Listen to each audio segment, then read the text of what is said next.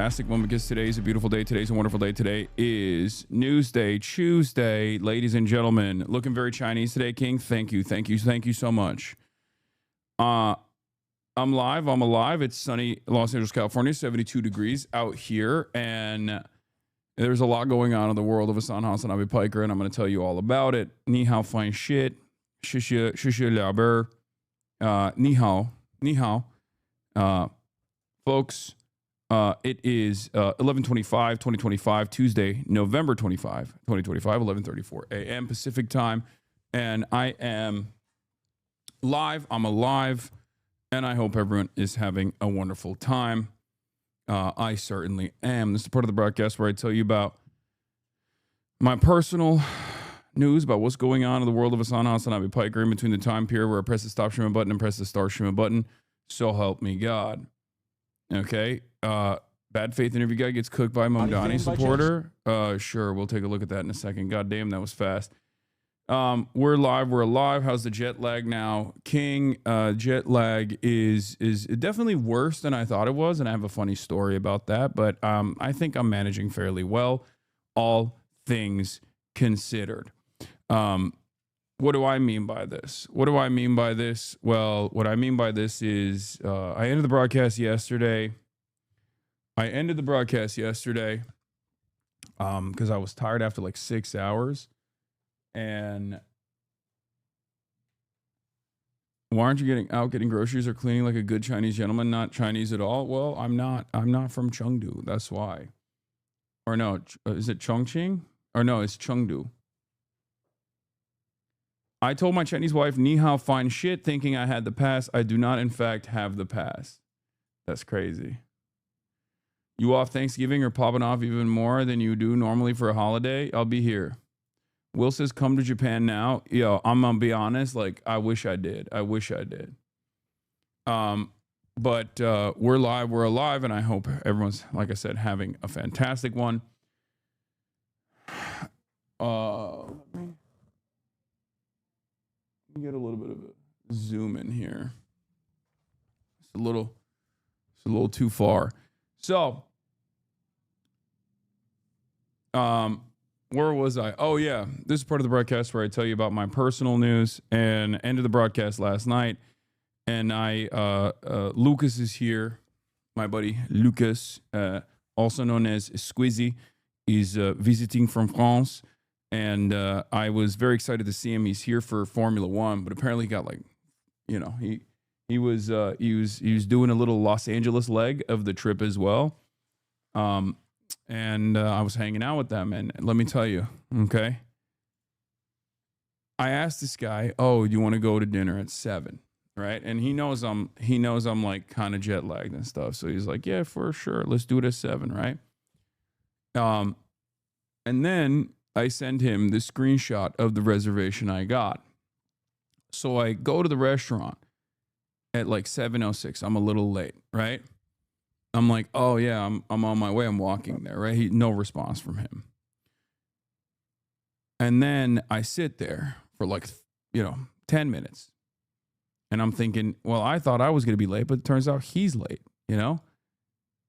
And then I'm sitting there for 16 minutes, 20 minutes. I'm looking at my watch. I'm like, what's happening here? What the hell's going on? What the hell's happening here, right? And then I finally, at 7:30, I go, okay, dude, this is like a little bit rude at this point. What the hell is happening here? And I go, hey, are you coming? Like, what's happening? And he's like, yeah, of course. Of course, I'm coming at 8 p.m. It turns out I actually got a reservation for 8 p.m. I told him to show up at 8 p.m., but I thought in my mind that it was at 7 p.m. I was sitting there for 30 minutes. I told the restaurant I'm going to come back at 8. Left, came back at 8, had a wonderful time, had a wonderful dinner. Yeah, and that was my maybe jet lag is actually cooking me a little bit moment. Embarrassing. Okay? Embarrassing. And yeah, had a wonderful time. Went to bed, woke up early, Woke up at like 4 a.m. Was up for like an hour. Went back to sleep. And honestly, China lifted their whole population. Wait, what is this? This got 158,000 views on Bilibili video, and the comments of incredible analysis. Hell yeah. We'll look at this in a second. But yeah, as I was saying,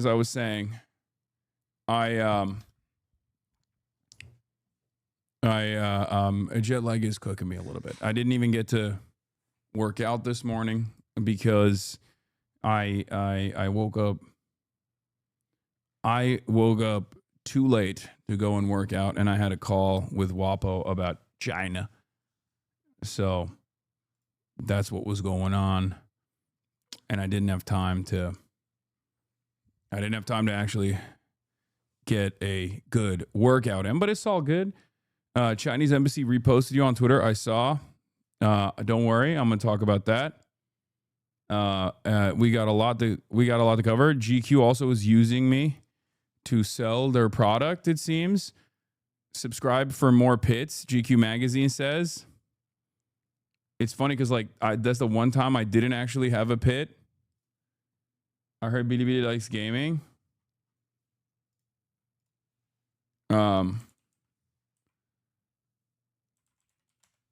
are you lying to us again? What is this? If you actually believe there will be gaming later. Said that the bigger Joseph Goebbels, the Nazi propaganda minister, said that the bigger the lie, the faster it will spread. Well, somebody has fabricated a monstrous big lie. That's crazy. Using Benjamin Netanyahu to attack me is crazy. Everyone's posting the Kirk slop now. Yeah, Kirk slop is popping off, dude. Kirk slop is out of control. This is hilarious, bro. Not gonna lie. Oh yeah, no, I'll be talking about this. A little bit of tea for you guys. Have you ever considered switching it up and streaming first and then news later? What do you mean? Would you stream your gaming content on BDBD? Potentially. There's like a whitelisting and server issues that we need to address, obviously, because like the BDBD servers, they ping too much. And they ping around so much. So like to enter the Chinese internet, you have to go through a bunch of different things. And honestly, in order to accomplish that, it sometimes breaks my IRL process, like my IRL. Like my true IRL server, it fries them. So there's definitely some issues there. I have to do some tests and stuff. It's not as easy on the back end. And remember, I'm one of the few content creators out there who actually handles his own back end stuff. So that's the reason why it gets a little bit extra complicated. Oh my God, Trump considers removing Kash Patel from FBI director role. How, holy moly, that is breaking news. Oh boy. But yeah. Hasan, have you fixed your cystic acne yet? No, I haven't. As you can see, it's still on my cheek, but it's gotten smaller. I am officially closer to white Chinese than I ever have been. I'm going to be talking about that as well. We also have the Blowback boys coming in, Brandon and Noah both. Okay. They're both going to be in the building. Noah will be here earlier. He's already in the house. I just am doing my own thing for a little bit, and then I'll have him on to do some talking. There's also the Trigonometry podcast that I did, and we'll go through the Trigonometry podcast in general. Chinese embassy tweeted about me. I know. Can you tell? Wait, what is this? Did you change your lighting? It looks really good. Thank you. Welcome home. Now my normal routine can resume. Yeah, my normal routine can resume as well. You sound low energy today. I don't think so, but in any case, let's get it twisted. Let's get it popping. I'm just going to go right into it. I'm going to blast off, and we're going to do the dang thing because, honestly, there's a lot of news to cover and not a lot of time to cover said news to cover. But also, the reason why I want to get into it is because I will be gaming later, okay? I will be gaming later. I want you to know Gaming will happen later. Yes, there's a Chad Vice happening on Saturday. I can't reveal the guests yet, but we're going to have some big names. Okay, so get excited for that. Yeah. Yeah, Chad Vice coming back faster than you thought. Okay. Joe Biden? Yeah, Joe Biden, dude. Yeah. Is Kash Patel being forced out?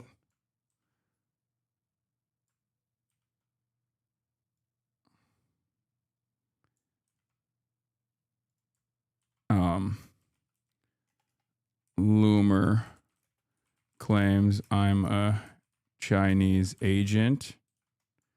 Gossie's for Trigonometry Pod. Brendan and Noah. Hold on. Brandon. No more jet for that bozo. Yeah, I think it's funny that that was like, if he gets pushed out, then and that is what did it. I find that to be very funny.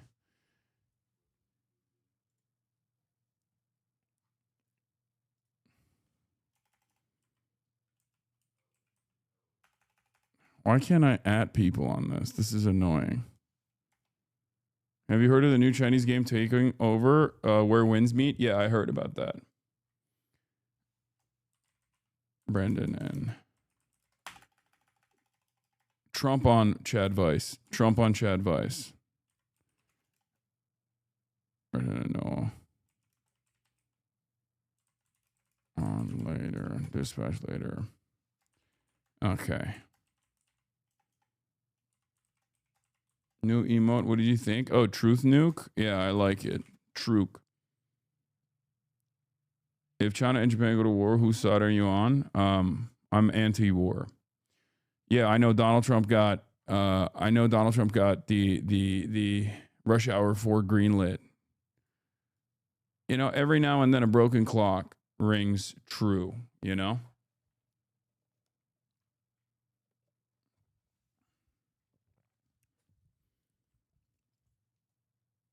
You are supposed to say Israel? Oh, my mistake. Yes, Zoran to ban protests outside of places of worship. Fucking bullshit. He's being a coward. A broken clock is correct twice a day is the actual way to say it. I know. Chatter. Instead of dispatch, consider 6 Hearts Under Roof 2 for more Korean harem gameplay. Okay, you guys are too horny. Anyway, what do I have in terms of a blast off meme? Do we have anything? Do we got anything? Do we got anything good?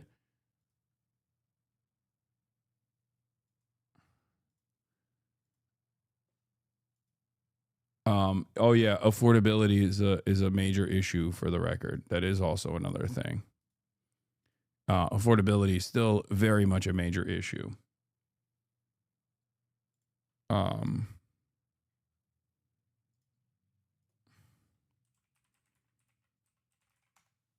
Okay. Majority Report raid. Oh my God, Pog. Shouts out to the Majority Report. Hope you had a good stream. Majority Report. Fantastic stuff. All right, let's blast it off. But like I said, we got Chad Vice on the weekend as well. Many exciting updates. There's Zoran earlier. Oh, nice.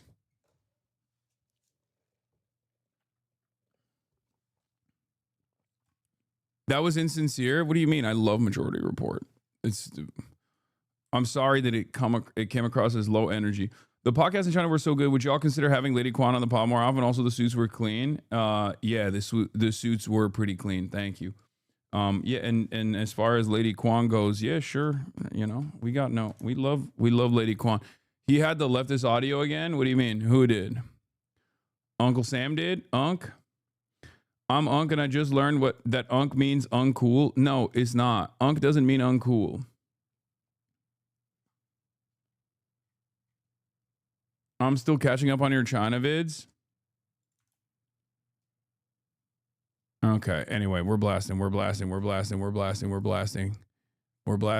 alpha.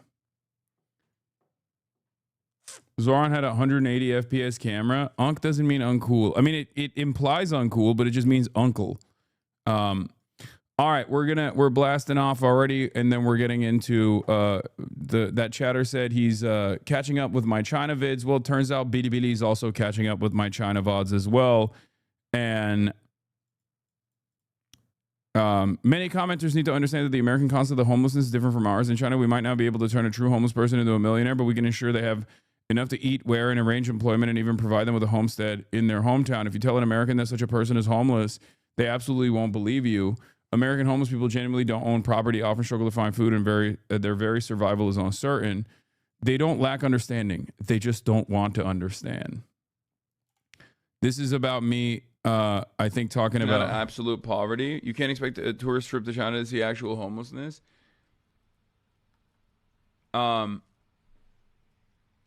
Yeah, listen.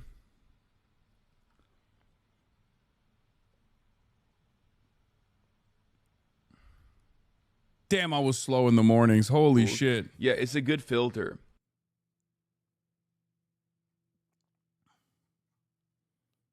I've spoken to many Americans. They mention things like China cities being rich while its rural areas are poor. I've asked them if they think rural Russia, Turkey, and Bulgaria are poor, and the answer generally yes. I tell them that what they perceive as poverty is not the result of artificial suppression, but rather an inevitable manifestation of a country's current stage of development, unrelated to whether farmers' rights are artificially restricted.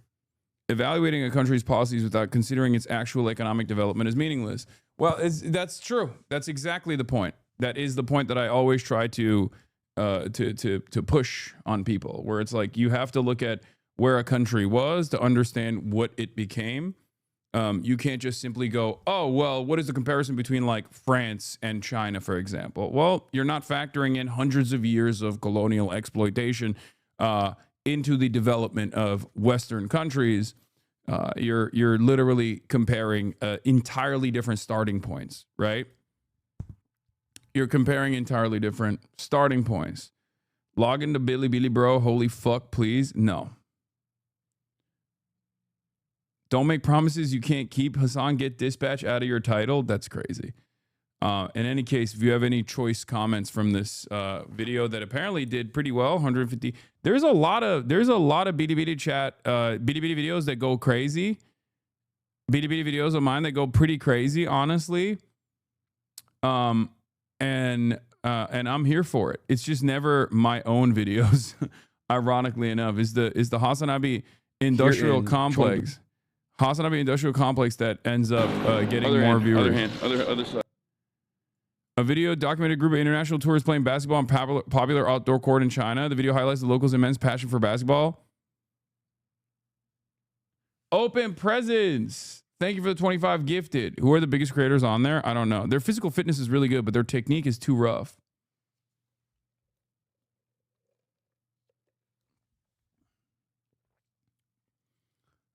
Where winds meet? Yeah, I saw that this is another Chinese game that came out.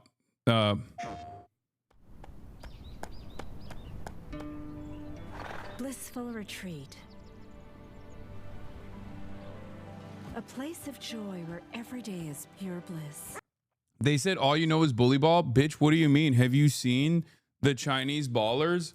The Chinese ballers were bully balling the shit out of everybody. I basically exported the American brain rot to China when I was there, explaining to them that they were doing what they were doing was bully ball. If anything, we didn't bully ball enough. You grew up without parents. What the fuck is this? But hey, you had company. All those loving neighbors. Adorable little friends. Breathtaking views. But it's time to chase your dreams out there. Sekiro meets Elden Ring? Welcome to Kaifeng. Oh god, it's loud. Total madness. And you'll love every minute of it.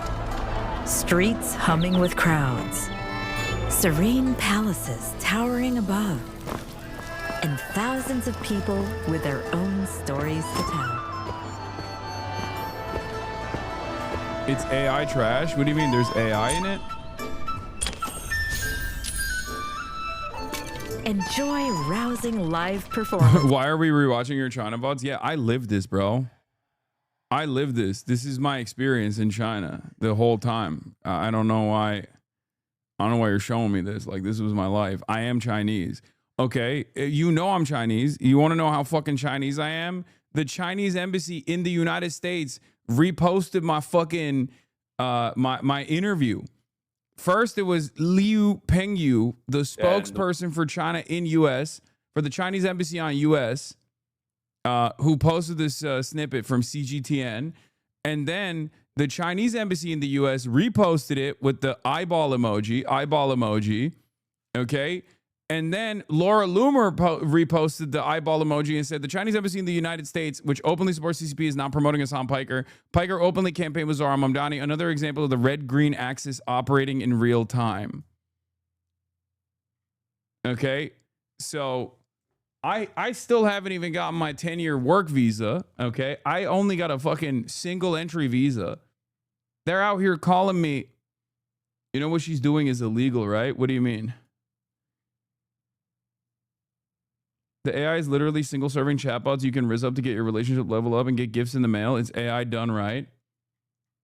It's crazy how stupid she is. Wait, I don't know why she would be illegally, like, suggesting that someone is an agent of a foreign nation is not illegal, okay?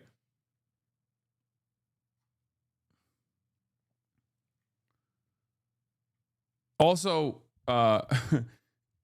as we've found out from the Trump administration, illegal is a not exactly a well-defined term, right?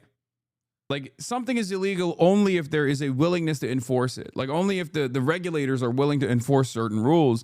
And it certainly feels like, especially if you're like aligned in any way, shape, or form with the administration, there is no such thing as illegal, including pedophilia. As a matter of fact, you know, you could be like a January 6th guy and then also a pedophile, which is somewhat reductive to say. And the administration will be like, oh, yeah, this is carte blanche. You have free reign to do pedophilia if you would like to, sir. You get one free pedophilia. Step right ahead. You know, that's just kind of. Oh, did I say reductive? I should have said redundant. I apologize. Again, I'm Chinese now, so English is a second language. You already know what it is.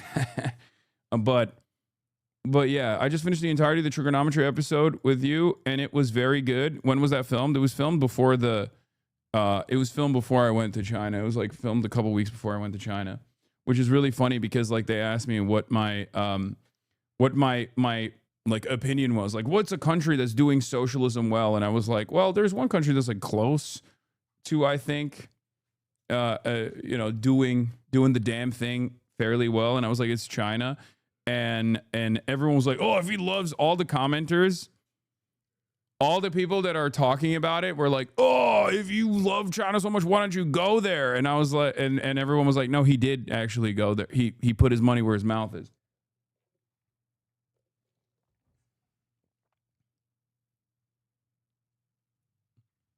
It was a great episode. Midway through it, it really picks up. Thank you. The comments are fucking wild. Yeah.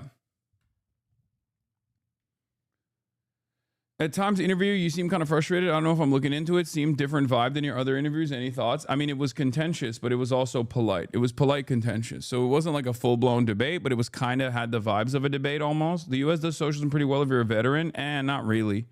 They could be doing a lot more, honestly, even on that front. But yeah, they titled it like with the most like bass boosted title you could have. I got no problem with communism. Hasan Piker. People who like communism are usually the ones who never lived under it. This was like listening to a child try to explain why Santa is 100% real. He calls Trump a fascist, but thinks China a role model. What a moron. This guy is so detached from reality, he thinks a new iPhone costs $500. Wait, what? Did I even say that? Guy profits from capitalism. Guy complains about capitalism. Guy profits more from capitalism. Repeat. Rich boy promoting communism. He's the biggest grifter around. It's pretty funny. It's like all of you are broke boys and you're promoting capitalism. Why the fuck? Yes, you did. Thought the same.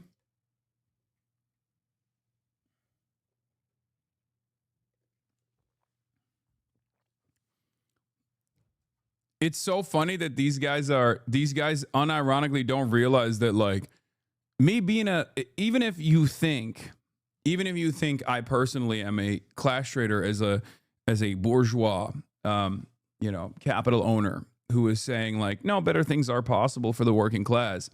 Why the fuck are you mad at me over it? You're literally broke. You are a member of the working class and you are defending the interests of the super wealthy. Dumbass. It doesn't make any sense.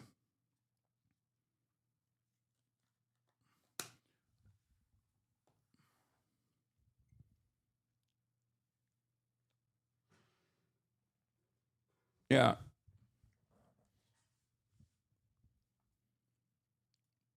I argued with some dude in the comments that I thought you were brainwashing children by playing Fortnite with Twitch. There's so much wrong with this video. 1, he thinks China is a better model for socialism than, say, Sweden or Norway. 2, Xinjiang. 3, Chinese Communist Party and tens of millions of people it killed under Mao, among other things. 4, massacring unarmed students. 5, how much time do you have? Yeah, every single, like, China hawk is anytime you mention China in, like, in normal terms, they just lose their fucking minds.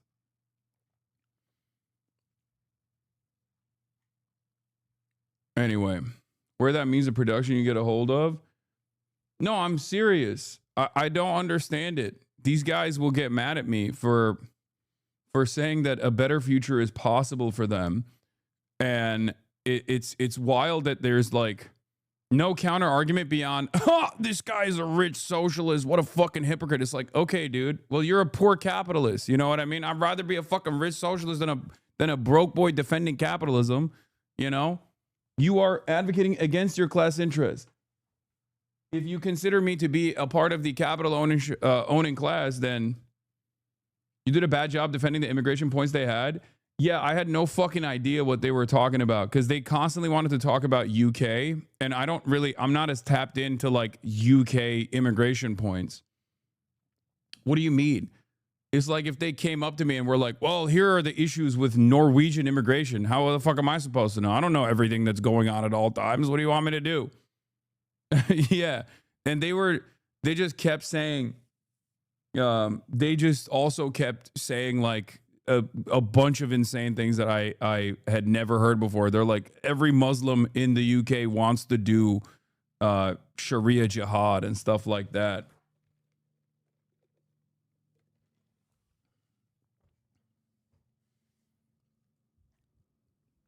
In any case,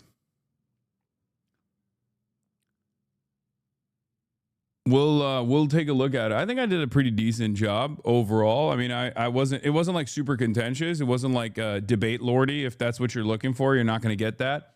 It was more so me just, like, describing my positions overall. Yeah, they just kept saying, explain what a meme is. That was the other thing that was annoying, like with the Luigi Mangione stuff.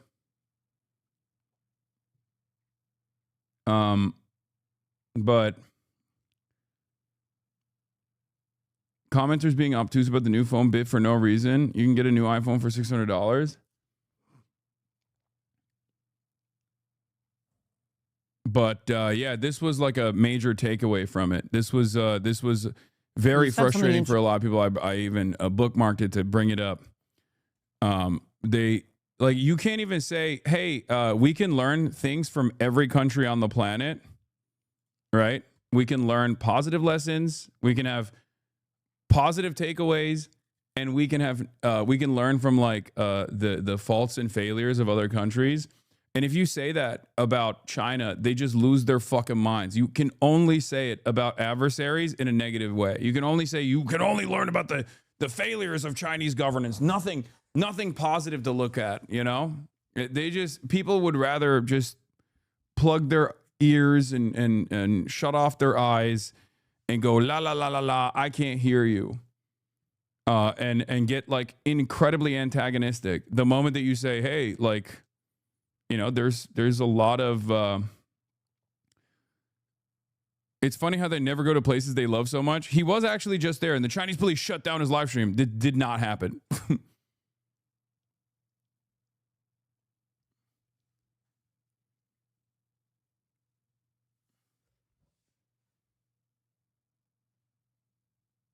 Did not happen. but it don't matter. Also, the fact that guy was Venezuelan and was the real life my family, the Himmlers, is native to Argentina. Yeah.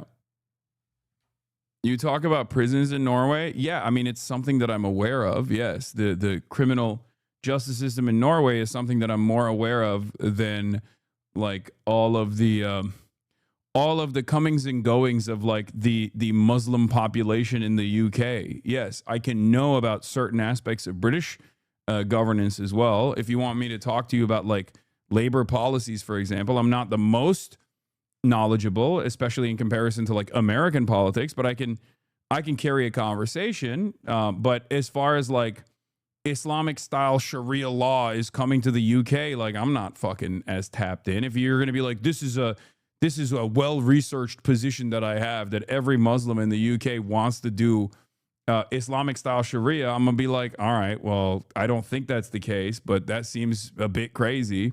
But I suspect that it's, I mean, people understand good things to borrow from Norway, but China, yeah, they're white and not a fucking adversary. That's the point. That's the reason, right? I mean, that's how it goes. Like Norway, the Norwegian economy has larger instances of nationalization than the Venezuelan economy does. Norway has its entire extraction industries nationalized, all the way from oil and gas to the forests, right?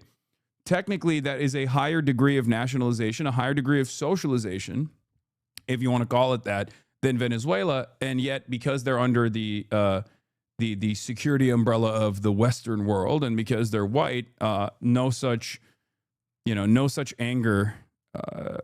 No one would get as angry at you if you were to suggest we should do Norway-style social democracy, but people will lose their minds if you say we should do Venezuelan-style social democracy. They just lose their goddamn minds on that front. It is what it is. That is just how it goes. You know? They should say it's because it's homogenous. Yeah, well, so is Venezuela. So how does that work? You know? This country is homogenous, so it works. Argument is so fucking stupid. It's just not. It's just a totally spiritual, nonsensical garbage. You know, it's not real. It's not a real argument at all. And yet it is the argument of, so why don't we say that? I do say that. I say it all the time.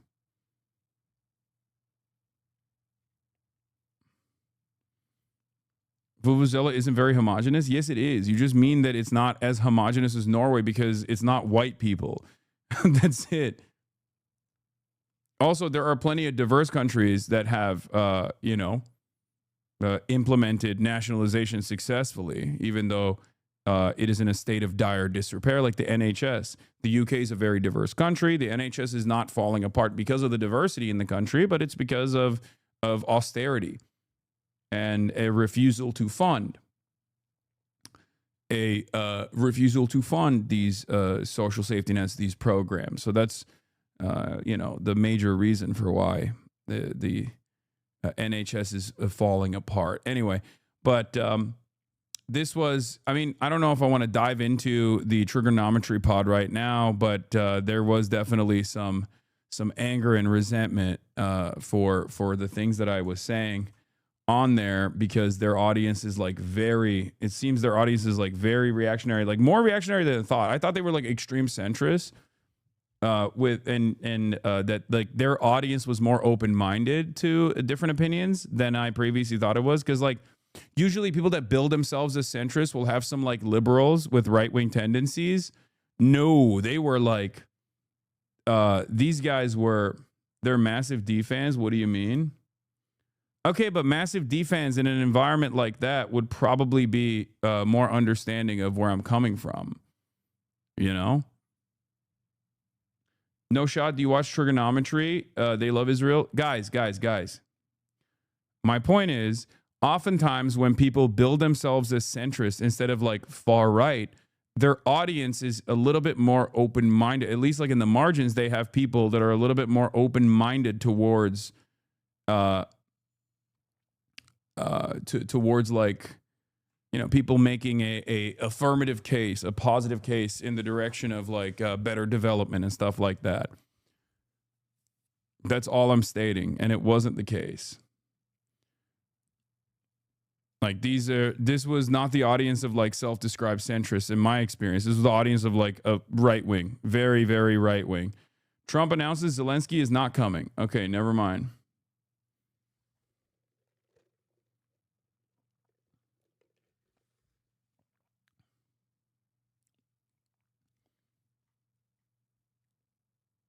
When are you going to talk to Dave Smith?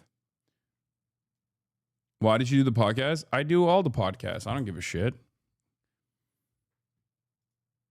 It's good. It's good to have these sorts of conversations because you are, when you do conversations like this, you end up getting in front of an audience that normally would never hear you directly.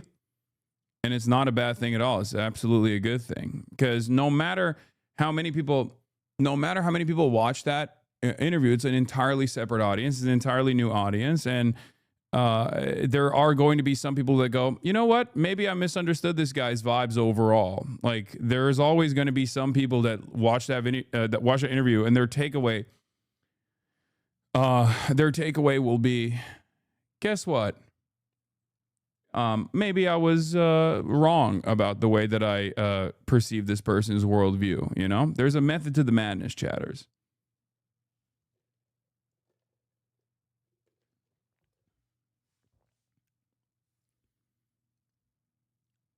It's just going to make them hate the left more. I think that's a defeatist attitude to have.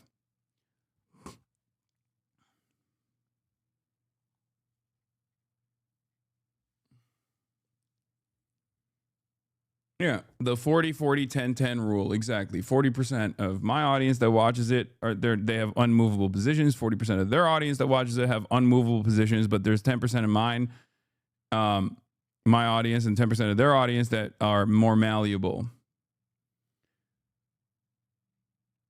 Comments also aren't everything. Imagine the type of person who takes time to break. No. I know. I'm telling you. I don't think it's a failure at all, and I will continue doing that. But in any case,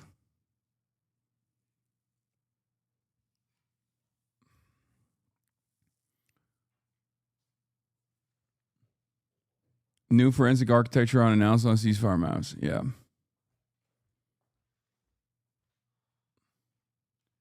You need a wider bathtub? Well, that's the one I got.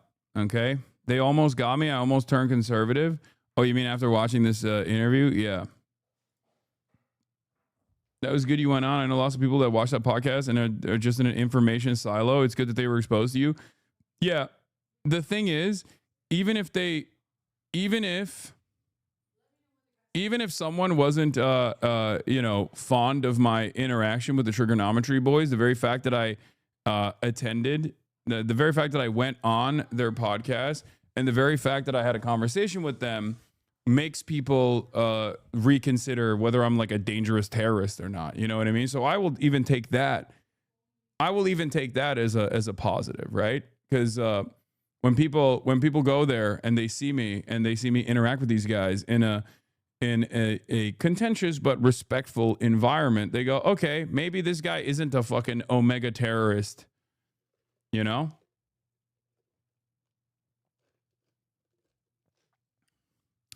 Yeah, but from what I understand, they interviewed Satan Yahoo and were less contentious with Satan Yahoo than myself, which is, of course, somewhat unsurprising. Anyway. But keep coping. Soon they'll find out you lie about gaming. My only criticism on your end is this, and I mean it with love. Sometimes you over-explain. I think it's important to over-explain my positions. My positions are not ones that people have encountered in the past.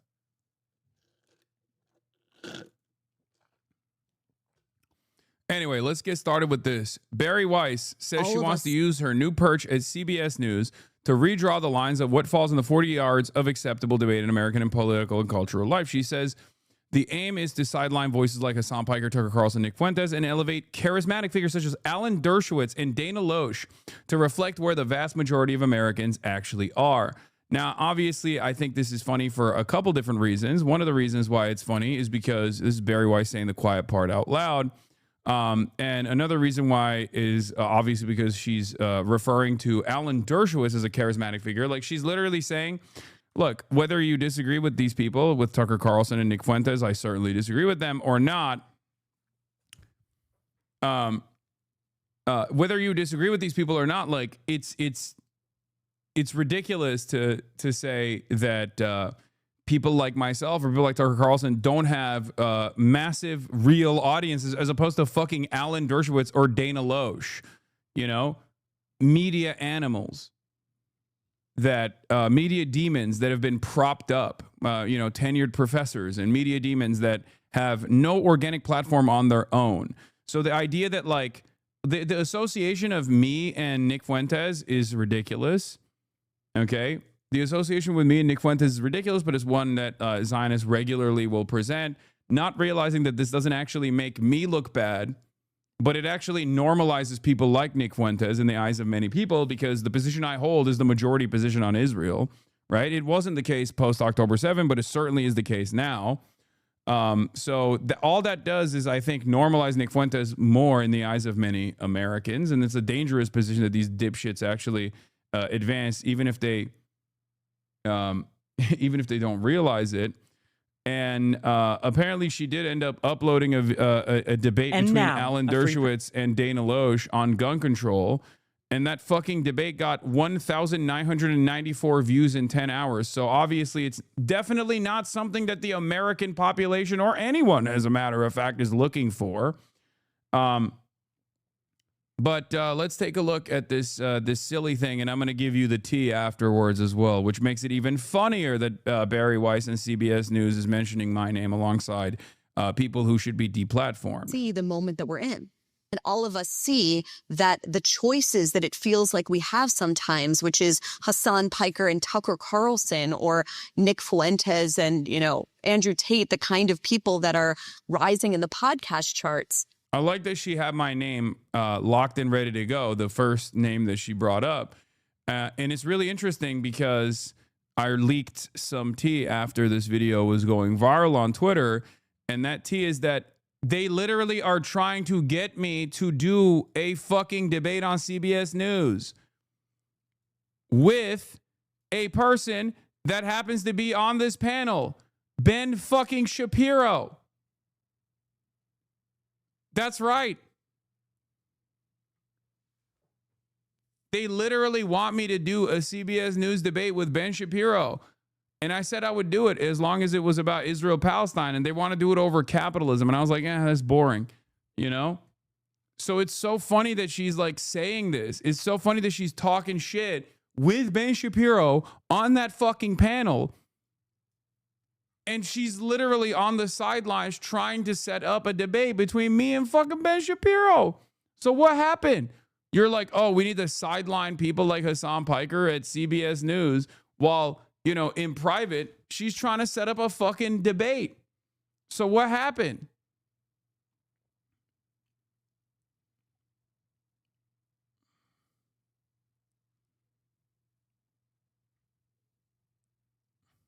I said, what makes this funnier is that her outlet CBS News is currently trying to set up a debate with me. Yeah. Also, her bestie Olivia Reingold wanted to profile you. I know. So which one is it? Am I supposed to be a dangerous extremist voice that needs to be deplatformed, or am I actually a person with a fairly large audience that you want to actually bring over to CBS News, bring eyeballs over to CBS News? Interesting. Yes, but that'll be on the 30-yard line, so it's fine.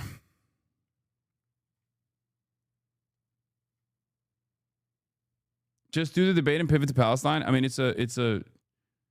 there's no way to like control the fucking debate like that.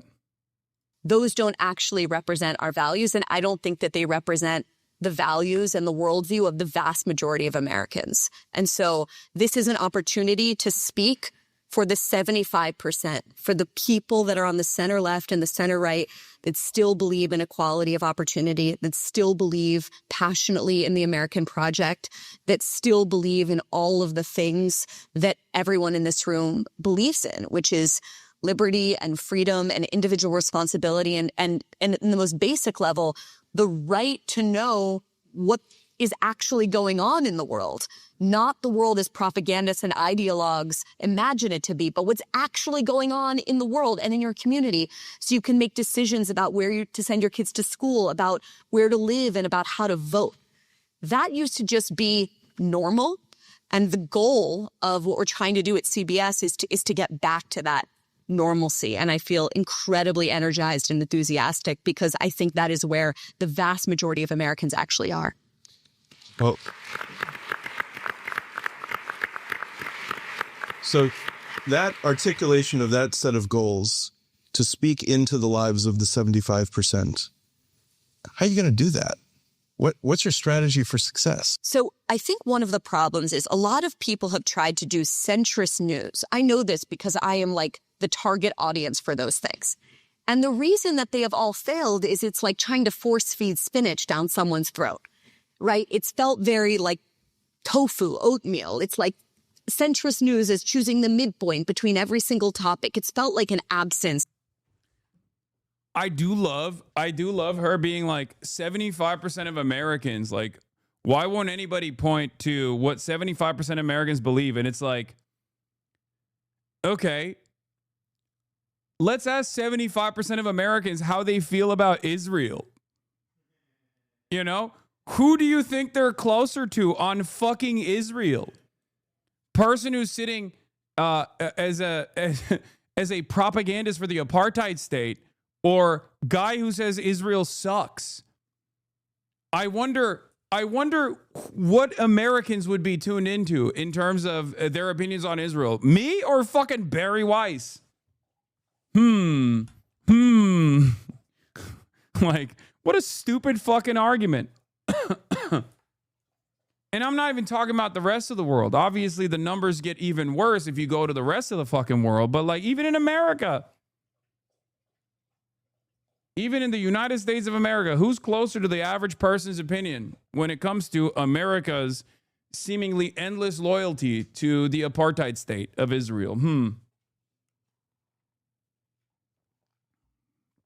And it also doesn't make any sense because she goes, oh, it's broccoli. Centrist news is what 75% of the population demands, but it's also broccoli. It's also spinach. It's also boring. Okay, which one is it? Are people desperate for some centrism and some normalcy and some normal voices in media? Or is it actually boring and you're trying to manufacture consent? Where are we at on this? People have tried to do centrist news. I know this because I am like the target audience for those things. And the reason that they have all failed is it's like trying to force feed spinach down someone's throat, right? It's felt very like tofu, oatmeal. It's like centrist news is choosing the midpoint between every single topic. It's felt like an absence of charisma and identity. And yeah, that's why we need to bring in incredibly charismatic sexual dynamo Alan fucking Dershowitz to CBS News. It's like, yeah, I was thinking like, where can you get more Alan Dershowitz? In mainstream media, that's it. Whether it be an article that he will write about how we must lower the age of consent laws, okay, or whether it be going on Fox News on a nightly basis to talk about how the victims of Jeffrey Epstein are liars, right? Alan Dershowitz is on mainstream media all the fucking time. Dana Loesch is a mainstream media figure. She was an NRA spokesperson. It doesn't make any fucking sense. Yeah, free speech warrior Barry Weiss discusses her plan for manufacturing consent. The funniest part about this, in my opinion, is that she is so objectively bad at her fucking job that this is a failure, in my opinion. And it's not just a failure. I mean, it's the type of failure you can see, right? The example Barry Weiss gave of the charismatic mainstream debate she believes will revitalize CBS, namely the gun control debate she arranged between Alan Dershowitz and Dana Loesch, has so far been watched by a grand total of 860 people in 5 hours since posting. Perhaps for all of the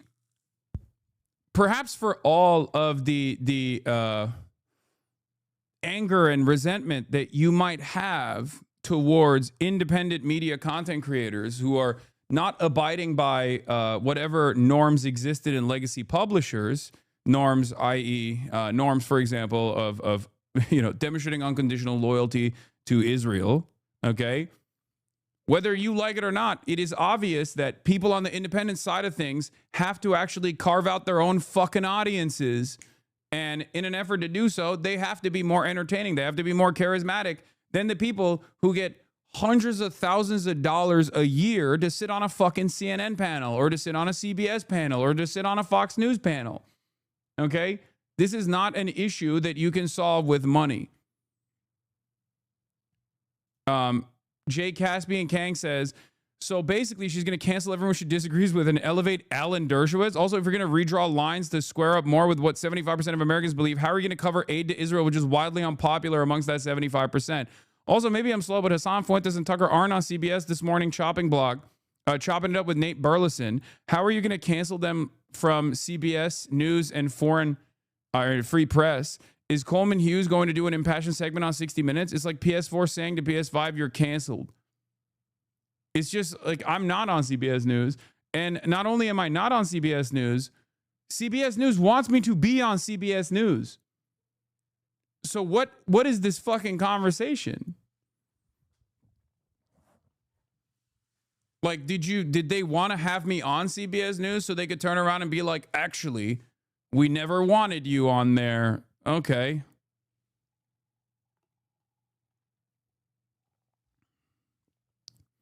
So every part about this is so funny. What is this? Come on, man. What? Not prestigious for much longer. Come on, man. It's still one of the OGs of American TV. So was CNN. I don't respect them anymore. It's not about respect. Honestly, just the history. CNN is no way comparable to CBS, though CNN is like a baby age-wise to CBS. No, this chatter is correct. CBS, amongst like the 50-year-old audience and over, still has a lot of prestige. And I think Barry Weiss and the Ellisons are going to utilize that prestige to do like, they're going to utilize that prestige till the very last moment to basically pump out as much pro-Israel content as possible. But that generational divide is already there, right? That generational divide has already existed, and it's not going to make people my age and make people younger than me turn around and be pro-Israel. So they're just using what remains of the institutional legacy. What remains of the institutional legacy as like a prestige premier news network that has a long history of objective reporting as a last ditch effort, I think, to continue pumping grandmas full of even more pro-Israel content, which is again not exactly a unique position in mainstream news anyway. As you're watching this, consider that she likely made this exact pitch to David Ellison, and he said, yes, precisely, here's $150 million and the top job at CBS News. Yeah. Isn't that fucking crazy? CIA was watching your China streams this morning. Falun Gong people were handing out flyers for some weird theater production about how China created COVID. Okay, first of all, that has nothing to do with my streams. That's what the Falun Gong people have been doing. Shen Yun. That's literally what they do regardless. Any boomers watching CBS Googling you will be disappointed in the lack of pit pics, my man. I agree. Yeah, they've been doing that. That has nothing to do with me going to China at all. Let's be real. Anyway, let's finish this. As nostalgic as people might be for an era in which 30 million Americans every night watch Walter Cronkite and saw him as the voice of truth, and I understand why they're nostalgic for that. We're not going back to that. So how do you build trust in a moment of unbelievably low trust in all of our public institutions, especially the mainstream press? I don't think it's by pretending like we can go back to having a view from nowhere. I think it's about who's in the room, right? I think it's about redrawing the lines of what falls in the 40-yard lines of acceptable debate and acceptable American politics and culture. And I don't mean that in like a censorious gatekeeping way. I mean having people that are... Okay. You don't mean it in a censorious gatekeeping way. It kind of feels like you mean that in a censorious gatekeeping way.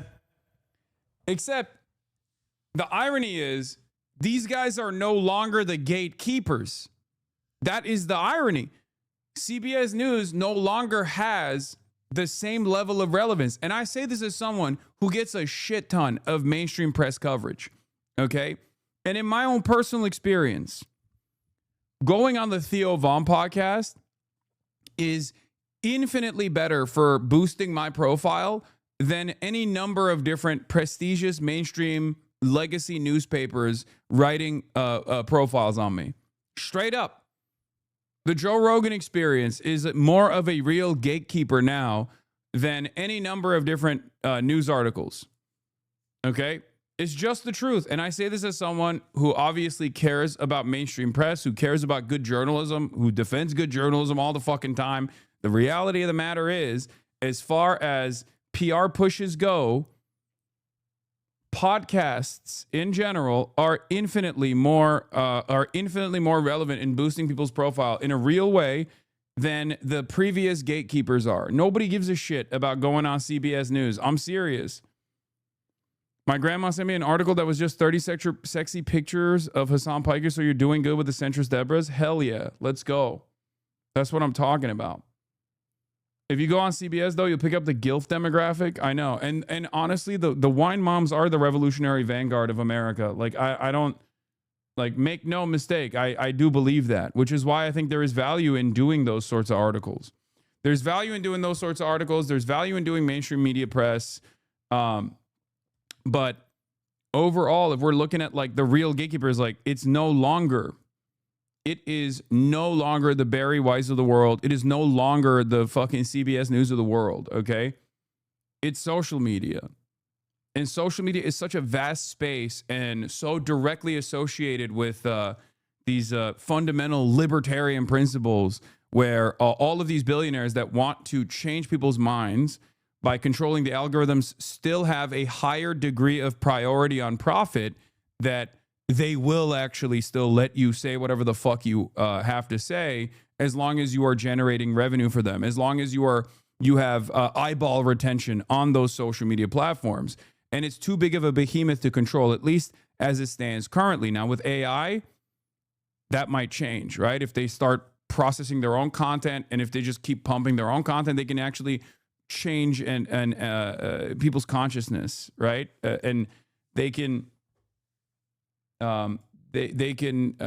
actively make people feel some type of way. Not only is the idea that Dershowitz and Loesch represent normal people hilariously wrong, the idea that Hasan, Tucker, and Fuentes don't represent normal people is hilariously wrong. Those guys are probably because millions of Americans like them and like what they have to say. Hasan is not the same as the other two. 100% agree on ideology and substance, but my point is that they're all organically popular figures. All hate Fuentes and Tucker until the day I die, but I can't deny that a lot of people really like them. Yeah, it's true. As much as I wish that wasn't the case, a shit ton of people watch Tucker Carlson, even more people that watch Tucker Carlson than watch me, and a shit ton of people watch Nick Fuentes as well.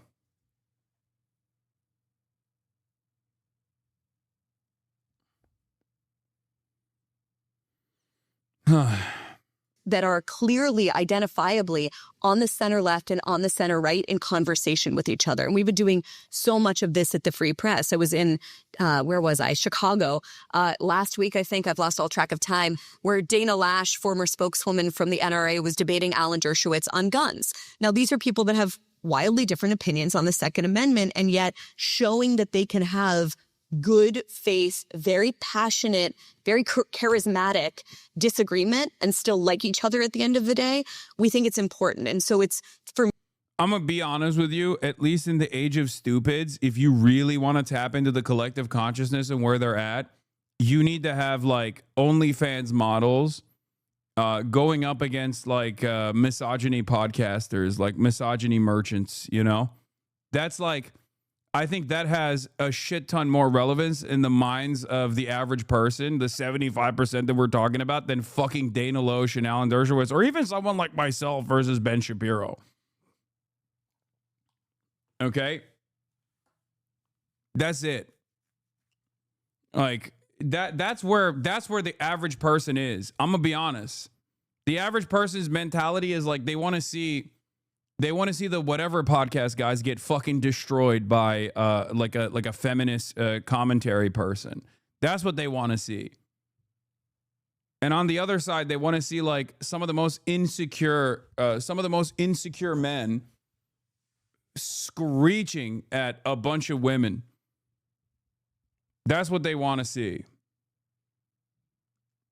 The average normie is not invested in a meaningful debate between two parties that are knowledgeable on the issue. I'm not even saying that Dana Loesch and Alan Dershowitz are knowledgeable on the issue of gun control or even remotely entertaining or interesting.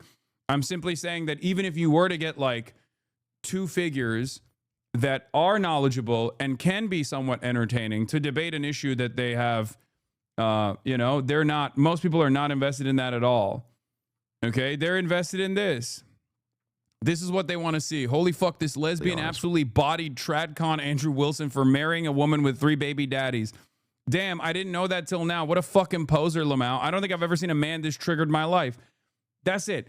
That's the you lick sniz line from this fucking loser not only lives in my mind permanently, but I think I'm not alone in feeling like this was an incredible moment of weakness.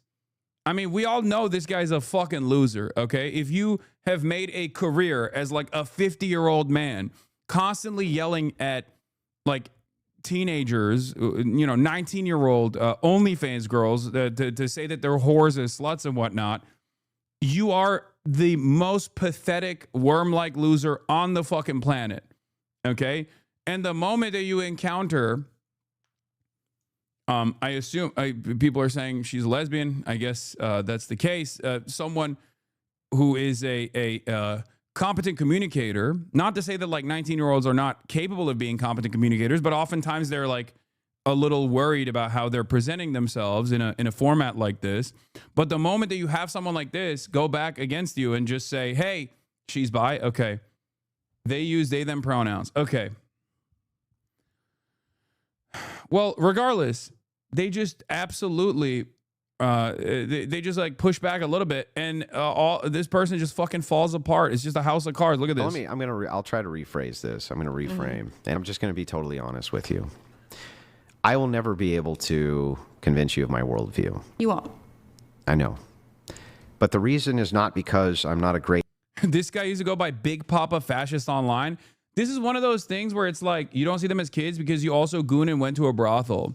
Yeah, because they're kids, you don't see them as kids because you also goon and went to a brothel. That's a fucking insane, that's an insane statement, okay? I'm a 34-year-old man, okay? I do not goon to fucking teenagers, you pathetic fucking loser. The reason why you feel that way is because you have a outdated perspective on sex work and refuse to see the nuance in my conversation, and instead of entertaining the nuance, and maybe even thinking about it a little bit further, because I'm not someone that actually turns around and says that this is an institution or an industry that has no fucking downsides whatsoever, but you have to immediately project as a 20-month fucking subscriber. Okay? What a time to just be tuning in to the stream. I know, this is like the weirdos. Okay, I'm a girl. Okay, well, you're a fucking weirdo. You can be a girl and also be a fucking weirdo. Project how? Oh my God. Oh, you're a girl. My bad, dude. My mistake. Oh shit.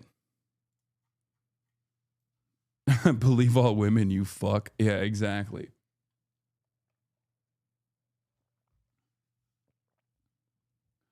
How are your longtime subs like this? It's normal. This is the one issue that many progressive people have take issue with. Like, they just don't understand that you can have a different perspective on this matter and not instantly assume that someone who is pro sex work in any capacity It's a filter. Remember when I talked about filters, like unnuanced thinking being a filter? This is one of those things where people have like very hardline positions on issues like this, and they can't like think about it normal. They just immediately, they insta-lock in their minds. They go, oh, dude, this is like every version of what you are describing, I am going to say is rape, not realizing that that actually undermines this like severe crime. And unironically, being pro-sex work, not to the same degree as like whatever you associate me with, okay? But like being pro-sex work is first and foremost in defense of sex workers, okay? It is all of the anti-sex work mentality that actually makes this this entire space less safe for the people that engage in this. Okay? That's it. Drug policy is also pretty bad in progressive circles. I know. I haven't broached the subject matter. I thought the standard progressive position was pro-sex work. No, certainly not. Especially not in this day and age. I feel like we just, like, there's a pendulum when it comes to social issues, right? There's a pendulum when it comes to social issues, and I think it's swung far too much on the progressive side as well, where people were talking about like, doing kinks in public or whatever. And I think the next generation developed a shit ton of stigma because of that reason. So then it swung back into the puritanical side. And the irony, of course, of the puritanical position is that I think Americans are way, like, and Westerners in general are way more open-minded towards the puritanical approach. Yeah, the porn brain swing, exactly. And I think a lot of people don't realize that this actually erodes critical thinking in this kind of situation. And the more they're predisposed to the puritanical attitude on this, or take a reactionary approach on this issue, the more they are open-minded to other reactionary positions as well, which is why like that pipeline will oftentimes extend from sex work to in many instances like people talking about how porn destroyed their brain and made them gay, or porn destroyed their brain and hypnotized them into being trans, or or they take on more and more inherently reactionary or inherently misogynistic positions across the board. This isn't to say that like the industry is devoid of any sort of problems. Of course, there is like a shit ton of issues. There are a shit ton of issues in sex work, just like there's a shit ton of issues in every industry. And of course, the component of sex makes it even more severe. But people just automatically will turn around and be like, yeah, you fucking want people to be sex trafficked, and that's what you're signing on. That's what you're signing off on, all this stuff. Ironically enough, that conversation being unnuanced is quite literally a big aspect of how, quite literally a major aspect as to how this industry gets less safe. It's not surprising that regressive culture affected some young people. Yes.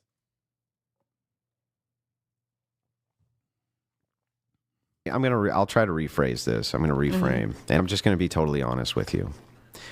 I will never be able to convince you of my worldview. You won't. I know. But the reason is not because I'm not a great orator, or I don't make good points, or I haven't said things which should be compelling to a person. But Charlie, I just think honestly you're too fucking stupid to understand them. So Andrew, can I sell you on my worldview? Yes. Your wife has 3 baby daddies and has been married twice before. And you you lick sniz. Under your religion. You lick sniz. What does that You're a mean? fucking dyke. Don't talk shit about my wife, you stupid bitch. Shut your fucking mouth. You lick sniz. What an own. Kaya, place. Just throw that over there.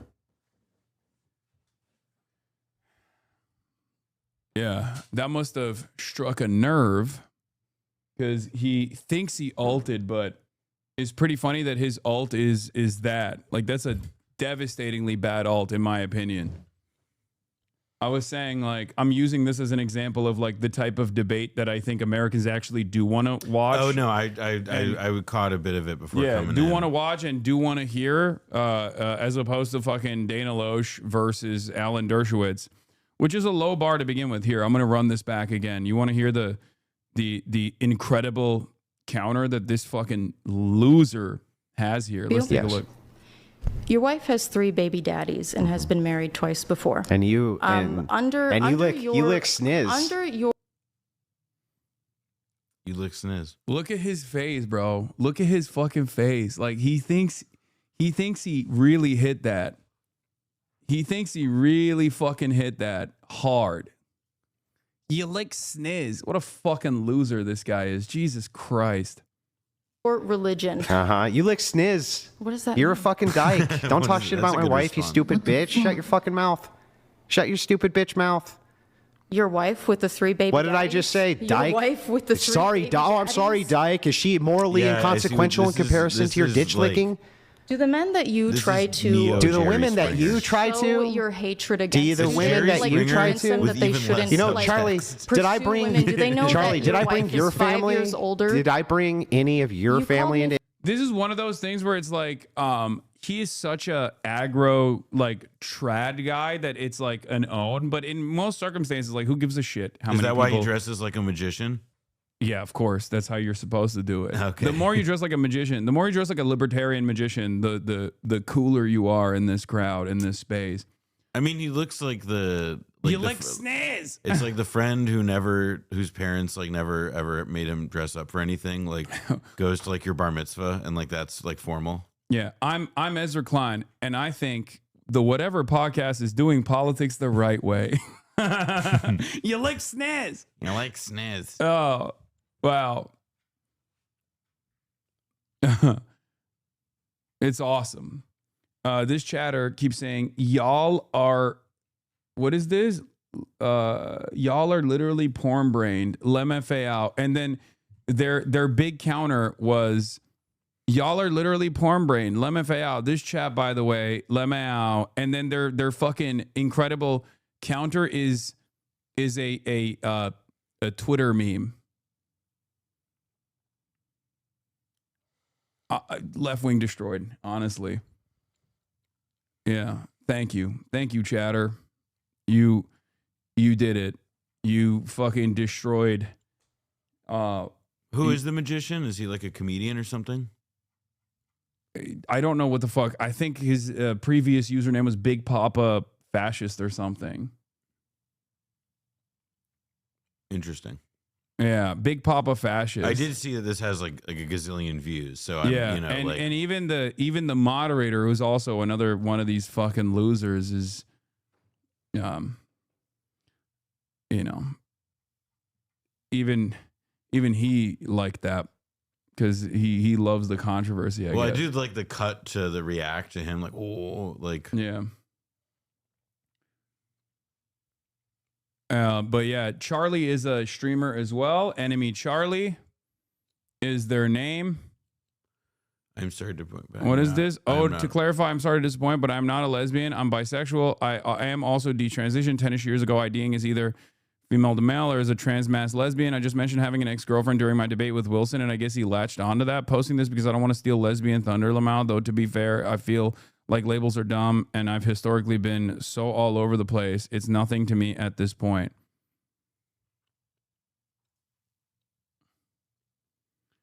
By the way, how is this unexpected for him? How does he not have a better comeback than that? Because he has a baby brain, and he's not exactly he's not exactly the most intelligent guy. Obviously, you can't be an intelligent person. He's a debate coach. Oh my fucking god! What? Of like kids?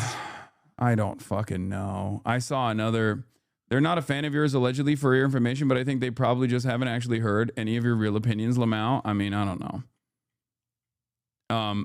But my point is, these fucking dipshits, like, in order to be a debate coach, they're like, I mean, all of this is a grift, okay?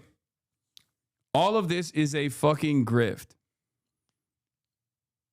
The entire thing is just about yelling at women and getting a bunch of insecure young men, and perhaps even sadder than insecure young men, insecure older men who have the mentality of insecure young men to feel more secure about their position in society by trying to shit on women.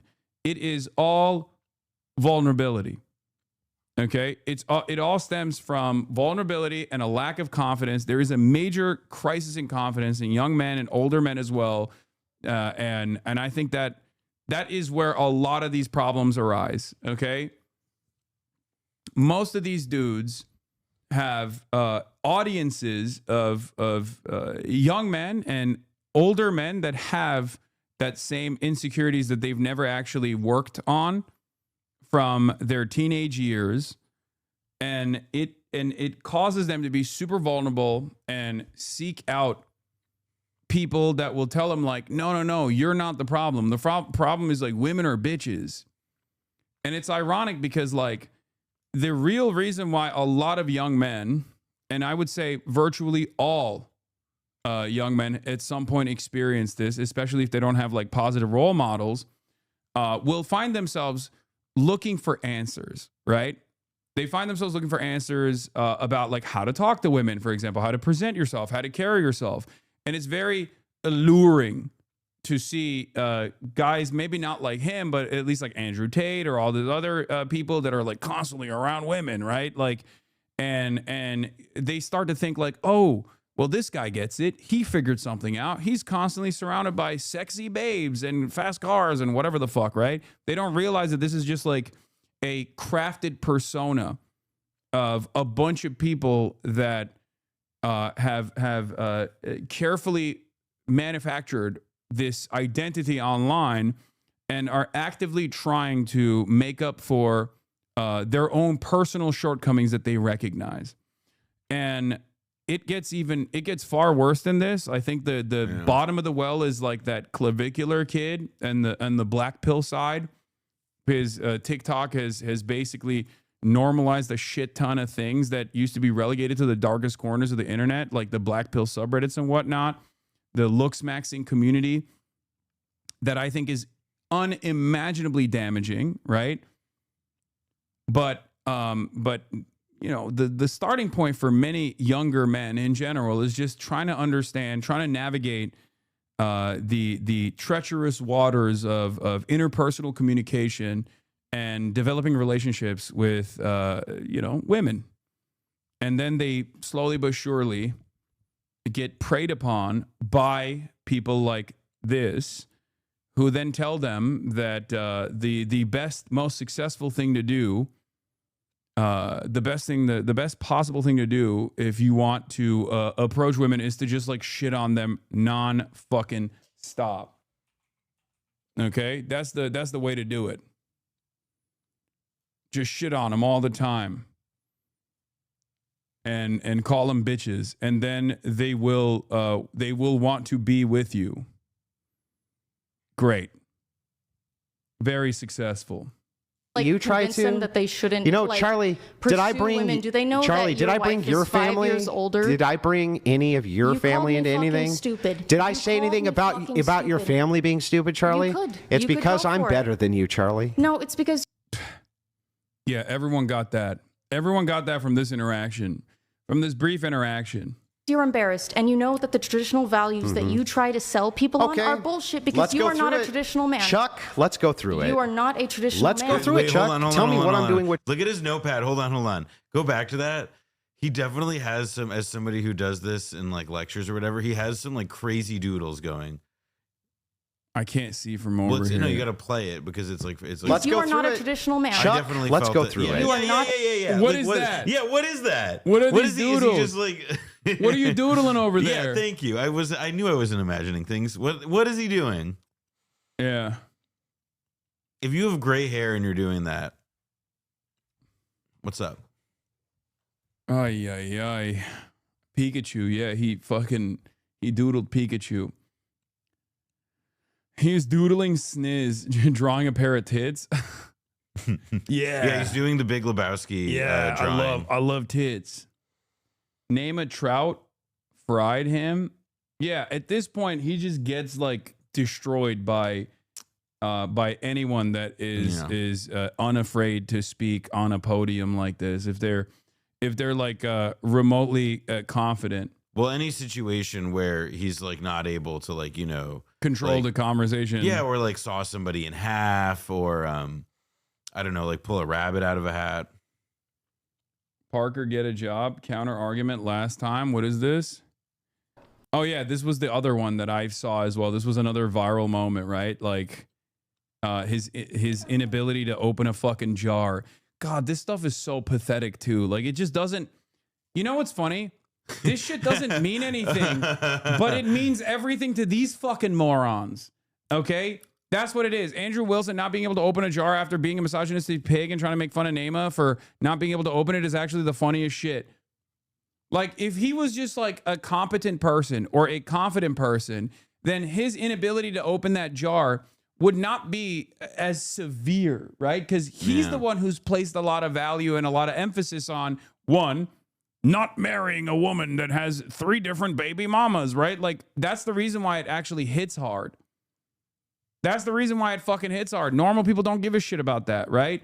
And the same goes for not being able to open a pickle jar. Like, yeah, sometimes I'm a pretty brolic dude.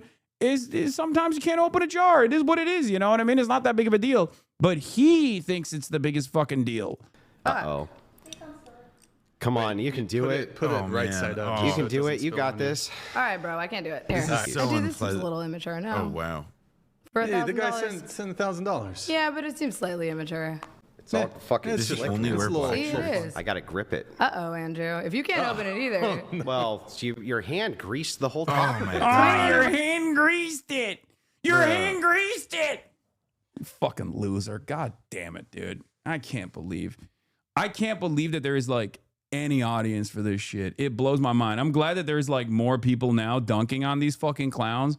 But for the longest time, they had this like tight-knit environment where they could basically control all of the discourse. So they would just like have women that they could belittle and yell over. Not to disparage the women that would go on this podcast in general. No, I mean, I remember like, this. I definitely remember this as like a genre before. Like it felt like where it's like edits of like, you know, like some Sneeko style guy screaming at a woman like, "You do sex? Where you gonna talk to me about this when you are like you're a whore or whatever?" Like it's, it's pretty stupid. Yeah. Same guy who chirped at that girl when they went on there and apologized to you for going on. Yeah. Oh yeah. There's that one clip because they know I've often talked about how women shouldn't go on these podcasts. And I think there was a HasanAbi head that went on it and on the podcast, like apologized to me for going on it. And then he lost his fucking mind. But yeah, Fine. here, let's Here, watch high this five. and then we'll see the Literally, rest of it. It's like, feel it. Isn't that greasy? It was like that already. Oh, I my God. know it wasn't. You greased the top. Use Oh your my shirt. I think Jesus, that's what Andrew. he If was you can't drawing. open the olive jar, you cannot Here, blame my while we're doing hand. olive That guy jar. was If you're so laughing. strong, you The should S open sticker. it. Yeah, I got to be able to grip it. Okay, we'll grip it. Let's It's go. literally slippery. Does anyone have that other clip of him Grab me a Fucking freaking loser, out? dude. You stupid. freaking loser. out at the girl? Hate this. Oh, Man. so I can dry the top of it off. Oh my god. Yeah. Oh, I need to dry it. It's just like you also know the worst part is the top did become greasy because he made it greasy. Yeah, I know. He looks greasy. Yeah, but that's it. Like, it's this attitude where it's like, oh, you're the greasy one. You're the girl. You're a greasy girl. Stupid girl. Yeah. He's not used to handling things that are wet. That's funny. Yeah. Someone else opened it for him seconds later too. Oh, that's awesome. You can see him try to wipe his hands before he tries. He knows he's greasy. Does anyone have that other I like that why you're not mad at cops 2 clip? Does anyone have that other the other clip where is this it? Okay, you guys are just sending me fucking people trying to open jars. That's not what I'm looking for. God damn. All right, whatever. We're moving on from this shit. Y'all are fucking washed. Okay, this community is washed. We can't even find clips anymore. The hive mind is no longer hiving as it used to. Well, I do think it is like really astonishing how they thought like too, like, oh, let's make the set for this thing look boring too. Yeah.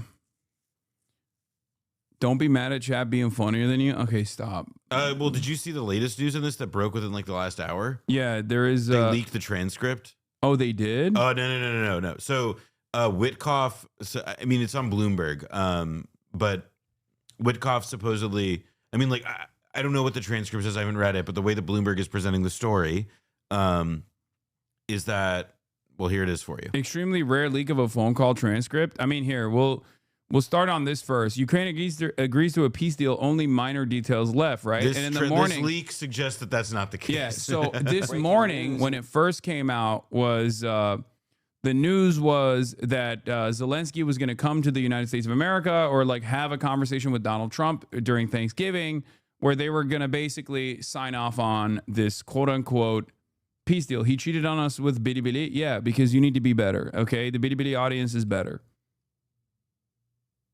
All right. But it turns out that there was no imminent Trump-Zelensky meeting. Driscoll to meet the Ukrainians and Witkoff to meet Putin. Trump will meet Putin and Zelensky only when the deal is final or in the final stages. Okay, and here were the details. Over the past week, my team has made tremendous progress with respect to the end of war between Russia and Ukraine, a war that would have never started if I were president. Last month, 25,000 soldiers died. The original 28-point peace plan, which was drafted by the United States, has been fine-tuned with additional input from both sides, and there are only a few remaining points of disagreement.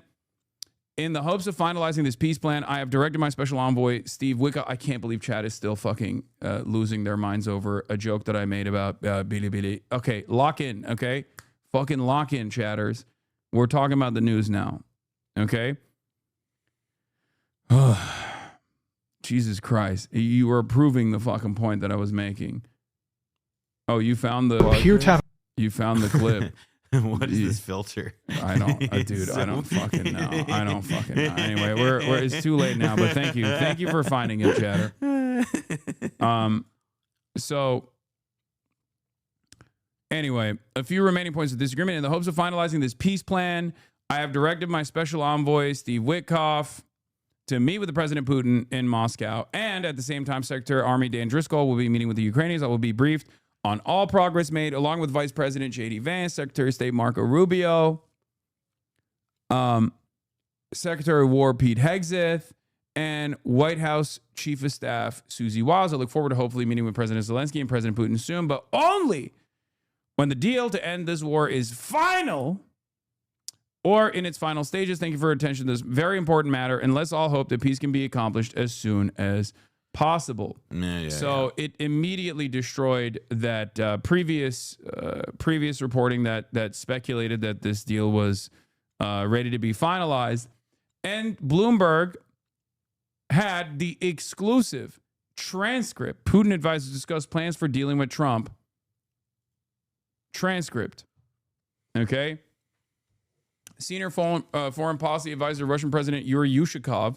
From left, economic advisors, the Russian President Kirill Dmitriev and U.S. Special Envoy Steve Witkoff arrived for talks with Russian President Vladimir Putin at the Kremlin in Moscow in an image supplied by Russian state media. This was back in April 25th, but the call is from October 29th. A phone call between Yuri Yushakov, Vladimir Putin's most senior foreign policy advisor, and Kirill Dmitriev, an economic advisor for the Russian president. The transcript was prepared after Bloomberg reviewed a recording of the call. The original Russian is included below for translation for reference. Okay? Ushakov, hello. Wait, why did they put hello?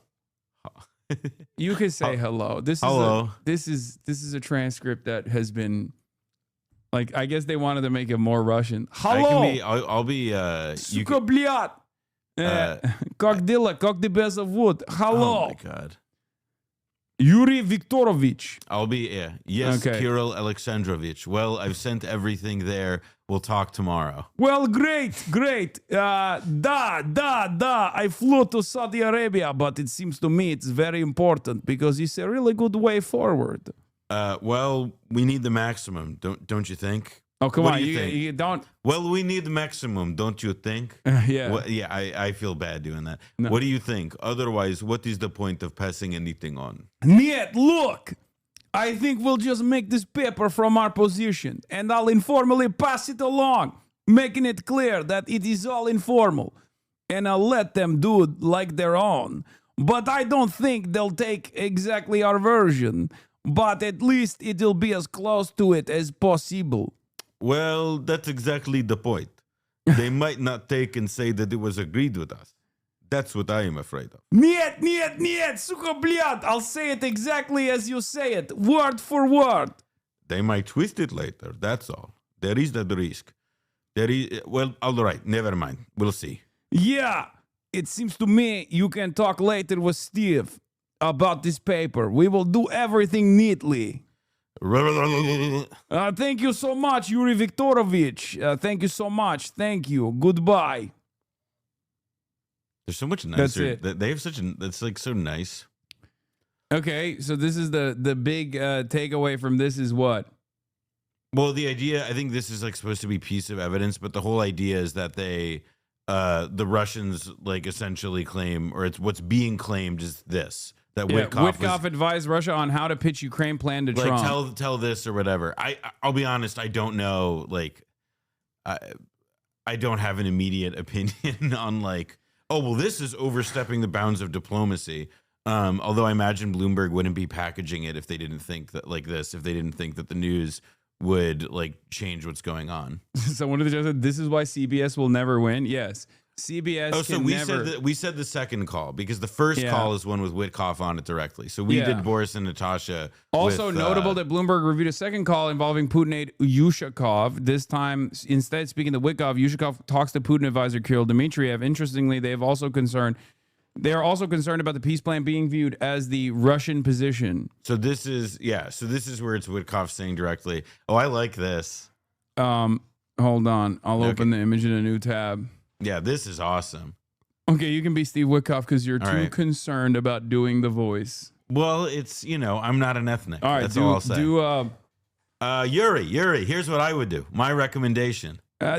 Please. I would make the call and just reiterate that you congratulate the president on this achievement, that you supported it, that you respect that he is a man of peace, and you're really glad to have seen it happen. So I would say that.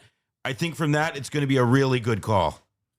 Keep going. Because let me tell you what I told the president. I told the president that the Russian Federation has always wanted a peace deal. That's my belief. I told the president I believe that. And I believe the issue is that we have two nations that are having a hard time coming to a compromise. And when we do, we're going to have a peace deal. I'm even thinking that maybe we set out like a 20-point peace proposal, just like we did in Gaza. We put a 20-point Trump plan together that was 20 points for peace. And I'm thinking maybe we do the same thing with you. My point is this. Okay, my friend. I think that very point our leaders could discuss. Hey, Steve, I agree with you that he will congratulate. He will say that Mr. Trump is a real peace man and so. That he will say. But here's what I think would be amazing. Okay. What if, hear me out. I will discuss that with my boss, and then I come back to you, okay? Yeah, but because listen to what I'm saying. I want you to say, maybe just to say this to President Putin, because I have the deepest respect for President Putin. Maybe he says to President Trump, Steve and Yuri discussed a very similar 20-point plan to peace, and that could be something that we think might move the needle a little bit. We're open to those sorts of things, to explore what it's going to take to get a peace deal done. Now, okay, you're getting progressively more Jewish accented with the Steve Witkoff. Well, one of these things I'm more comfortable with. Can you guess why? Okay, keep going. Now, it's also like, can we make a deal? Now, me to you, I know what it's going to take to get a peace deal done. Donetsk and maybe a land swap somewhere. But I'm saying, instead of talking like that, let's talk more hopefully, because I think we're going to get to a deal here. And I think, Yuri, the president will give me a lot of space and discretion to get to the deal. I see. So if we can create that opportunity after this, I talked to Yuri and we had a conversation. I think that could lead to big stuff. Okay, that sounds good. And here's one more thing. Zelensky is coming to the White House on Friday. I know that. I will go to that meeting because they want me there. But I think if possible, we have the call with your boss before that Friday meeting. Yeah, before, yeah? Correct. Okay, I got your advice. So I discuss that with my boss and then I come back to you, okay? Okay, Yuri, I'll speak to you soon. Great. Thank you so much. Thanks you. Bye-bye. That's good. This is fucked up that they like will transcribe it as like bad English on purpose. Well, it is like God. Thanks you. Yes. But okay. I mean, this makes a lot of sense that Steve Witkoff is doing more work to convince Donald Trump than Steve Witkoff is finding himself doing more work to convince Donald Trump than to convince Vladimir Putin. Well, also partially because this quote unquote peace deal is a gift basket for all of Russia's maximalist demands, really. So it does make sense that he has to basically sell this to Donald Trump more than he has to sell this to Putin. Genius move for Witkoff to float this proposal to Putin's top foreign policy advisor on an open line. What could go wrong?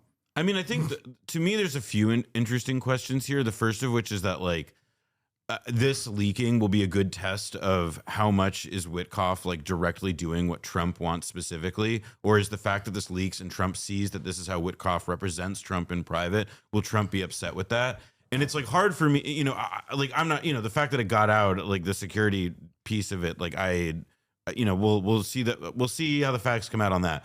But as far as like the politics of it and how Trump responds, I guess to me the immediate question I have is like, he might like Trump, it. Yeah, exactly. That's what I'm getting at. That's what I think. Like he likes being like a fake dictator, and also he knows. Listen, this guy. What is the most common word in that transcript? If aside from the and you and thank and really and good, the most common word in that transcript has to be deal. It has to be deal. And so my bet, my suspicion is that this is actually Witkoff doing what Trump wants, and that the intendant and that the person making this leak probably knows that, and that what they're intending just to show, obviously, is to like, you know, add more credence to the idea that like, oh, Trump is doing like Putin's bidding, or Trump is like selling out Ukraine and so forth. You know, and if I'm a Ukrainian reading this, I might come to that conclusion too. Yeah, I mean, there is on the one hand, I think it's on the one hand there is this scary conclusion that I think a lot of the American foreign policy side of things need to come to, which is that like America doesn't have the same motion that it once did. Like the period of like complete dominance from the dissolution of the USSR, the century of American motion. Yeah, it's over. Like we are back in multipolarity, and I would say that it's getting to a degree where it's like even worse than when it was, or not worse, but like it's even more evenly matched than it was during the Cold War. Perhaps even more advantageous for China, given its like connection to the rest of the world in terms of like being a manufacturing hub. Maybe I'm wrong on this, but that's my assessment. Well, I agree with you. The idea that like, because to me it's always sort of. Like in this moment, it's like obviously the U.S. has more military capacity than any other country by a long shot to do crazy damage, and you know we control shipping corridors through our navy. You know, and China's navy isn't even like it's expanding and developing at a rate far faster than our own. And it's like our logistics is the most impressive part of it. Like where our capacity to be everywhere around the world in like 48 hours is probably the most. And like the dollar is like multipolarity is happening, but like the dollar is still also the world reserve currency. Yeah, like China has no seemingly by their own admission has no interest or no ambition, at least for now, to assert any sort of dominance or to tackle the dollar hegemony. Brendan's here. Oh, nice. Okay. Let's bring him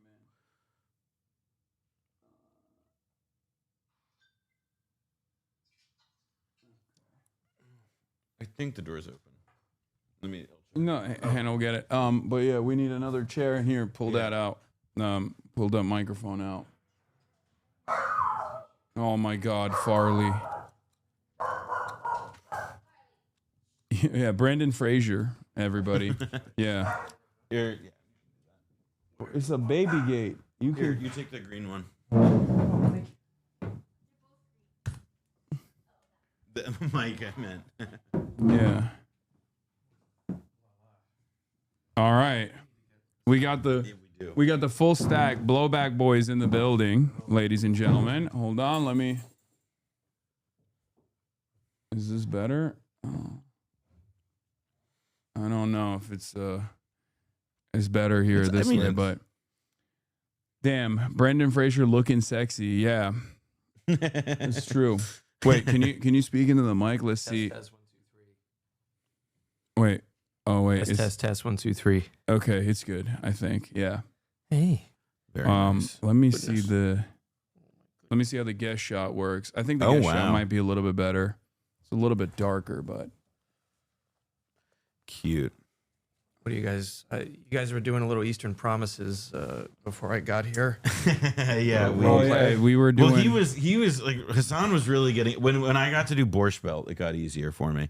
Yeah, I wanted to show the audience and those tuning in from home why I'm better than CBS News under the control of Barry Weiss. I see.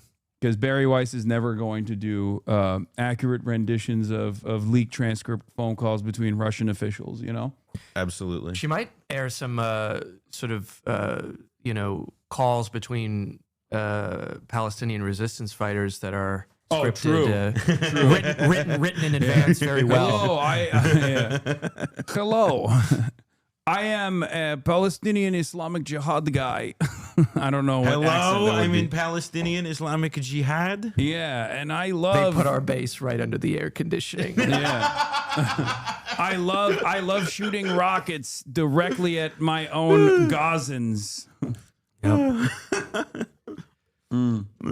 Yeah, no, but now we're back. We were talking about also like how the leak might play, or like why it's there, what it suggests, and how like what Hasan was getting at was that, you know, like American power is extremely diminished at this moment. Like we can't throw our weight around like we used to. So part of why Witkoff is like doing, you know, he's having this conversation in this way is not just because like Trump is like, oh, Trump is, you know, like licking Putin's balls or whatever, but it's also just because like, yeah, America's not that clouded. And if we want Russia to do any deal at all, like this is how they move. This is how the White House has to move. Yeah, America's totally chopped. America's totally cooked, and America no longer has the same motion that it did on the global stage. And I think it's a hard thing for people to come to terms with. Like, maybe I'm wrong, but that's just what I've seen. Like, this isn't even a defense of Donald Trump, but like he doesn't have a lot of options in general, it seems, to enforce his will upon, whether he has it or not. He doesn't have a lot of options to get Russia to do certain things. I think there was a point of leverage in the beginning that Biden had that's gone now. And that was directly a consequence of like what the battle lines look like in Ukraine. The Ukrainian military no longer having the manpower to even use the Western gear and equipment that they're shipping over is a point of consideration here. Like the bargain of, does Ukraine basically throw its future generation into the front lines in an effort to ensure a potential victory, but like that's not guaranteed at all? Who knows how well that would work, or are they supposed to come to the table and basically concede to the maximalist demands that Russia is making? I don't know if did you guys see I think it's former Zelensky speechwriter said, you know, we're never gonna, each successive deal will be worse than this. Yeah. Which you could retroactively say meant that every possibility for peace before this that has existed was better than the one that came after. And yeah, probably years ago, this should have been something. And it would also then follow that all of the money that we've spent and all of the aid and all of the political will that we've, you know, worked and whipping up to make sure that we could support Ukraine was for naught, because at the end of spending all of these resources, they have even less than they would have had I guess like 2 years ago. Indeed. People keep saying like Russia still has higher casualties than Ukraine. Yes, but Russia is also like 3 times the size of you. Russia's a bigger country, okay? Like, and especially the way that they have waged war thus far means that if you're the bigger country, you have more people to fucking throw into the meat grinder. Like, I don't understand how people look at the situation and go, well, Russia's losing more people. Okay, but the battle lines have not moved. So it clearly doesn't matter that Russia is losing more people, at least from their perspective, because the battle line, actually, it's not even true to say the battle lines haven't moved. They've only moved further and further into Ukraine. Yep. Correct. So, well, and also like Russia, like I mean, there's also a point where all this is irrelevant because like Russia has by now successfully demonstrated that the costs can be high for them. It doesn't like they've shown that they're willing to endure that and that they can do it with a far less burden in terms of political capital, at least, than like the Ukraine fight has been in the West, where like you look at every country in continental Europe. And the Ukraine war has like touched their domestic politics dramatically. I think probably Germany most significantly and most obviously. It's just kind of crazy to look at this and still point to like, well, we did to take the Brzezinski attitude of like, well, we bled the Russians a lot. Like, to what end? yeah, I mean, that's like, sure, that's the position of, if you're an American who is invested in the American military industrial complex, then yeah, this is like, who gives a shit how many Ukrainians die, right? Like, that's the Lindsey Graham position. For 5% of our military budget, we've been able to wither away a foreign adversary's troops without a single American active duty service member dying in the process. Like, I'd say that's a good bargain. Those are the words of Lindsey Graham. That is the official position of the American, like that's the NatSec position, right? And it's channeled by not only Lindsey Graham, but even the likes of like Elizabeth Warren and even Democrats as well, like supposedly progressive Democratic politicians as well. That is the NatSec position. It's bipartisan. But ultimately, if you're invested in preserving the nation state of Ukraine, if you're invested in like having Ukraine as a country, as a sovereign nation, at a certain point, there needs to be a cessation of hostilities, right? So what are you going to do in this day and age, with the set of circumstances that we have? America does not have the capacity, I think, to really punish Russia. And at most, what they could do potentially is try to sever Russia's ties with India, but then India is a bulwark against China, and India actually benefits greatly from being the mediator of like Russian oil and gas into European markets. So they're not going to give up on the leverage position that they have between the United States of America and China. So how much could you force India to basically try and punish Russia, aside from the sanctions that we've already implemented on Russia, which the Russian government has clearly positioned against, knowing full well that this could possibly happen? You had a little bit more of an ability, like I think of we did a whole season on Afghanistan and the U.S. covert and somewhat overt attempt to sabotage Russia's war, or the Soviet Union's war in Afghanistan. But in, as they say, the more multipolar situation we have now, it's a lot harder to whip people into one overwhelming, web of obstacles for a years-long war. And the Soviets also controlled most of Afghanistan. They occupied Afghanistan for the most part, unlike Ukraine, where, swaths of the country, you're not, it's not Gaza.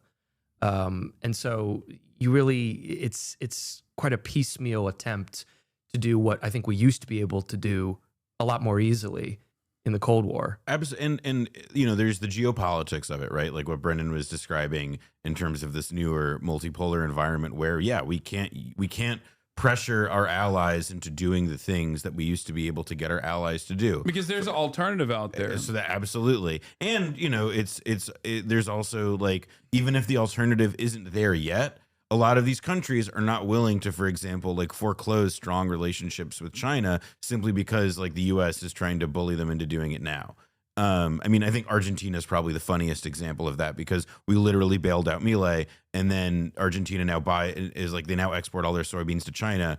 And so China buys their soybeans instead of ours because of the trade war. So Argentina is helping out China, and it's like it's, you know, like the math of this is not as simple as it was before. Yeah, but I also think Besant's friend has his Argentinian debt secured. Like his big gamble is going to pay off eventually. Well, they won't default. I'm sure. I mean, listen. At least for the time being. If there's one thing you can say about the Argentinian economy, it's that it will never again go off a cliff. Yeah. The other thing though is that, you know, the geopolitics of it, I totally like that totally registers. The other thing I would add is the technological piece of it, which is that in the days of the Afghanistan war, right? Like the Soviet Union had to commit huge numbers of troops. The war incurred its reputation as Soviet Union's Vietnam, not because it's analogous to the Vietnam War as itself, but it's because of the impact it had on veterans and returning people. Like it exacted this incredibly high social cost. And the idea that it was a quagmire without the quag precisely. But there is also now, like in the Ukraine and Russia war, I mean, we've seen like drones and all of these other ways of having like war being waged technologically, where you can deal damage to human targets and to human beings and to enemy soldiers as well as civilians. But you also like use way fewer, you can expend fewer resources in doing that. And so the whole, like, you know, the drone aspect of this and the other pieces of remote warfare that are now just tolerated I mean, it's totally like up to the stakes in terms of blood, and limited our ability to, I think, you know, like it's like winning a war like that is just a lot fucking harder of a task than it was before. You are incredibly invested in having Ukraine giving up. This war is not decided, and the U.S. have little leverage to force a complete surrender of Ukraine as a sovereign state. Russia has spent its Soviet stocks of armor and artillery, and the destruction of its oil and gas sector is adding to a recessionary yet inflationary economy. If you want a more nuanced view of what is going on, then watch Perun on YouTube. Okay. I was reading that. That was just, it was funny seeing some of these comments. I don't understand how much people just like lean into their pre-established positions. No matter how much the evidence on the ground suggests the exact opposite. Okay.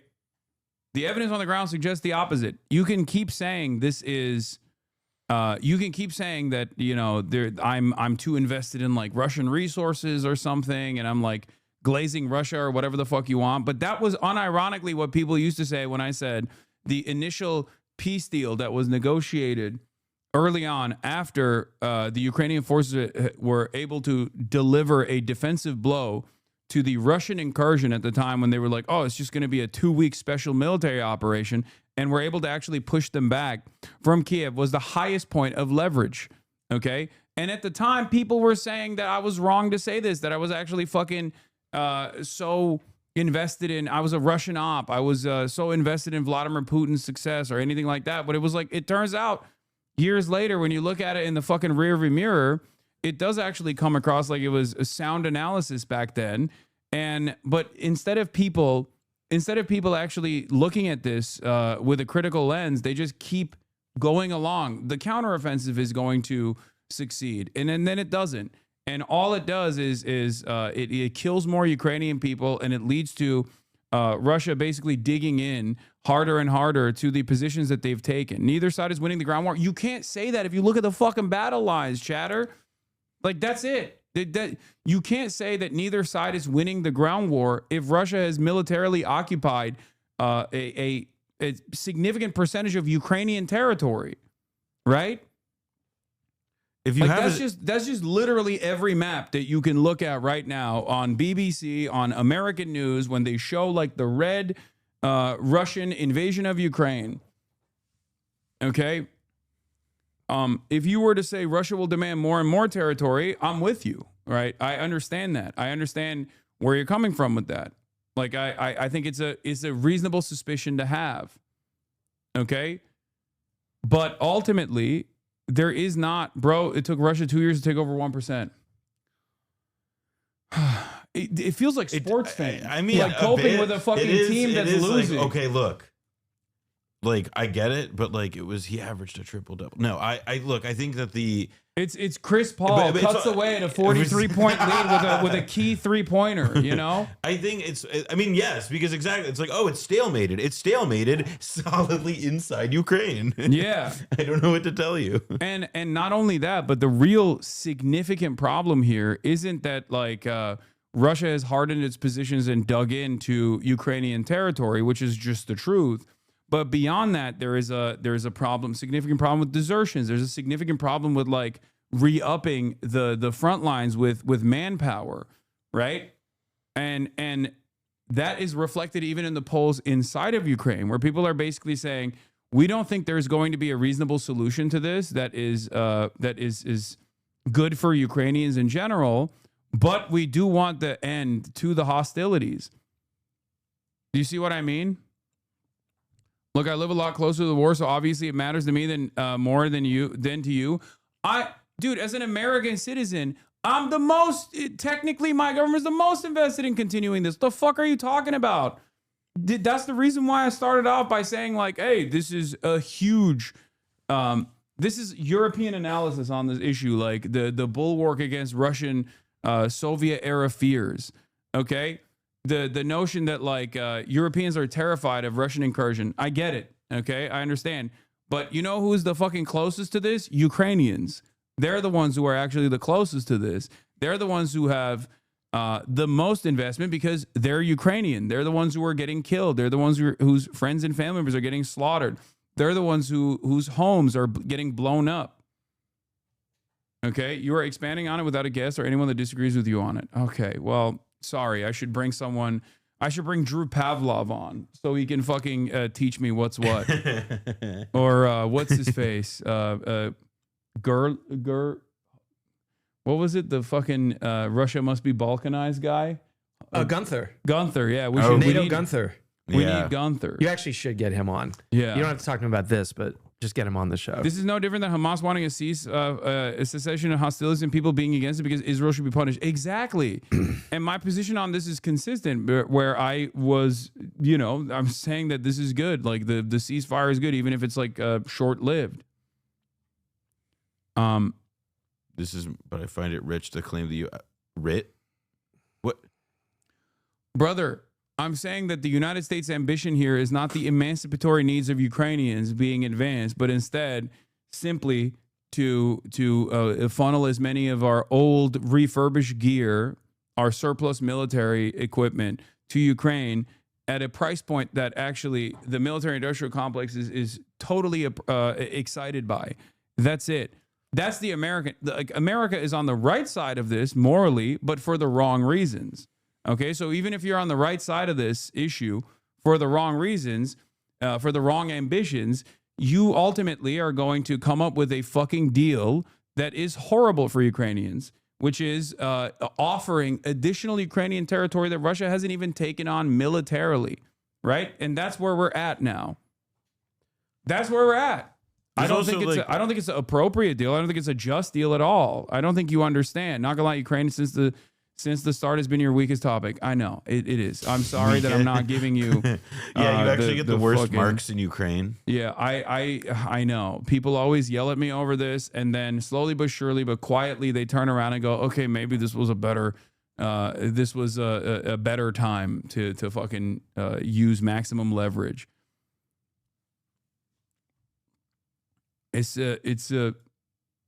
Don't worry, Trump's negotiation power is being used for the best things. What is this? Oh, this is about the news of the day. Oh, yeah. Well, I mean, that is actually a W. I mean, it's listen, if pervy Hollywood executives can make a comeback, who can't? Yeah. Read Levin Anatol on the actual reality of the Ukraine ceasefire deal absurdly being labeled as capitulation. Note in particular the point about the future limit to Ukraine's standing army. These details don't matter to those opposing. They simply want the war to continue. What is this? You interviewed that guy, right? Yeah. Anatol Levin. He's a blowback guest. Yeah. I don't remember if we included it, but he's a Quincy Institute. He's a Quincy Institute guy. It's a bonus episode. Season 4 bonus episode. Since much of the Western media has absurdly described this as a capitulation of Russia's maximalist demands, it is necessary to point out the ways in which the plan also represents Russian concessions. These are evident in comparison to Putin's aims when he launched the invasion, but also relative to the Russian demands set out in June 2024, which still officially represent Russia's position. Crucially, the plan secures Russia's formal recognition of Ukraine's right to join the European Union, the key issue behind the Maidan revolt in 2013-2014. If Ukraine and the EU can make this a reality, it would anchor Ukraine in the West far more firmly than a NATO membership alone could. In addition, while Russia has previously demanded that Russian be established as an official second national language in Ukraine, the current plan takes a more limited approach. It stipulates that Ukraine will adopt EU standards on religious tolerance and protection of linguistic minorities, and that both countries will agree to abolish discriminatory measures while guaranteeing the rights of Ukrainian and Russian media and educational institutions.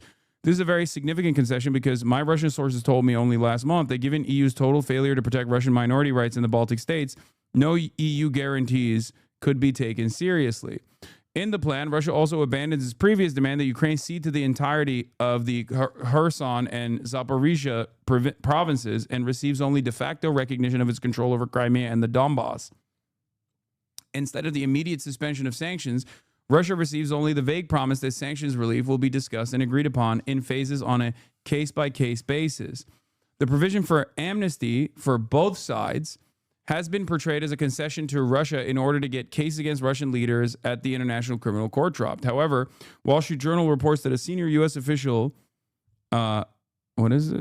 said that Ukraine significantly changed one of the 28 points in the version that appeared online.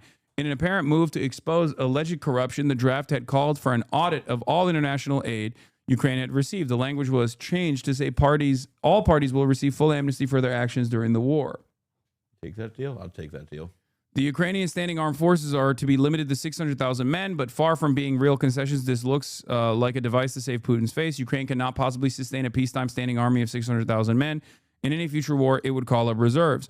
Moreover, in the Istanbul talks in March 2022, Ukraine was proposing a limit of 250,000 men. Okay, that I didn't know. That actually is a significantly larger concession on the Russian front, especially considering how much more leverage Ukraine had at that time. But I don't know if that's the correct number or not. I mean, it's also like it's a burden on Ukraine as well to just take that many people out of the prime working force because to have this larger standing army. But also, it seems like they're not actually going to have it. Very. They're already scooping people up in the streets and throwing them into the back. That's what I mean. Exactly. Like it's like they've already like poisoned the trust of generations in terms of like that. Like it just seems like it's less of a like the numbers are big for sure, but. On the Ukrainian side, the biggest and most difficult concession by far is agreeing to withdraw from approximately 14% of the Donbass region that Ukraine still holds.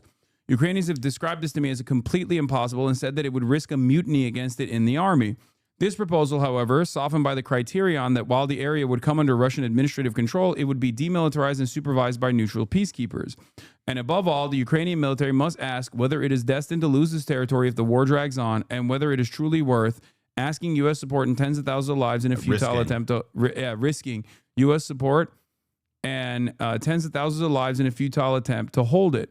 Other alleged concessions by Ukraine and Europe are not real concessions at all. It has long been obvious that the promise of NATO membership for Ukraine is empty. Yeah, that's not even a concession. That's just never not happening. Yeah, people got real mad about that and Crimea, and I was like, those aren't real concessions. Those are literally things that Zelensky was. Even in the Turkey plan peace negotiation, Zelensky had already conceded to that. And he said, oh, we'll have a referendum 15 years in the future. You're doing that because you want to not immediately concede that it's like, bygone territory. But you're doing that because you want to, full well that it's not going to ever going to be discussed, especially given the battle lines currently. And that you want to deal with it. You want to neutralize that point of contention without having Ukrainians assassinate you, right? That was the reason why he was saying that. So, so those aren't even necessarily concessions. And the rest of this is a concession though. The Donbass region is the most like ridiculous part of it, and on the Ukrainian part, that's the most aggressive concession that you are forcing Ukrainians to hold on to. And then on the other front, I think Russia's initial demand was like full disarmament, which is ridiculous. No, that's not happening. And that is a maximalist position that was never going to happen. And it seems like 250,000 standing troops or 600,000 standing military troops is like a concession that the Russians are making, as opposed to demanding that they fully disarm. I mean, it's direct. I mean, like, it's obviously like directionally toward peace. That's where the number moves. But again, I also think like there's a pretty long history of countries like this getting depleted and then like struggling to fill rank. Like it does seem to me that, again, Ukraine, the biggest thing is that Donbass piece. Just if that people, I mean, if taking Anatol's reporting at its word, which is that Ukrainians are incredibly skeptical of being able to pull out of that, just that we hold this land and then we're going to retreat and just hand it over to the Russians. I mean, they'll have to come up with some elaborate or unconventional carrot to make it work. Yeah. Other alleged concessions by Ukraine and Europe are not real concessions at all. It's long been obvious the promise of NATO membership for Ukraine is empty, since all NATO governments have made it clear they will never go to war to defend Ukraine. Something that I've also mentioned over and over again from the start, which is whenever people would come to me and say, Hasan, why won't you listen to the voices being made, the demands being made by Ukraine? I would say, okay, some of those voices understandably are demanding a no-fly zone. Why is that a non-starter for America? They're also demanding that Ukraine be defended by NATO military members. Why is that a non-starter for Western countries? The reason why it's a non-starter is because of nukes, okay? That was always a non-starter. They were making those demands as well. Those were righteous demands. Those are understandable demands, the demand for help from the Western world. And yet, weirdly enough, that was a non-starter for Western nations. They never even entertained it. And the reason why they didn't entertain it is because they did not want to start a potential nuclear holocaust with a nuclear armed nation. Okay? Anyway, similarly, the bar on NATO troops and hence the European reassurance force in Ukraine is meaningless because most European states have refused to take part in such a force. British officials, the chief advocates of the project, have even admitted that no British ground troops would be sent and that the whole idea depended on a U.S. backstop, which Trump will not provide. This was Keir awesome. Starmer, who literally said, yes, we're going to send 20,000 troops, some of our best men, which, no, he wasn't. And then he quietly said, well, only if the United States defends, allows us to do so. And that also was never going to happen. There's also, you have to remember, like, there's political considerations for these countries as well. They already are experiencing an energy crisis in their own countries. They already have like domestic concerns that they have to worry about with like nationalist forces rising within the European continent and all of these other European nations. And I think like saying we're going to send troops to Ukraine to defend Ukraine without even American aid or American support is going to be a complete non-starter. There's just no shot unless you want all of these countries to be like run by at least aesthetically pro-Russia fascists, which historically they've been pro-NATO, the fascists in Europe, but it'll be like a Maloney-style situation. Yeah, they'll campaign on. Yeah, they'll campaign on. They'll use a pro-Russia position or no war with Russia as a position to fucking win favor with the public and actually come into positions of power, even if they don't actually end up being pro-Russia when they're in office. Because, like, obviously, for European fascists, especially in the Cold War, NATO was the only game in town that restored their power in all of these countries. It's just too much speculation. Yeah, of course, I'm doing political commentary about what could potentially happen. Of course, I'm speculating. It's analysis. It's you can disagree with it, but you have to tell me why you disagree with it. And so far, all of the disagreements come from people who say, "Oh, you're offering a cold hard analysis that I don't want to fucking hear. I want you to tell me that like Ukraine is actually capable of militarily defending its own borders and even push back the Russian forces. They just need a little bit of time." This analysis is exactly, or this commentary is exactly what the media has been saying over and over again for the past couple of years now, and it has literally failed time and time again. That's it. Yeah. You'll notice the voices shouting down this latest chance for peace have no alternative plan. They're angry this wasn't the Hollywood war fantasy they wanted and subject Ukraine to more destruction out of petulance. It's basically the same as like the Danish guy that we listened to yesterday who went on Channel 4 and was like, we have to take matters into our own hands. We have to take matters into our... Yeah. He literally was like, we have to take matters into our own hands. We have to defend Ukraine with our own militaries. If America's not going to step up, we're going to step up. It's like, if you're going Lots of to luck. if you're gonna fucking separate yourself from American hegemony, why the fuck would you do that for this and not for like a million other instances where the Rasmussen Global ex-Danish prime minister saying, we really have to separate ourselves from America only on this front, but not on like, tariffs or not on securing better relationships or at least like leveraging the relationship you have with China to secure more favorable fucking deals with America in the way that like BRICS nations are doing. You know what I mean? Yeah, it's crazy that Europe won't even entertain that. I don't understand how comfortable they are being vassals to Donald fucking Trump. Like Germany is like developing and like rapidly expanding its trade relationship with China. Like it's complicated. Like the European states talk a huge game about freezing out China and all this stuff, but that's not what trade balances reflect. And moreover, I also think that like part of what, at least with this Ukraine stuff, like these leaks, for example, at this point, it probably isn't about actually changing the outcome of what happens so much as it is about exacting like maximal political consequences on, your opponents, like making Witkoff and all these people, like entrenching in people's minds the idea that like, oh, these people with Russia, whatever, like, and also in the case of these European states too, like these people are, aligned with pro-Ukrainian interests and are, or at least like arms companies or whomever, and are not exactly in a position to suddenly like flip the switch in the other direction just because the facts have told them to. Sadly, that's not really how it works. What do we do when he leaves? We can keep talking. They still keep watching. I just got back from Joshua Tree. Oh yeah, wait, how was That's it? why I'm sorry I'm not pitching in as much. It was good. Yeah. There for 2 days. It's nice. Went on a hike.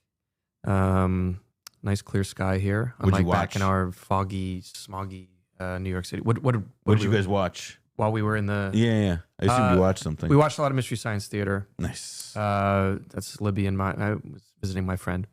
Yeah, Libby, she streams. She streams. Check out her stream on libtron.twitch. Yeah, twitch.tv/libtron.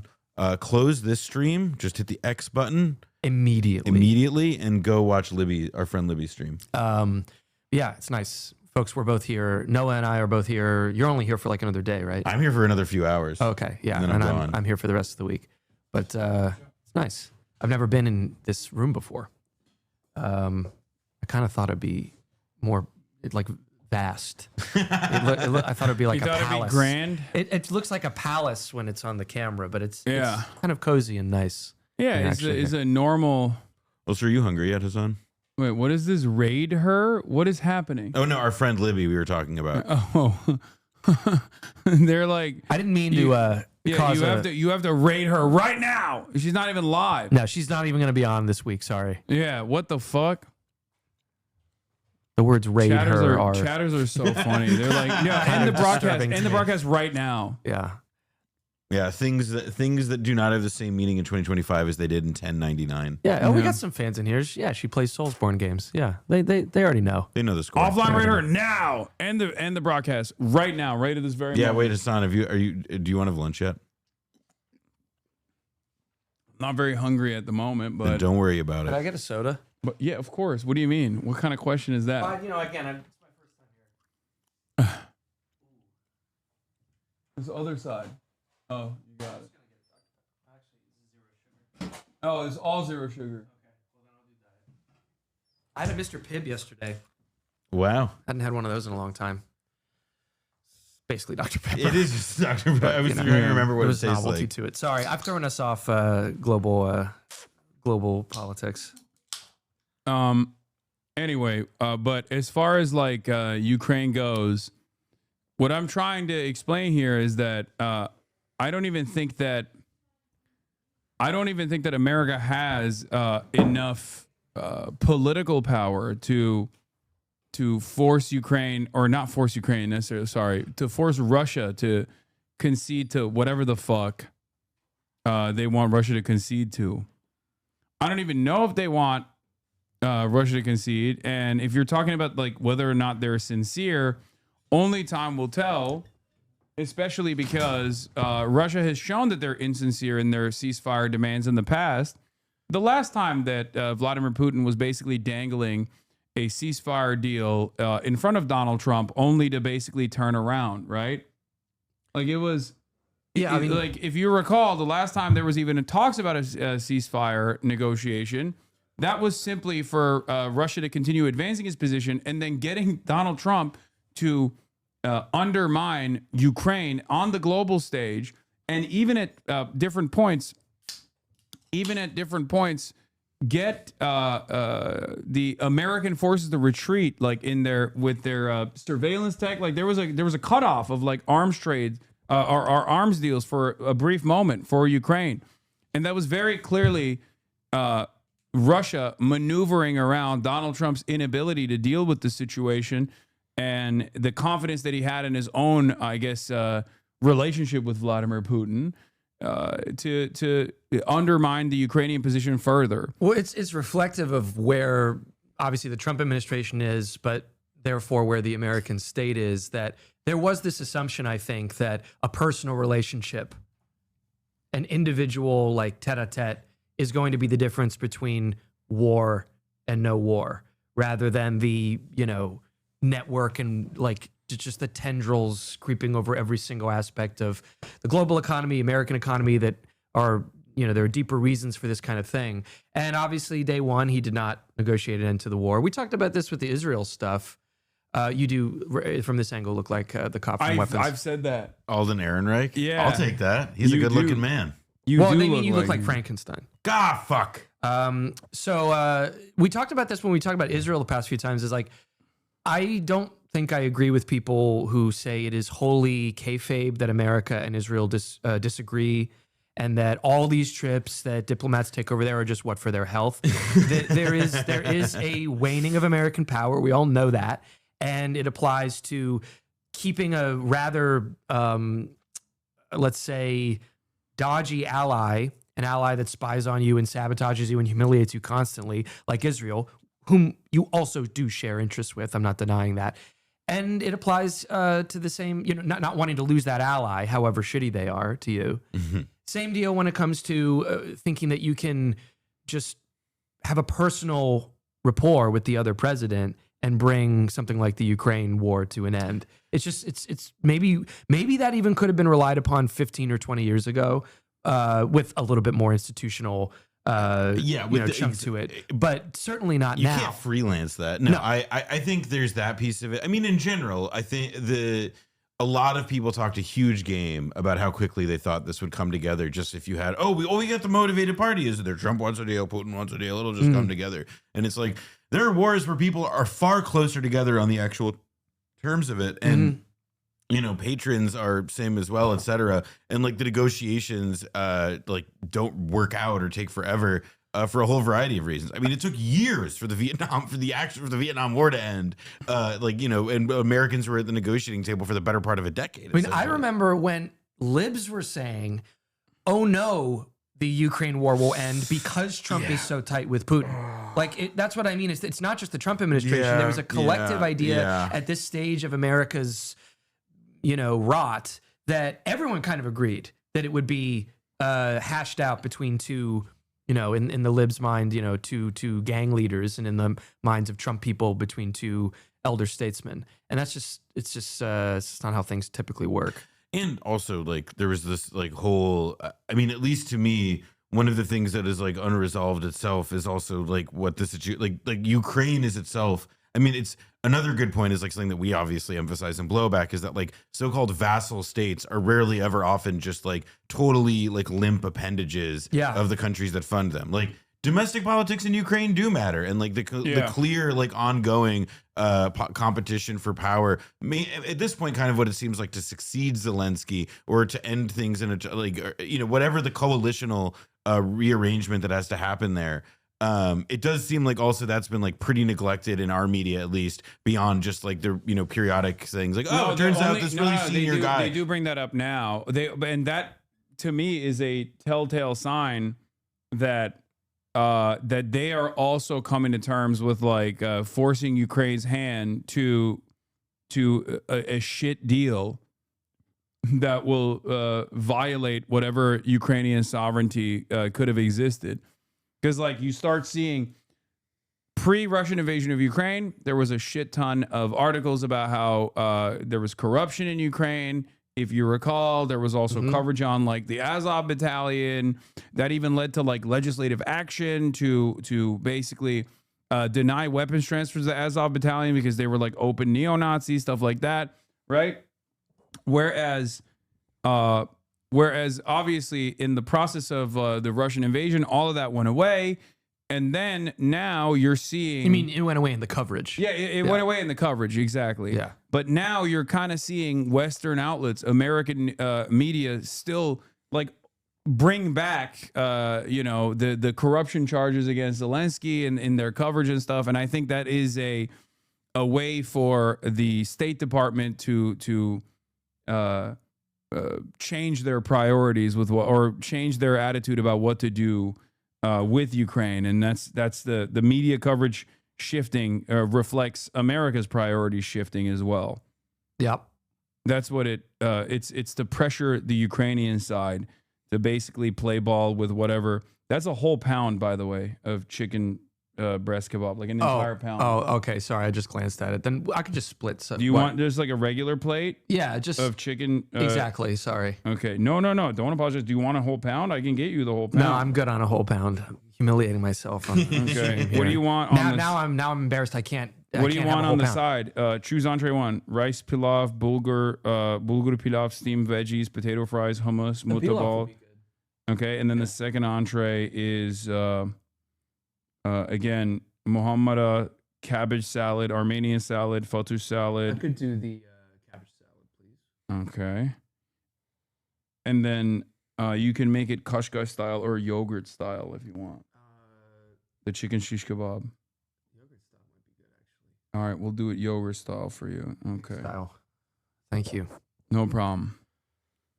No, I got a pound for myself, but I just wanted to make sure that he knew what he was getting into because he just like added that on. I just saw chicken, clicked it. You look like three nice Turkish boys. True. This is the alternative universe. We're gonna look even more Turkish when the food gets here. That is true. Well, and we also look I think we may all look the same, but we are all also we're different backgrounds. I don't think we look the same as him. No, wait. What do you saying? We look really. That's very flattering if they mean that. I think we do. We look like different variants. They were saying you guys look not like the Adonis thing. You were looking. They were saying you look like my brother. Like they were. This is like different variants. This is a discourse. I'm Muslim Turkish. Where are you from originally? Aside from New Jersey. Like a mix of like European trash. Yeah. Ashkenazi. Like just Jew. Ashkenazi Jew. And then you're what? A little bit all over. A bit of Eastern Europe, Irish, from both sides of the family. Croatian. Yeah, we got all the different variants. Someone said Israel. Come on, chatter. Jesus. Anyway, here. Yeah, somebody said at 160p we all look related, and that's what I meant when I said we look alike. Not that we look alike. If you blur the image enough. Exactly, you squint. Yeah. All right, so that's the potential Ukrainian deal at play here. New Epstein stuff. And every single time I talk about it, people yell at me and say, "This is my worst point of analysis. I'm weak on this front." And then they never follow up as to why that's the case. Like they will never just be like, "Here's why you're wrong." It's funny seeing people jump. If I was reading them right, it's funny seeing people jump down the throat. If you say, you talk about corruption, you talk about the genuine Nazi problem, as if it's just like it's Russian propaganda. As if it's like, okay, well, with Iraq, it was very difficult to avoid people talking about the genuine crimes of the Saddam government. And somehow insist that meant you couldn't talk about the, illegality and evil of the invasion of Iraq. This somehow, when you're not supposed to mention any of that when it comes to, Russia's invasion was not.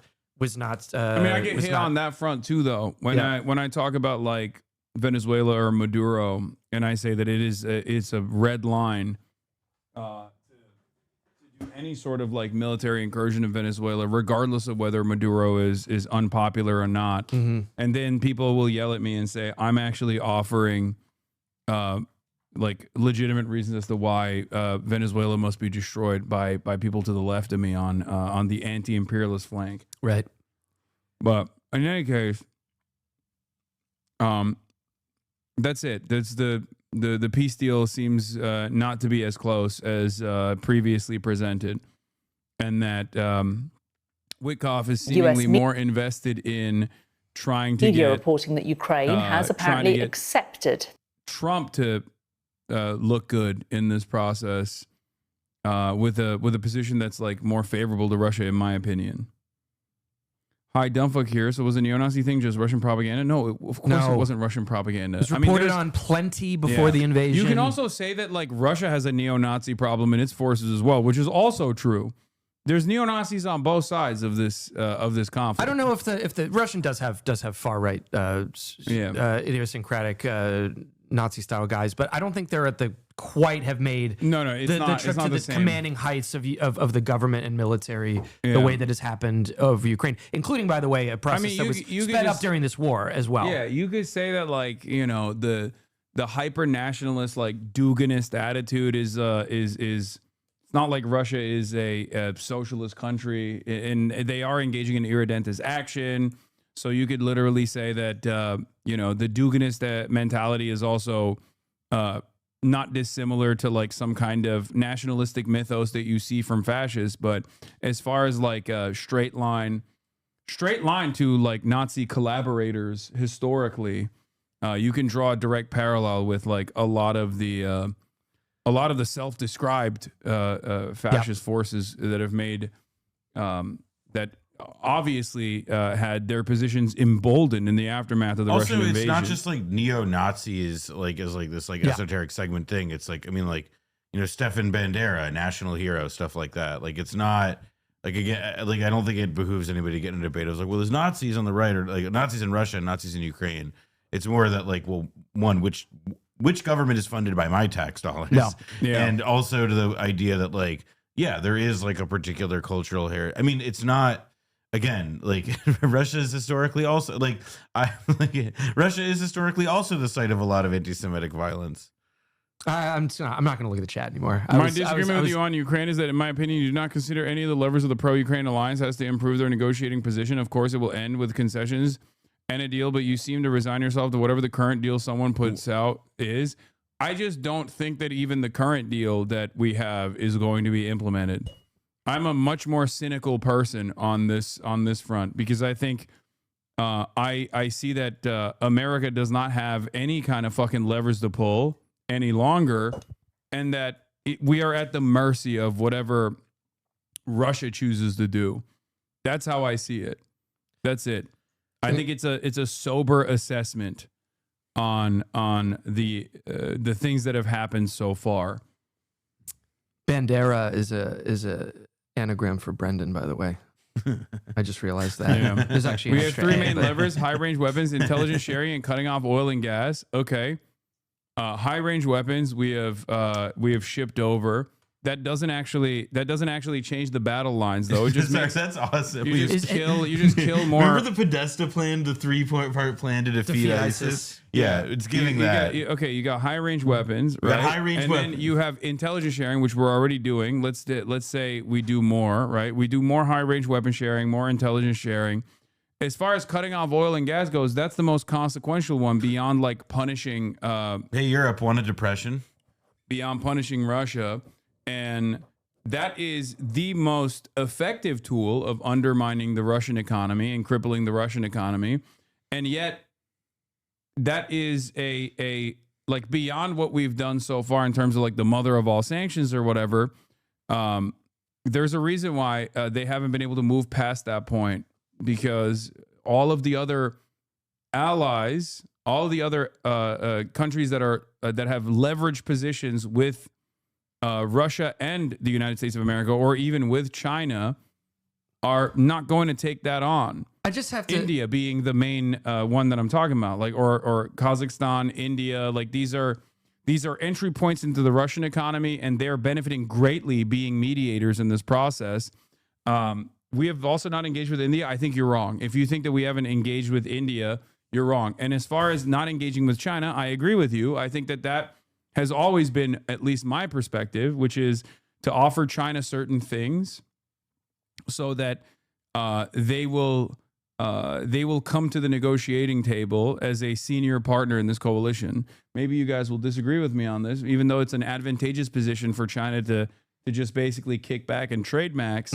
As long as you can offer them certain things, like as long as the American government can offer them like sanctions relief or any number of different things that China prioritizes, I think they would be willing to play ball and also force Russia's hand into coming to terms with like a ceasefire negotiation that's more manageable, that they actually will follow through on. It's unclear. I mean, China, as you say, has been, I think in the very beginning, they issued some kind of vague support for Russia, knowing that there would be backlash against the invasion. They did like a strategic embrace, like right after the invasion, there was like a big, like it wasn't like it was a way of saying, we're on your side, but we're not like jumping in to support you like in this particular. But the further it got from that initial starting point, the more they just basically, essentially withdrew any kind of actual possible support for Russia, even though things got worse in certain moments. I mean, we're all yapping here. I just find that the idea, it's like, well, we haven't tried, and then name 3 things we've tried. Yeah, we have done that. And then also cutting off oil and gas. It's like cutting off, I mean, like as if that is not, you're talking about this like as you flip a switch and then you throw off, one of the major sources of energy for the world, most notably Europe. And that was an advantageous position. That was an advantageous position for American gas providers. Like they already... Yeah, LNG. They already started supplying LNG from America to the best of their ability. But what you fail to consider is the political what you are not looking at is the political considerations, both on the European side, but even on the American side as well. Because then you have less power to, I mean, we have no control over the oil and gas giants in our country anyway, but like now they have a new market. Now they have a new market. It's beneficial for them. It's great for the companies, but it's not necessarily great for the American population. And it's certainly not great for the Europeans that are getting a higher price point, that are not getting the same oil and gas supply. Then you have an inflation. Then you have an inflationary crisis in all these other European countries, and that creates political instability further.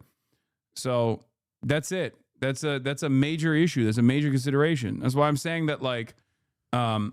This is advantageous for China in many respects, which is why you have to offer them treats. The one thing that hasn't really been tried is trying to bring China to the table to get the senior partner in this coalition to come to terms with like a managed negotiation, a real ceasefire.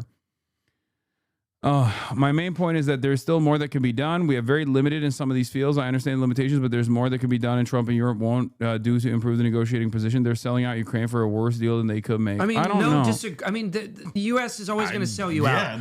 I hate to sound like this is all a sort of, formula that is now just we need to accept as being applied to an it's entire the fake population. Kissinger quote. What's that? It's the fake Kissinger quote. To be America's enemy is bad. To be America's ally is worse. Right. It's not a real Kissinger quote, right? I that sounds apocryphal. That sounds it sounds like something he would know not to say. It sounds like a spin on the real ones, like it's a pity they can't both lose about Iraq, yeah. But don't quote me on that.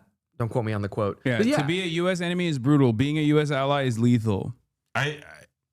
It's fatal. And also, like, I mean, the president of America is Donald Trump. Like, I agree with you that, like, yeah, like, it would be great if American diplomatic leadership was, like, run by grown-ups at this moment, but, like, pretty clearly. But even the Biden administration, I mean, I'm sorry. I'm not holding them as, like, a better alternative. I'm not saying you are, but NATO was never going to be on the table. This was obviously supposed to bleed Russia. It was Afghanistan in the 80s, part 2, and that was the calculation from the beginning. No one ever actually thought this was going to result in anything but bloodletting on both sides, enough to punish Russia, enough to, eventually bring Ukraine to the table, given that it's always going to have been outnumbered. And a very particular kind of hubris, right? Actually, I do think that they believed that even if it wasn't going to resolve soon, that the arc of this conflict would ultimately favor them because Russia idiot, Russia inferior, Russia unable to compete. I just wish you had the same kind of smoke for Russia that you have for Israel. Right. I also feel you are at least slightly defeatist. Nothing is certain. This is what it all comes down to. This is what it all comes down to, which is that like armchair generals. You want me to be like, no, you're right. Ukraine is capable of defending itself all the way to the last man. That's what you want to hear me say. That's it. No one ever fucking says this about the ceasefire negotiation. That's bullshit. When I'm still saying that it's a good thing overall that there's a cessation of hostilities with respect to Israel continuing its like full-blown genocide, right? And you also have to remember, we are arming and funding the Ukrainian side. We are arming and funding the Israeli side, perhaps more significantly, as a matter of fact, than we are arming and funding the Ukrainian side. The entirety of the Western world, in many respects, moved away from Ukraine quickly as a direct consequence of how much they redoubled their efforts to allow Israel to finish off its genocidal project in Gaza. So there's also that as well. But ultimately, like I said, this is, it doesn't seem to me like you're upset. You're more so upset with like what you are hearing rather than whether or not my analysis here is incorrect. That's it. Yeah, and I don't think that like the equivalence here would be if I was saying that like Hamas has the capacity to militarily defeat Israel and they should keep fighting, you know? And that's never been my position. Yeah, they don't like your tone, not your analysis. The American peace proposal. Let's talk to our international correspondent, Alex Rossi, and our defence and security analyst, Professor Michael Clark, with me in the studio here. So, Alex, to you first of all. So this is, it seems like we've moved forwards, according to American media, but we're not clear whether this is just a slight embellishment on what we knew last night. Tell us where we are with what we know about what Ukraine has agreed to. Well, it is all fairly unclear. What is clear is that President Zelensky and the Ukrainians are in a difficult position, obviously have been for 11 years since the Russians invaded Crimea and then the full-scale invasion. But this appears to be the answer to what Trump is putting forward with his initiative. We're hearing, I'll just read you these lines, Rustam Umarov, the National Security Advisor. So Gaza should sign the peace deal that would give Israel control over its land. It's already out of the hands of the Palestinians. That's the point. That's my sober analysis on that, is that like there's not more that the Palestinians can do. Also, as I have repeated over and over again, what will happen in Donbass and in other regions of Ukraine is not dissimilar to what like Hamas is doing as an insurgency against the domineering occupational forces. That's most likely what it's going to look like, funded, unlike Hamas, funded by Western intelligence as well. So that's most likely what's going to happen, to punish Russia's occupation to the best of their ability and make it as difficult as possible for there to be a permanent occupation of eastern Ukrainian territory. But that's it. That's very different than state versus state warfare, though. I don't want to jump down anyone's throat just for making an analogy, because, you know, sometimes they're useful. The idea that this is something you can just one-to-one, as if Ukraine has been occupied by Russia for the past better part of a century, that they have had the keys in terms of, you know, especially with Gaza, in terms of water and food. No, you don't understand. Palestinians also had nuclear, the Israeli nukes in the same way that Ukraine did. Just right. The codes were in Tel Aviv, but they had the nuclear stockpile. And they just, even as you just mentioned, the asymmetrical nature of the warfare. I mean, this is just, you can't just say, oh, so you're saying that in Gaza, X, Y, and Z, just like this. It sounds foolish. I'm sorry. It's just, these are not comparable conflicts in most ways that you're trying to put the square peg in the round hole. It's just not going to work. Yeah. Come up with something else. Just as like our allegiance is entirely on the opposing side here. It's like if America was like funding the Russian incursion into Ukraine as it's funding the Israeli genocide of Palestinians after 80 years of Ukraine apartheid and was occupation. occupied by Russia for the better part of a century. I know. When I heard you lost me. I'm out. when I heard you say that, I was like, somebody is going to reply. Yeah. I hate that, but people get so mad at that. They make it seem like that is the case. Like it's. Well, you know, they can. Whatever. I'm out. It's fine. There's a planetary difference between us. Yeah. I can't get into it. What are you gonna do? Yeah. It's the same chatter who was critiquing you. I know. You're right. Yes, it's the same. Free tip, critique, not a verb. Yeah. A US official say that there is now an understanding impact on a proposal that has been reached, but details still need to be worked out. Sometimes when I do engage in this discourse, though, I'm like, maybe America should actually militarily engage so we can just die in a nuclear holocaust. Like, I think I'd rather die in the nuclear winter with the fucking final "I told you so" as like the nuclear sponge. The 5 states in the United States of America are eating the first barrage of missiles. I'm just sitting here going, "Hey guys, what happened? I can't believe this would have. I can't believe the thing that I said was going to happen is happening right now." Well, anyway, signing off because I can see the fucking mushroom cloud from outside of my window. Well, but at least I don't have to fucking deal with you dipshits anymore. So fuck it, you know. You would be streaming? Oh, 100% I'd be streaming. Do you have a plan? You know, like CNN, like Ted Turner made them. Which is beautifully parodied in Gremlins 2. CNN on Ted Turner's instruction had a tape they were going to play if the missiles were in the air, and it was like a military band playing, you know, some old standard. Yeah, my thing is I'm just gonna offer analysis till the very last moment. Oh, that's no. You'll finally play video games on stream. Yeah, no, you should play. You should jump on. You know, Helldivers. Like, hey guys, there's like a million people tuning in to watch the very last moments, and I'm like, hey, you know what? Today, actually, I'm gonna finally play a video game. We're doing Final Fantasy 14 for 72 hours straight. Yeah, IRL Mushroom Cloud stream. Let's fucking go. Yeah, Fallout Ghoul Arc after. Yeah. The streaming picking up Will and Caroline from the fires was diabolical levels of content brain. I did do that during the wildfires. That's pretty good content. I mean, but that like. What do you mean? You evacuated people? Yeah. Oh, that's cool. I mean, like a Resident Evil or something. Yeah.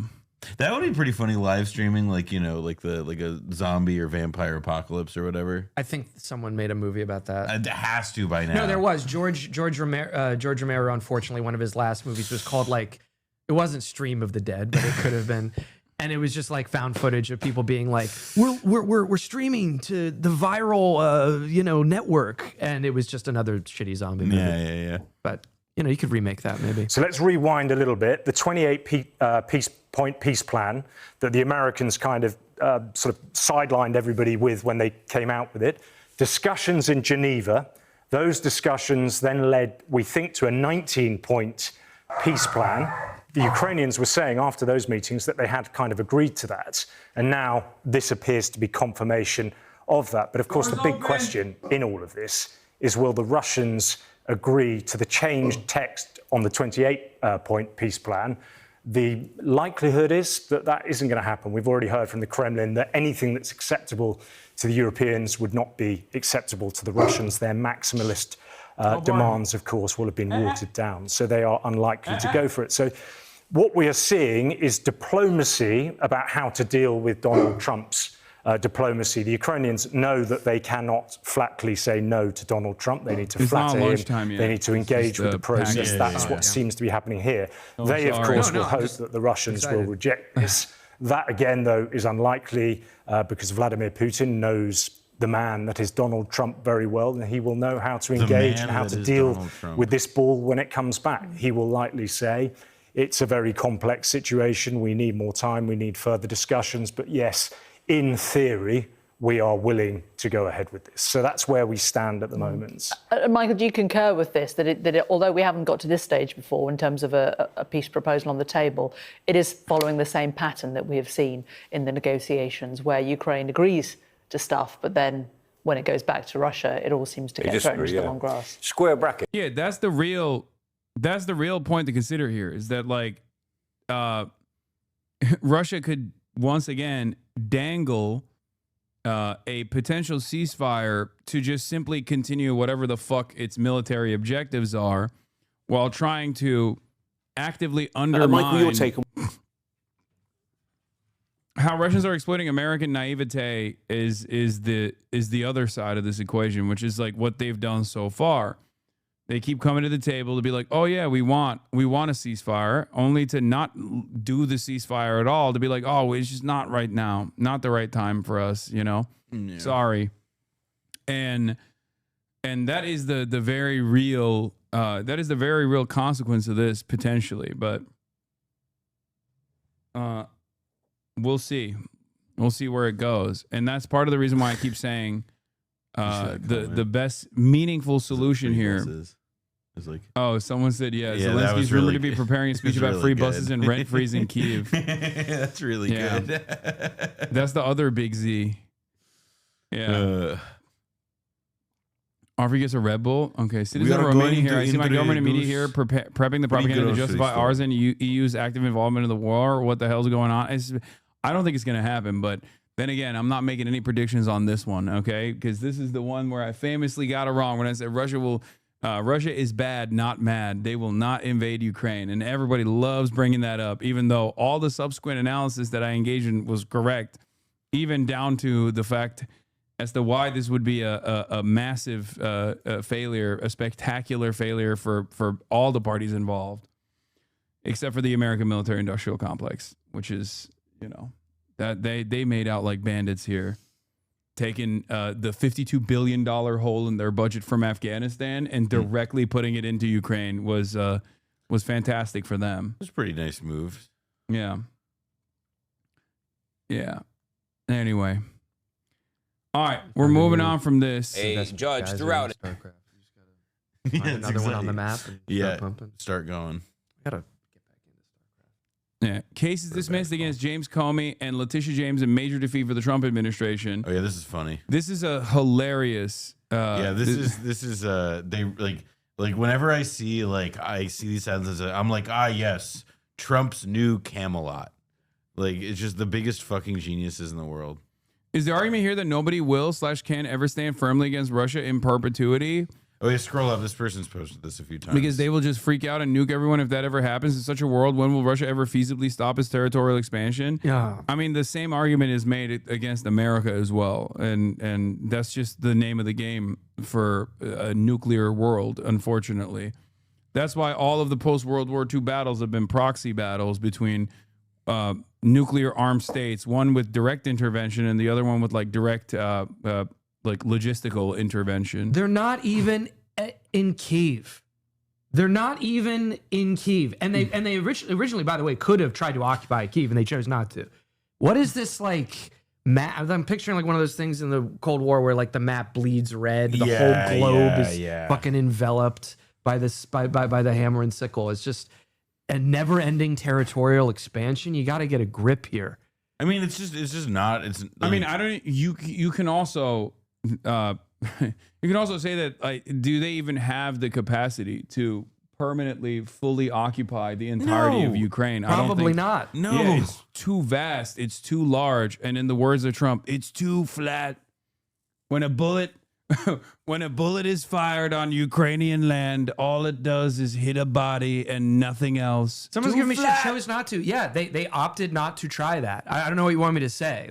Just get it's too flat. Ukraine is too flat. Get a little real about this stuff. Yeah, you're talking about it like it's sports. So much. I will say so much so that it actually got the previous position of handshake neutrality between Sweden and Finland to change, because they realize that Russia is not as big as a threat, in my opinion, because not only did they show that they entertain how Russia is engaging in incursion beyond what they previously thought was not going to happen, but they also showed that they were not capable of also taking over the entirety of Ukraine, and therefore it gave more confidence to the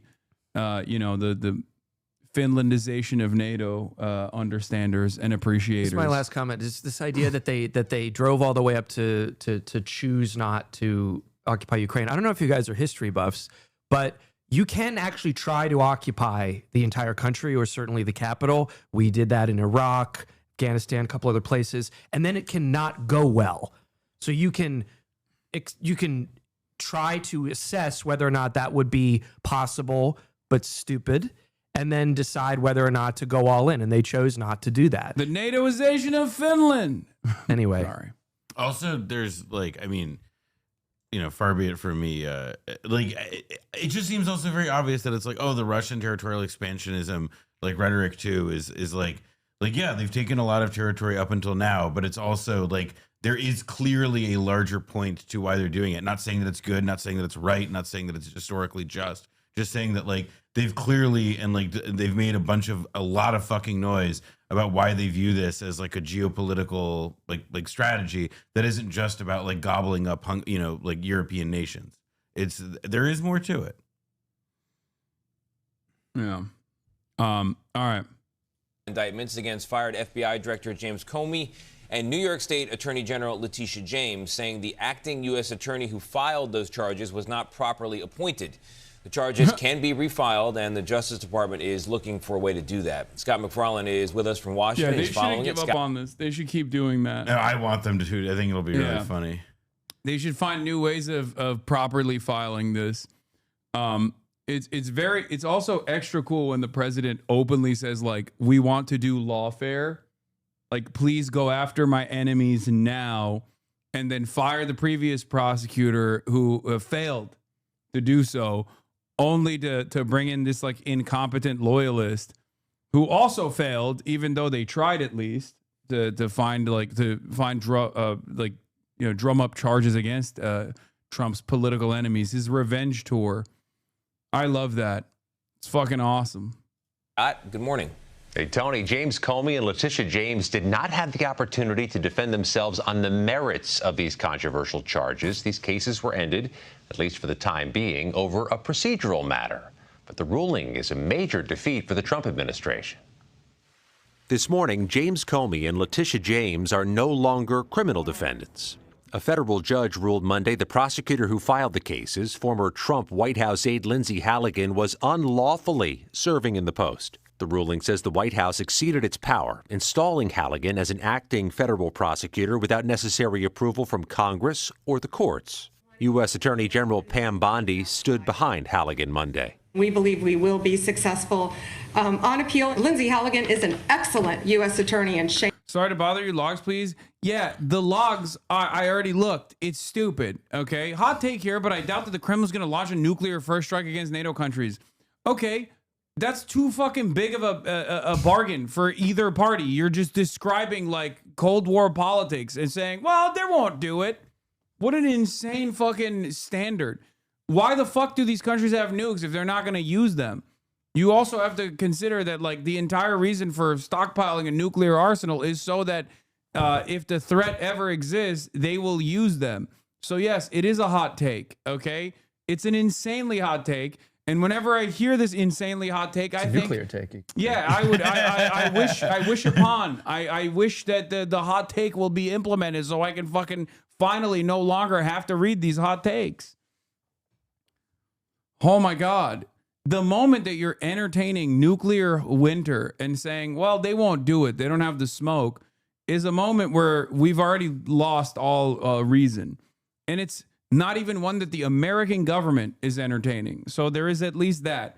I feel like they know a little bit more than we do in terms of like the nuclear arsenal and the ambitions there. Because if they also had the same attitude that you did, they would have implemented like a no-fly zone over Ukrainian airspace, for example, immediately after Russia invaded Ukraine. They would have sent troops into Ukraine to defend Ukraine militarily. And then, yes, Russia would not have been able to win Ukrainian territory. Russia would not have been able to boulder through eastern Ukraine and dig into eastern Ukrainian positions. They would have done that because they would have said, hot take, they don't have the smoke. They don't actually want to fucking use their nukes. A hot take also, double hot take, why the fuck won't we actually invade the Democratic People's Republic of Korea? Seems like this is the one thing that actually is a significant deterrent for America. Wonder why Iran would want a nuke. I wonder why. Why would that be even a thing they negotiate? Can't imagine. That's the hot take. It seems like the American government actually does have a red line on this stuff. What are you going to do? Stab me? Stabbing victim situation. Exactly. Yeah. It is true. On them for not wanting her in office. Halligan, who'd never prosecuted a case before, took over the role after Trump ousted the former U.S. attorney for the Eastern District of Virginia when he wouldn't move forward with these cases. Comey had been facing charges of making a false statement to Congress back in 2020, and he welcomed the ruling. This case mattered to me personally, obviously, but it matters most because a message has to be sent that the President of the United States cannot use the Department of Justice to target his political enemies. An attorney for Letitia James, who was charged with mortgage fraud, said, quote, "This case was not about justice or the law. It was about targeting Attorney General James." Both Comey and James have denied the allegations against them. This ruling is much more consequential for James Comey than it is for Tish James. Caroline Polisi, a criminal defense attorney. All that being said, you still have left doing a ground invasion on Israel on the table in the event that all of our leverage failed, despite them having nukes. But I understand that's more hyperbole and everything. Yes, the entire point is that Israel would not exist without an unlimited American support, which is why I say it's the closest you can get to ending any kind of conflict with a fucking phone call. Of course, it's not going to get to like a military invasion of Israel. Okay. Yeah. What? That's the subtitles kind of. Caroline Pissy? It's not her name, to be clear. I just don't want people to, it's just unfortunate. Yeah, Israel does not need to be invaded to collapse. Sanctions on allies that require unlimited support from the Western world are infinitely more powerful tools than against enemy states that have actually designed their entire economy to withstand sanctions, like Russia. Okay? This is why BDS is an active initiative that has the capacity to be way more successful and was successful historically in apartheid South Africa, as opposed to, once again, Hasan, I'm coming to kill you. I'm going to wear your skin like an ancient Irish. Shocking. Your uncle pays for your Twitch career. Hasan Picker. Hasan Piker, I'm coming to kill you. I'm going to wear your skin like an ancient Irish. No, you're not. You literally have a fucking aneurysm when the Uber delivery driver knocks on your door, and the thought of entertaining a normal social interaction with a person that you've never met before basically fucking kills you. So no, you will not be doing any of those things. You are going to continue using anonymous accounts on the internet that you created in fucking 2014 to make these fucking stupid ass threats because you are unafraid of openly saying that you are a pedophile neo-Nazi supporter, Sam Hyde, in the big year 2025. Okay?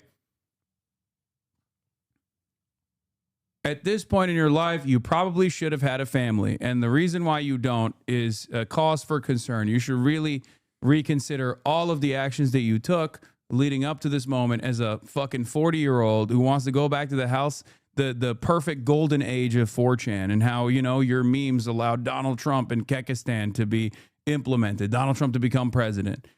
You will forever relitigate those moments in your life where you felt like you had motion. Please go start a family, take a shower, hit the gym, and maybe make a better assessment of the events that led to having you write stuff like this in the Twitch chat of a person that you despise. Okay? Please don't start a family. I mean, okay, fair. Fair. It's dialectics. I'm just saying he would. I'm just saying that if he actually, took a good, cold, hard look at himself and reconsidered how he's operating currently, he could maybe fix the situation. Okay? They could get a job. Anyway, there's another thing that I want to watch with you guys. Okay? There's another thing that I want to watch with you guys. Argues it'll be. And that is, are you familiar with the podcast Trigonometry? No.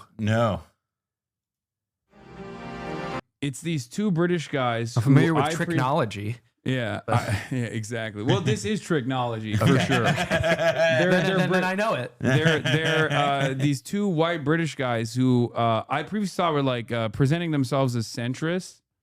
Okay. But it turns out that they're like more right wing than I thought they were. Oh, wait, can I see their faces first? I mean, I'll see them. I think Hasan I do know Piker, these welcome guys. to Trigonometry. Nice to be here, guys. why the big guys? So I did their podcast, okay, because they were in Los Angeles. The guy on the left looks like he's being blinded.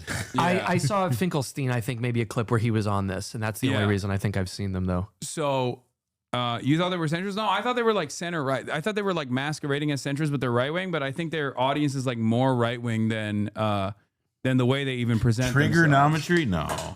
But basically, I was just breaking the fucking set over here. Jesus Christ. Act like you've been here, Brendan. Let me stay for lunch and then I'll go. Yeah. But I did their podcast and we talked about a bunch of different issues and they got I think it was a fun and relatively productive conversation, but let's take a look.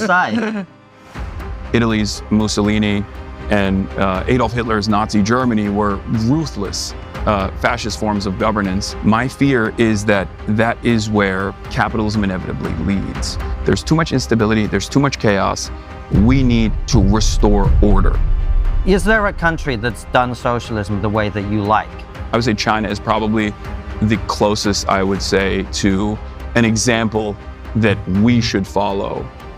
This was very frustrating for a lot of right-wing accounts on Twitter. I can imagine. Which did not actually provide any sort of like counter narratives or whatever, but instead simply presented it and then got mad. New streamer Hasan Piker says communist China is the best example of a country that the United States should learn from and model after. Constantine Christian, is there a country that has done socialism the way that you like? I would say China is probably the closest. That is probably the closest I would say to an example that we should follow and lessons that we should learn from. And all of the counters are basically Cernovich talking about it's okay to platform again. Wait, the police shut down his live stream. Yeah, it's so funny how they never go to places they love so much. He was actually just there, and the Chinese police shut down his live stream. Again, a thing that didn't happen. Okay, China is no longer purely communist. Its commie government has allowed capitalism to flourish in China. Yeah, heard about that. Comrade Piker. Oh, Autism Capital. Yeah, Autism Capital. Comrade Piker is me and she's wife. Mm-hmm. And then there's a congrats on that, by the way. Yeah, that was very cool. I just wanted to know if there's anyone who doesn't agree with what Hasan says. You just have to stop and see the enormous progress that China has made. Young people have a house before the age of 29, and 90% of people have a house. In the United States, you have a house at the age of 38, and it's a very low percentage. And then people yelling at him. I love all these blue check replies. They're just so well written. But unpopular opinion, this was my favorite though. Unpopular opinion is that Hasan is right on this. I'm pretty sure China's had a low level to qualify for. Wait, what? Oh, never mind. The ones that are the ones that are my favorite are like, yeah, that's right. We should take all of the wrong lessons from China, right? In terms of like social repression or in terms of like dealing with separatist movements or whatever. Like they literally like, hell yeah, we need to be an ethno state or whatever the fuck they assume China is. Their post game, they wish they'd gone harder on you. Oh damn. Really interesting. We also sat. Wow. That's funny that they wish. Well, what did they do? Let's get a flavor of what they actually said. Communism in America. I think that communism would be most likely an international thing. It'd be like the Star Trek universe. You think Reform Party is I think fascist? Reform Party, as it stands currently, is a nascent fascist parliamentary group that hasn't reached its full potential yet. Relax. This isn't an ad. If you're not a fan of ads but love trigonometry, join the thousands of Okay, I'm skipping this stuff. All right. .uk or click the link in the description of this episode. Hasan Piker, welcome to Trigonometry. Nice to be here, guys. Why the big sigh? We'll see. We'll see how this goes. Yeah. I'm getting cooked right now. Yeah. For those of you at home watching. And this has got to be extra weird for you guys because you're British, and this is what the sun looks like normally. Yeah, no, it's nice to know. We are enjoying it. I'm sorry about the sun. This is not deliberate. We're not trying to cook you, literally. But welcome to the show. It's hot as fuck, dude. We were in the morning. It was like 80 degrees. Whose idea was it to shoot on the fucking surface of the planet from pitch black? I don't know. They're British. This is like a very interesting opportunity for them to see the sunlight, I think. Tell us a little bit about you. Like you obviously have got a massive Twitch channel. You're very successful streaming. Twitch is a gaming platform, but you talk on there, and that's what people follow you for. How did you get there? What's been your journey through life? I started my professional media career, I guess, as a nepotism recipient at my uncle's 26-person YouTube startup media network. I feel like calling it a media network is interesting because, like, at that time, at that point, it was smaller than like a mid-tier podcast, you know? But I started there because I just wanted to not live in New Jersey. I wanted to live in LA. And that's where the Young Turks headquarters were.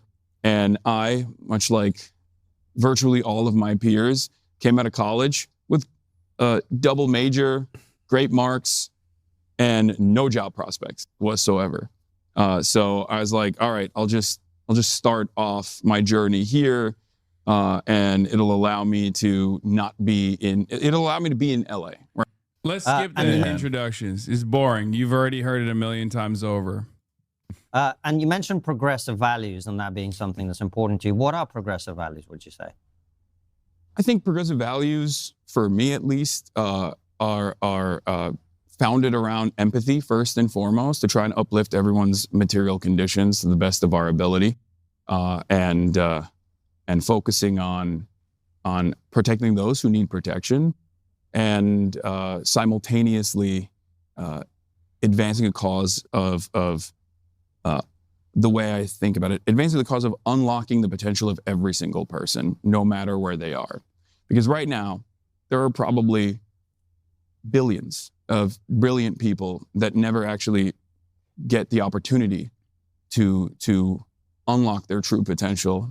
See, I'm using I thought they were more centrist, so I'm using centrist terminology. Be like, there's a lot of potential out there. Right. And let everyone be what they can be. Yeah. Like, who knows if the next math wizard is actually stuck in a village somewhere, right? Like, whereas is their position actually? Well, what if there aren't those people?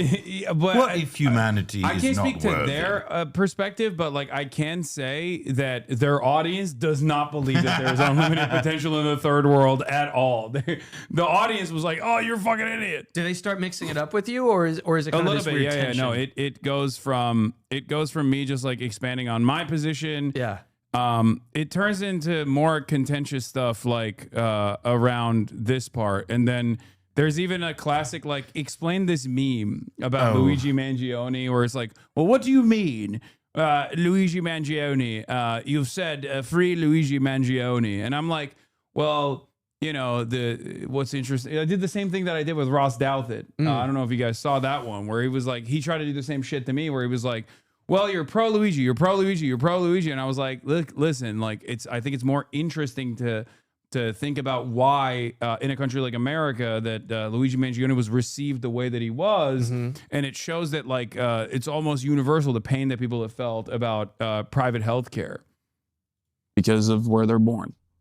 They might be born in Sudan, in a village that is being overtaken by the RSF. They might be born in India to an impoverished neighborhood and are not going to have the access to education and therefore be able to truly revolutionize whatever sector they might be interested in revolutionizing. And I think that's what I want to do. And what do you think is the way to, because I think that's probably something the left and right actually agree on in my experience, the center left, the center right, they're kind of moderate. But I suppose the disagreement probably is about what you think is the way by which that happens. So the right might say, well, the answer to that is capitalism, right? I imagine you don't agree. So how do you think those things get, those people who don't currently have opportunity both in this country, in other Western countries, but around the world, what's the mechanism by which they get those opportunities? I think creating a robust base of support, like a minimum social safety net for all, is the way to do it. And there are many different ways of achieving that result. I don't think capitalism has been able to do that. What I mean by that is capitalism still revolves around the inherent contradiction of at its most reductive way to put it, someone's got to clean the toilet. And in an effort to make sure that there is always going to be people that are wage laborers. There is this dynamic where we can't 20 minutes advance 20 minutes until food gets here. Humanity too much. This plays itself out on the international scale in unequal exchange, where if we were to allow a lot of the third world to develop to a certain degree, then things would be far too costly. We wouldn't get the cheap materials and the cheap natural resources that we need to extract so that we can have an iPhone for the reasonable price of $500. Or, I mean, even that's increasing now. I personally think that they got really mad at me for saying iPhones were not $500.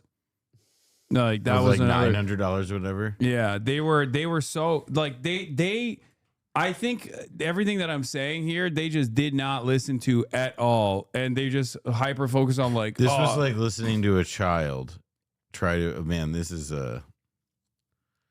yeah. They're like, oh, dude, rich socialist hypocrite, you fucking idiot. It's like, oh, dude, you say you hate capitalism. I thought that it would be a real, like Athens. I thought there would be substantive discussion in the YouTube comments. I stopping did. our endless and needless and cruel militarism in the global South, and allow these places to develop, extend an open hand to them, that we would allow society to flourish in ways that we previously have not foreseen.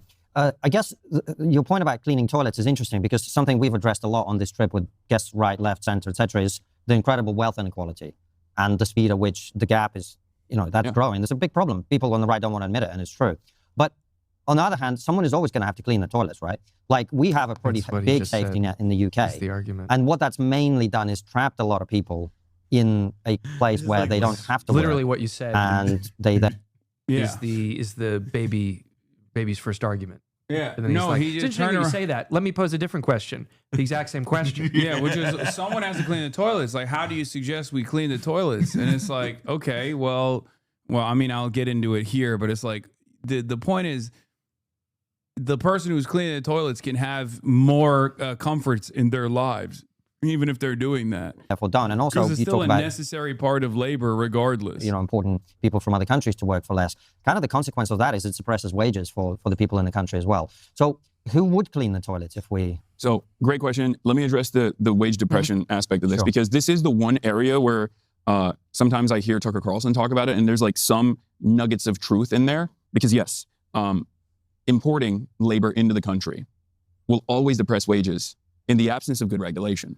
And good regulation in that format would be demanding wage parity, and also not creating any other external factors that actually cause you to have a more servile labor force. What I mean by this is, I want to use the example of H-1B visas.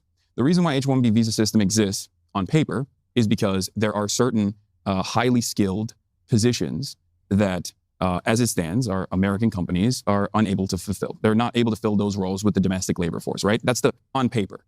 In practice, of course, it creates a more pliable labor force that you're bringing in, oftentimes from highly skilled countries that are still desperate, even if there is higher wages on average on the H-1B visa program, because if you lose your job, you get deported.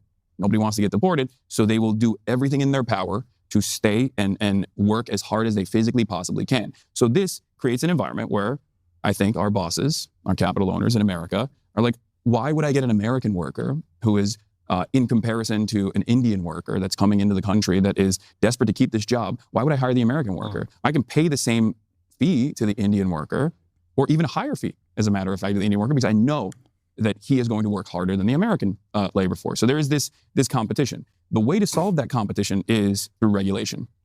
If the workers that were coming in from poorer countries were coming in with the knowledge that they are not going to be immediately deported, for example, and they have wage parity with the domestic labor force, this would actually make American companies think twice before hiring someone just as a replacement for the American worker, because they wouldn't get any additional benefits as a boss. They wouldn't get the additional benefit of like, I'm going to work you to the bone, right? Because I know if I fire you, you're gone. You're gone out of the country and you want to be here. So that is a regulatory mechanism that we never implement in this country, because our capital owners actually enjoy the two-tiered labor structure that we have here. And come back to the who cleans the toilets, even when there's a social welfare system. I think that ultimately there's going to be people that fulfill these roles no matter what. And increasingly with automation and with AI, we're getting to a point where the route tasks are already being delegated to robots to begin with. So the way I see it is there's always going to be someone that is tasked with either overseeing it, if it's a robot doing it, or directly doing it. But since it's an important factor in the commodity production, because someone has to engage in sanitation, I think it's much more valuable to ensure that they have a sense of autonomy and that those positions are hired and have enough replacement labor force so that they do less hours in general and still get a decent amount of pay, and so that they can still feel human and have some sense of autonomy in the labor force where they can do that job and still make an honest living and be able to feed their family and also have some free time on the side to pursue whatever hobbies they want to pursue. So the way to achieve that would be like what, a really high minimum wage, or like what's the way to get there? Like, 'cause I agree with the idea that people who are working every kind of job should have free time and make a good living. The question is, how do you do that? Because in a market economy, what you are paid is a function of what you produce, right? Yeah. Well, I think in a market economy, what you are paid should be what you produce. I don't think that that's how it works in the market economy. I think in the market economy, your replaceability is what determines your wages, especially if you are I'm like walking him through the steps of this is supposed to be his like their bread and butter, right? Like they're pro-capitalist and they're like, oh, you're in a market economy, your wages are determined by what you produce. No, that's not how that works at all. I mean, that's kind of the problem. It sounds like he's about to bust out the guns and butter on you. You know, like it's just like it's so like limp 101 stuff. I mean, it's yeah. It's a little. I mean, it is kind of fun that they gave you the space just to make this pitch. Is it roughly this cordial? No. Is that the thing? Oh, okay. No. It gets. There is more back and forth. Because I'm curious what they said after the fact when they were like responding to their commenters. There is really not much pushback on this stuff, honestly. Right.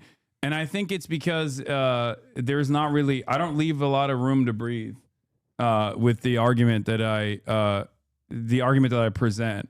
So that's they how it just works in the kind of market move economy. on It's from replaceable by a non-domestic labor force, for example. That depresses your wages even further on the domestic front for the citizen labor force. So I think you're right, though. In the market economy, your output should be the determining factor. That's actually a socialist position, ironically enough. Not all socialists are against the market. And I would say that the output is the most consequential factor in that regard. I agree. What that means, however, is that if the company is actually, for example, increasing its output and therefore generating more revenue overall, then everyone down to the most replaceable aspect of labor, which would be sanitation in this regard, should still get paid a just wage, like fair compensation. Minimum wages is one way of doing it as a Band-Aid solution. I mean, but there are Nordic countries, for example, where there is no minimum wage, because the minimum wage would ironically be a depressing factor on the overall average wages that people get. How have they achieved this, though? They've achieved this through sectoral bargaining. They've achieved this through robust unions and labor participation in these wage negotiations. And that is the reason why they don't need to have a minimum wage. The minimum wage in and of itself is a big point of contention in the United States of America and a lot of other Western countries, only because our labor union participation in the United States is at less than 10% right now, which is unimaginably low. It's lower than countries that we have dominated, like Chile, where we rewrote their constitution basically and wanted to unleash a wave of neoliberalism. Okay. Oh my God, this is the awesome. U.S. did support the Pinochet coup, but Pinochet's 1980 constitution was written primarily by Chile's own military regime and conservative Chilean lawyers such as Jaime Guzman. Yeah, after we installed him. Yeah. I mean, that's kind of how that. Yeah. That's, no, that's I sort got, of the I got bang for your fact buck. check. Bang for your buck. Fact check. Brother. I just got You've been fact cut. checked, You buddy. See, I would love to see. Do you know? I would love to wish see they more would of have these. said that to my face. Yeah, well, because that would have been a much more entertaining conversation. No, like, Is their model like they kind of give the patient and even open-minded across the table, but then later on they put all this stuff in, and then in their next episode I don't know. they're This like, is the first time I'm watching this. So I mean, it is. I guess, don't know. I think it's kind of bitch made to do, because this also isn't a fact. Like, that's a Jubilee move. Exactly. Like it's just so stupid. Like to do and like also kind it's of like obvious. doesn't even dispute anything. Exactly. That's the point. It's not like what that is not an effective. It's not a good debunking. The guy on the right reminds me of kind of like a cleaned up Paul Joseph Watson. You know what I mean? This guy? Yeah. He looks like if was that his name? The guy you said, imagine Paul more Watson. surprise. I get Gary V, but okay. Well, there could be a lot going on. The hands of a dictator like Pinochet. Even in that country, there's still John Oliver's 15% cousin labor from union the participation. So it's still higher than the United States of America, which is crazy to me. If you've been story ground, You know what I mean? outlets empathy ground you. We should do this more in our show. Positions, particularly when you talk about low-skilled labour. So for context, my mother is a Venezuelan immigrant to the UK. When she was in the UK, she was a childminder. There was no minimum wage. My mum, roughly, I remember earning £2.20 an hour. There were no pension rights. So thankfully, like, I helped my parents out. My dad helps my mum out, so she's not destitute. But that's what my mum's position would be if she didn't have me or my father. As somebody who is from Venezuela, I worry when people mention socialism because I've seen what's happened to my country. How would you assuage the fears of people like me or people who come from a Cuban background who've seen the socialist dream, as it were, descend into authoritarianism? I'm much nicer than I normally would be. First and foremost, I would say that all countries, to varying degrees, engage in authoritarianism in general. It's just something that it's a function of the government. It obviously has the capacity to get out of hand due to external factors in many instances, like combating much more powerful forces that want to cause instability in your country. It's not a justice. This also frustrates liberals when you say that. Like, it's just every country is like here in America, the rules that we have around age of consent is very authoritarian for Ellen Dershowitz, right? If you want to fuck kids and the rules in the rule book say you can't fuck kids, that's authoritarian. It's just justifiable, right? Or if you don't want to fucking pay taxes and the IRS says you're going to jail, that's technically authoritarian for a person who doesn't want to fucking pay taxes. And recently, when I was doing that show with Felix, he said he once spoke to it was a writer who someone kind of asked them what their politics were, and he did not. I will not include the name, just as he did not. But he said, "My politics are anti-authoritarianism," and it's just like, dude, you're 45 years old. Yeah, that is like fucking epic, brother. You got to get a little. I mean, it's also like, also the authoritarian thing is like, everybody is like, oh, no, but look. When I see the movies about Jim Crow and stuff, right? It's all in black and white. Therefore, it's in the past, not a problem now. Ipso facto, you're wrong, brother. That's what, I just hate the smugness of that shit. Well, I'm curious if this guy takes your answer. Let's see. I don't remember, but it is analysis in terms of like why these guys engage in the actions that they do in terms of suppression of all dissent, or even censorship, and sometimes even jail time. And the example I always use is the United States of America. Not only in the Cold War, but even preceding the Cold War, during World War I and World War II, actually had a practice of jailing all conscientious objectors, for example, who said, I don't want to fight in this war. They were like, all right, well, this is a world war, sucks to suck, you're going to jail. One of the famous examples is Eugene Debs, a socialist who actually ran from prison and I think achieved like 1.3 million votes at the time, which was probably the most electoral success socialists had ever achieved. He was a conscientious objector of World War I, which was the international Marxist position at the time. There was some deviation there.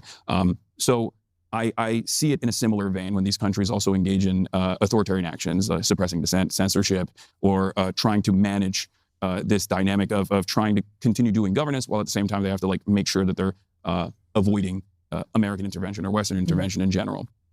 As far as the fears that people have, assuaging the fears that people have in terms of what they've seen in their countries, whether it be Venezuela or Cuba, I think each country is different. Each successful and unsuccessful revolution is different. And I think it's important to understand the lessons and the failures, as well as some of the areas of success that these countries have been able to implement. Avoid the failures and try to focus on the successes, and hopefully you'll be able to have a long-standing and relatively happy form of governance. I mean, I take your point as to the conscientious objector, but you look at Venezuela, for example, and then the reason I'm using it is because that's the example I know best. Yeah. You've got rigged elections. You've got politicians who go up against Maduro. They're either thrown in jail, as in... Juan Guaido famously never got a day in the sun. I don't think I mentioned that one of the biggest failures of Maduro was... and even Chavez really was not cracking down harder. Was not punishing the dissenters enough. Ironically, you can tune into TV channels. At least back when I knew people who lived there, and there's people bashing the government, they bash Chavez. Yeah, they bash as Maduro. a matter of fact, big problem with all the fucking grocery store chain owners and the Chamber of Commerce they have in Venezuela that ended up actually overthrowing Chavez, once upon a time, they didn't get sufficiently punished at all. They continue to operate as though they wanted to internally in the country. I think that might have even been a mistake.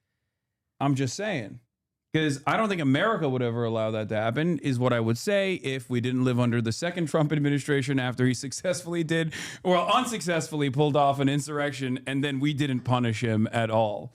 And then now he's president, and all of the pedophiles that did January 6th are free until they do more pedophilia. And in which case they get freed again. Yeah, in which case, yeah, exactly. You did literally January 6th. the only actual way out for like a January 6th person now is suicide by cop. Yeah, no, like for literally sure. you have to be like that guy. You remember that video? This guy, he like it was one where like the cop was like, do not reach for like whatever, and the guy just immediately the only way. And the only way they see punishment is when they reach for an officer's service weapon. Exactly. Like it's so like it's like that is the only way that you can like suffer a negative consequence anymore. The case of Leopoldo Lopez, solitary confinement for 2 years, or you have, I think it's Corina Machado, who got nominated for a Nobel Peace Prize, but she is currently in hiding in her own country because she knows the moment that her whereabouts are known, she's going to get. That's bad governance. How come she's literally like there is She's no only world calling for an invasion of her own country. And saying it's great that like they're lasering fucking boats off the coastline. Like you can't do that anywhere. You know what I mean? She's calling for an invasion of her own country by the most powerful country on the planet that has all the ambition and has tried to do coups in the country that she's a part of. It's fucking crazy. You know what I loved when they announced that she got the Nobel Peace Prize, and the immediate reaction for the White House was, "Fuck this bitch! I cannot believe the DEI Nobel Prize." Yeah. Like not, I guess, realizing didn't give it to Daddy. Yeah. Okay. They were really pissed. It was so like Stephen Chung, the like White House press secretary, whose job is to like send edgy tweets. He was like bugging out. He's not the only one. Machado was asking Israel to invade Venezuela. Israel, please save me. Thrown into jail, may not be seen again. You're my only hope. I'm not going to defend Maduro, but I would say that the logical through line, and it's important to understand the opposition's logical through line in this instance, is that these are forces that are very directly working with the United States of America that have tried to facilitate coups. Even had an unsuccessful one all the way back in 2002 with Chavez, and numerous other instances. Openly talked about implementing coups under the first Trump administration, and is openly now waging war, or at least threatening to wage war with Venezuela right now, encircling the entire coastline of Venezuela with some of the most sophisticated weaponry known to man. In that regard, I think they see it as treason.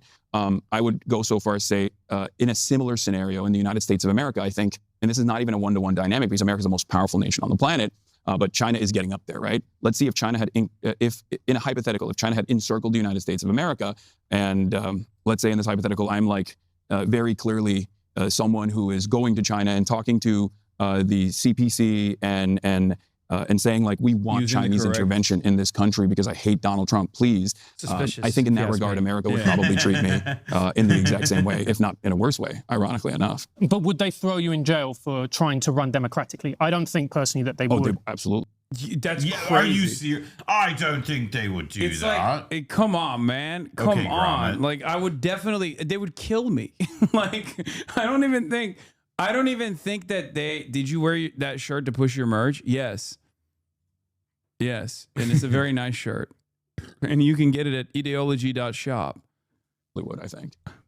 You think the American government would not throw me in jail if I was in a comparable scenario where China had encircled the United States of America and I was saying, I want to run democratically. I want to be, and I'm demanding that China intervene. I think they would do the same, if not worse, for sure. Because like I said, it's all a matter of the conditions on the ground. With respect to Eugene Debs, as I was talking about before, America felt threatened even at that time. You're talking about wartime. Yeah. This is not a fair comparison, in my opinion, because wartime is wartime. No, how is that not a fair comparison? I'm curious what he's about to It's not a fair drop. comparison It's about survival. Britain suspended elections during wartime, right? Like America didn't actually. They did. They even during the Civil War. But Britain did. America wasn't in war in the same way that Britain was. That's why I said during the Civil War. Yeah. Well, yeah, that's fair. But again, it's different. I guess That undermines your entire you said case. something Fine. interesting because, you know, I was born in the Soviet Union, so we both have direct experience of socialism he was in various born shapes there. and forms. You talked about, well, there's positives and there's negatives. So is there a country that's done socialism the way that you like? I would say that I am hypercritical of all forms of governance, including the American one. I think that's not a surprise to you guys. I'm left, right? And in that same vein, I think like there is critiques to apply to all forms of governance, even socialist ones. Yeah. And You as can far as wear like your getting Settlers closer by to Jay Sakai what I t-shirt. think has been relatively successful, because if ultimately the point of government is to improve the material conditions of all people to the best of your ability, it's not always going to be perfect, but when you are getting, I don't know, the poorest people, the poorest of the dispossessed masses out of a situation where they were servile to landed gentry, or they were peasants from an agrarian society, or they were dominated by the landlords, but then ultimately they were able to come into modernity and become like a powerhouse, an industrial powerhouse that is competitive with the largest superpower on the planet. I would say if that's the point of good governance, and I think you guys might agree with me on that, I would say China is probably the closest. And there are still plenty of failures within the Chinese system as well, plenty of issues within the Chinese system as well. But that's probably the closest, I would say, to an example that we should follow and lessons that we should learn from. This is something that I talk about quite a bit. Ironically enough, we only utilized some of the most repressive elements of Chinese governance here in the United States of America, especially in the second Trump administration, and none of the good stuff. We don't have any high-speed rail. We don't have any even development. There is seemingly nothing to look forward to in America in terms of economic prosperity, in terms of overall health of society, in terms of scientific achievements. And I think a lot of younger people also feel the same way, where they feel like there's nothing to look forward to here. And I'll give you guys an example from the UK. I remember seeing this TikTok of this guy that goes around and is like asking young British people, would they serve in the British military? And I am not even remotely nationalistic by any measure. I don't care about those sorts of things. But I think it's important to understand, like, it's a good way to see the temperature of society. And a lot of the young British people were like, no, why would I fight for England? Why would I fight for the UK when it seems like my government's not even fighting for me at all? And see, the reason that a lot of them will say that, though, is it's not so much about that we're not like China in terms I just realized I'm the one who brought up UK, which was a major mistake, because as soon as UK gets mentioned, they turn the conversation to, well, they don't want to fight for the UK because of Musliman. Wait, let me see what they where this guy Islamic goes. Sharia is the reason. Okay. of building high-speed rail, although that is a big issue in the UK. Yes. I agree with you. The main reason is they feel like they've been let down by mass immigration that's eroding the values of their country. Yeah. And of course, you know, this is where I think... Except I did say why they didn't want to fight, and none of them said it's because of Muslims. Well, no, but you have to understand, it's the Sharia. Yeah, none of them were like, oh, it's because the UK is a Sharia Their controlled pride country. is hurt, so they don't want to go fight for Britain because there's too many Muslims inside of Britain. Well, now. no, but it's because they gave all the free stuff to the Muslims, Right. and not to, But whatever the reasoning, that's the idea. Yeah, I mean, Islamic law. I mean, it's in addition to just being wrong. Presumably, though, if they got to go fight in a war, they would be killing, let's say, pretty good chance they'd be killing Muslim people. Yeah. And that would wouldn't that animate be- them yeah. if they hated Muslim people so much? Yeah, I didn't even think about it like that. You're Like right. they'd be defending Britain from the encroaching hordes I from would have. elsewhere? I would love to see this guy respond to that logic. Yeah, I should We have. should I get should have these brought guys that on. up. Damn, that's the a good show. take. People on the right Yeah. are very blind to this issue that we already raised, which is wealth inequality and opportunity. Right? I'm sure there are some people who feel that way, of course, but Well, think about this, Hasan. but Right? even- Hold even on, with let me the- just finish okay, the point. go ahead. Like, stereotypically speaking, is it left of center people or right of center people that are going to go and fight for their country? Typically, it's going to be right of center people because of the mindset that they have, right? I think when push comes to All shove, right, I'm gonna be everybody fights for honest. their country. When most people go to fight for their country, because it's the experience of how most people are pushed to fight for their country, they're not volunteering. Like that's also like to me. There's like a degree, like I guess that I. Well, I guess if they want to say modern America or whatever. I mean, like, but even still, like if it's like you're putting people the question of like, would you go fight for your country? Like in the hypothetical Hasan presented, like I didn't take it to be like, would you go sign up tomorrow and do it? Like there's a lot of ideology there, but I'm curious what he wants to say about He's saying that right wingers are the most Yeah, willing to fight for their country. Yeah, of course. And because that's why you have to have a draft. In a war. But what we're talking about in this situation is, will you go and serve in armed forces? That is going to be a more right-leaning perspective. And those people we probably fair to say know the UK pretty well. Those people are concerned about the national identity of their country. It's like, why would I fight for a country that doesn't feel like my country? This is where the big point of division comes for someone like myself. You're Venezuelan originally, your family came from Venezuela, your family came from the USSR. You guys are the most British people I've ever encountered. I have a very British face, you are correct. Yeah, exactly. You're British to the bone. Argument. Yeah.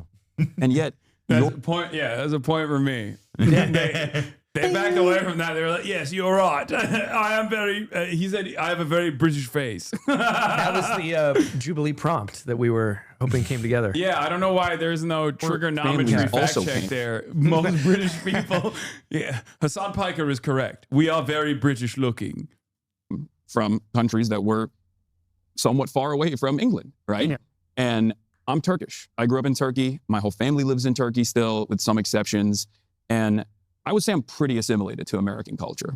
I grew up being fascinated by American culture. I grew up consuming American pop culture, as do many people all around the world. And what I always find interesting is when people focus on the newcomers, to say that this is actually destroying the social fabric or social cohesion, not realizing that there are a ton of polls conducted on this stuff. I can just speak for America, especially. Yeah, what the fuck? What the fuck? Bro, what is happening? Dude, they're about to do gay stuff in the bathroom, chat. They're about to literally kiss one another. They're kissing one another off camera right now. Oh, like blowback. Yeah, blowback comes from blowing each other's backs out. Fuck. They just got up at the same time. That's sus, dude. Well, your house is so large that I just show them where the bathroom sus, dude. That's sus, brother. Where by the second generation, assimilation is almost complete, and by the third one, it's like virtually impossible to distinguish in terms of performance, educational output, and job performance in general. It's just like everyone becomes American. That's not true in the UK, though, unfortunately. So if you look at, for example, Islamist radicalization, second and third generation Muslims are much more radical than first generation. Yeah, so we're not. That's the issue that a lot of people in Britain are concerned about. Not everyone's assimilated. Radicalization. Like, there's no way to respond to this on like a factual. Like, how do you? No, I can't. And then they were like, he was just saying like a bunch of shit that I had no idea about, because he was like, here's information that suggested every Muslim man in the UK wants to do Sharia law to every white woman. And I was like, I don't think that's the case. But I admitted, I was like, I don't know if that's the case or not, but that sounds a little crazy to me. It sounds a bit far-fetched. In the way that the three of us have done. So here's the interesting point about that. Well, two things I want to address. First, like I said, people assimilate. And they become a part of the some people normal forces of society. They become a part of the culture, or they bring some aspect of their culture into British culture. You know, they change the cuisine, and people seemingly enjoy it, even if they also simultaneously go attend an EDL rally and then get a little quick curry afterwards, or a little kebab on the side. But beyond that, the reason why people are angry is always going to be because the trains are not running on time, because the NHS is improperly managed due to underfunding. That's what I believe. I think it's always an issue of underfunding, where they're not getting the same services that they once used to, and also things are becoming more and more costly. Yeah, they brought up Islamic Sharia. Yeah, heard of it. To which my retort was, it's not Islamic Sharia or the Muslims that are coming in. It's usually used as like a red herring against diminishing social safety nets. Well, they're really insistent on the idea that no. Well, actually, the interesting thing is that Islamic radicalization in Britain, they're more radical in the third generation than the first generation. Yeah. That's what he said, and I was like, I don't know if that's the case. Like, it's just like, but I have no answer to it, because he's a. There's no fact check. There's no fact check underneath, so it must be true. I thought there was going to be fact checks. Well, the interesting thing about global warming is that chemtrails are actually a major part of it. Like, how do you argue with that shit? Thank you. There's no arguing with it. I think we're set. I'm set. Thank you. Okay. Yeah, I guess I got fucking owned right there. He's no fact check means he's right. So in that anger, it's much easier for them to be guided by a right wing, guided by the right wing forces, to turn around and say, you're angry and you're right to be angry, and the reason why you're angry, the reason why all of these things are happening, not eat on is stream, because, please and thanks. Oh, all right, chatter. Bye-bye, I guess. Fucking idiot. Fucking dumbass. Shut the fuck up, idiot. Stupid ass motherfucker. What are we supposed to do? We're hungry. We are importing all of these random strangers into the country who don't speak your language, who you are scared by. And that, I think, causes division, and it causes friction that makes it harder for people to integrate. And that is part of the reason why I think, especially in a place like the UK, you see a little bit more of this resilience towards full-blown integration into society. I also think as well, Hasan, if we're being honest, it's also because we have had such huge amounts of immigration come into the country that people understandably go, this pace of change is too much. And you have to think, let's go back to 2016, which was the Brexit referendum. Now, Brexit was about many things, but really it was about people wanting immigration to be lowered. And that was 9 or 10 years ago. Immigration hasn't been lowered. In fact, it's been ratcheted up. So people are, people voted to lower immigration. Worse. And these motherfuckers were like, we don't want the Polish in the country. Yeah. And then instead they got, I guess, more immigration from non-Polish parts and non-European immigration. Much to consider. For instance, I voted Remain. People voted Brexit. I'm like, well, that's democracy. We get on. We're going to make the best of it. I do believe that when you ignore people's wishes at the ballot box and people explicitly vote for something and you ignore them for the best part of a decade, that does generate a lot of anger, and understandably so. Yeah, I think in that same time frame, if there was enough appetite by the government to address the financial harm that people were experiencing, the economic struggles that people were experiencing, there would still be a lot of people who say, I don't want a brown person, I don't want a black person around in my neighborhood, but ultimately those numbers would be far smaller. And that's what I always go back to. I'm a leftist. I believe in economic improvements, and I believe that a lot of the reactionary forces actually take advantage of that instability, the economic volatility that exists, in an effort to shift the attention away to people who have the same exact interests as you and I do. Because ultimately, I don't believe that anyone is coming into the United States of America or the UK, as a matter of fact, because they want to bring about a Salafist-style Islamic caliphate in London. I know you won't agree with me on this. It's not about whether I agree; it's about whether the facts agree with you. I don't think that's the case. Hold on. Let me just give you some facts then. If we have a terrorist attack on a monthly basis by an Islamist, effectively, we just had 2 in the space of the last month as we're recording this. 33%, I think, of British Muslims want Sharia law in Britain, like according to polls. More than half want to ban. I want to see the data. I need to see the data. Source and description. All right, what's the source? Ending Christianity's traditional role by removing the church? Do you feel that the implementation of the following in the UK in the next 20 years will be desirable? I have no idea where this is coming from, but... He said it's in the description.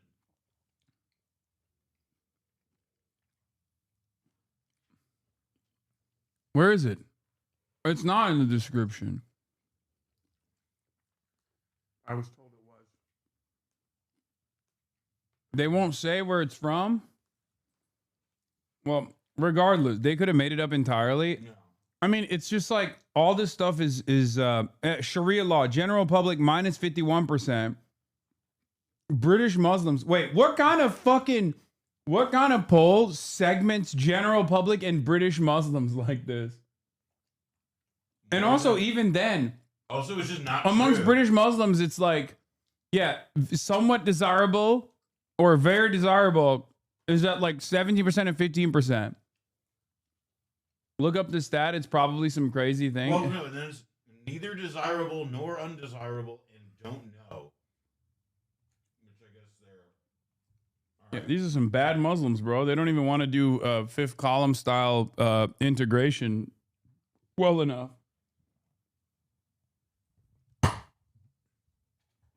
I just want to say that even if the Muslims in America want Sharia law, I support them. Well, it's because, yeah, I want it because I'm a Muslim American in America who wants Sharia law. It's true.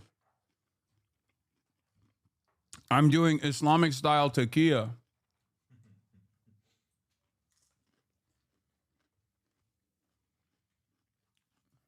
Like, according to polls. More than half want to ban. I haven't seen these polls. Well, we can put them in for people to see. Henry More than half want to ban Jackson homosexuality, right? So, yes, baby. Right-wing bullshit. Ignore. Yeah, half of all British Muslims think homosexuality should be illegal. Poll finds.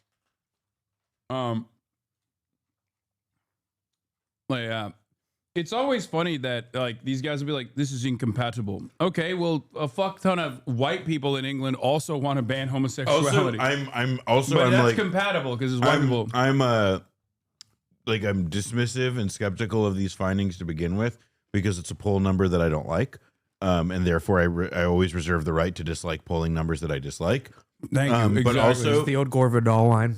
This article is more than 9 years old. It does feel like a not insignificant thing. Just a thought. If they're going to use it to debunk you or whatever.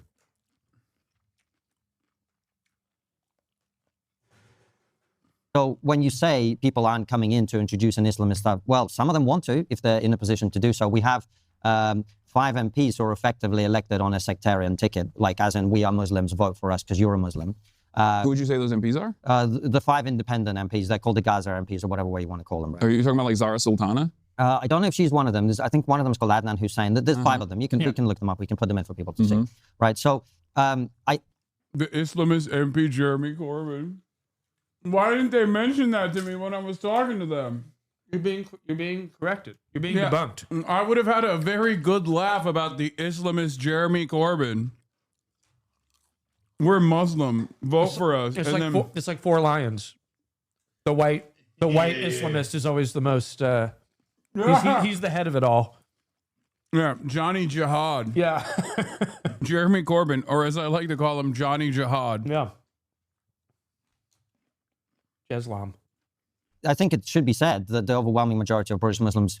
Yeah, jizya, more like jizya, which is the tax that we will implement on the non-believer kuffars. Let's go. Don't want Sharia law. But if 33% of them do, you can see why a lot of people who don't want Sharia law might be concerned about that, right?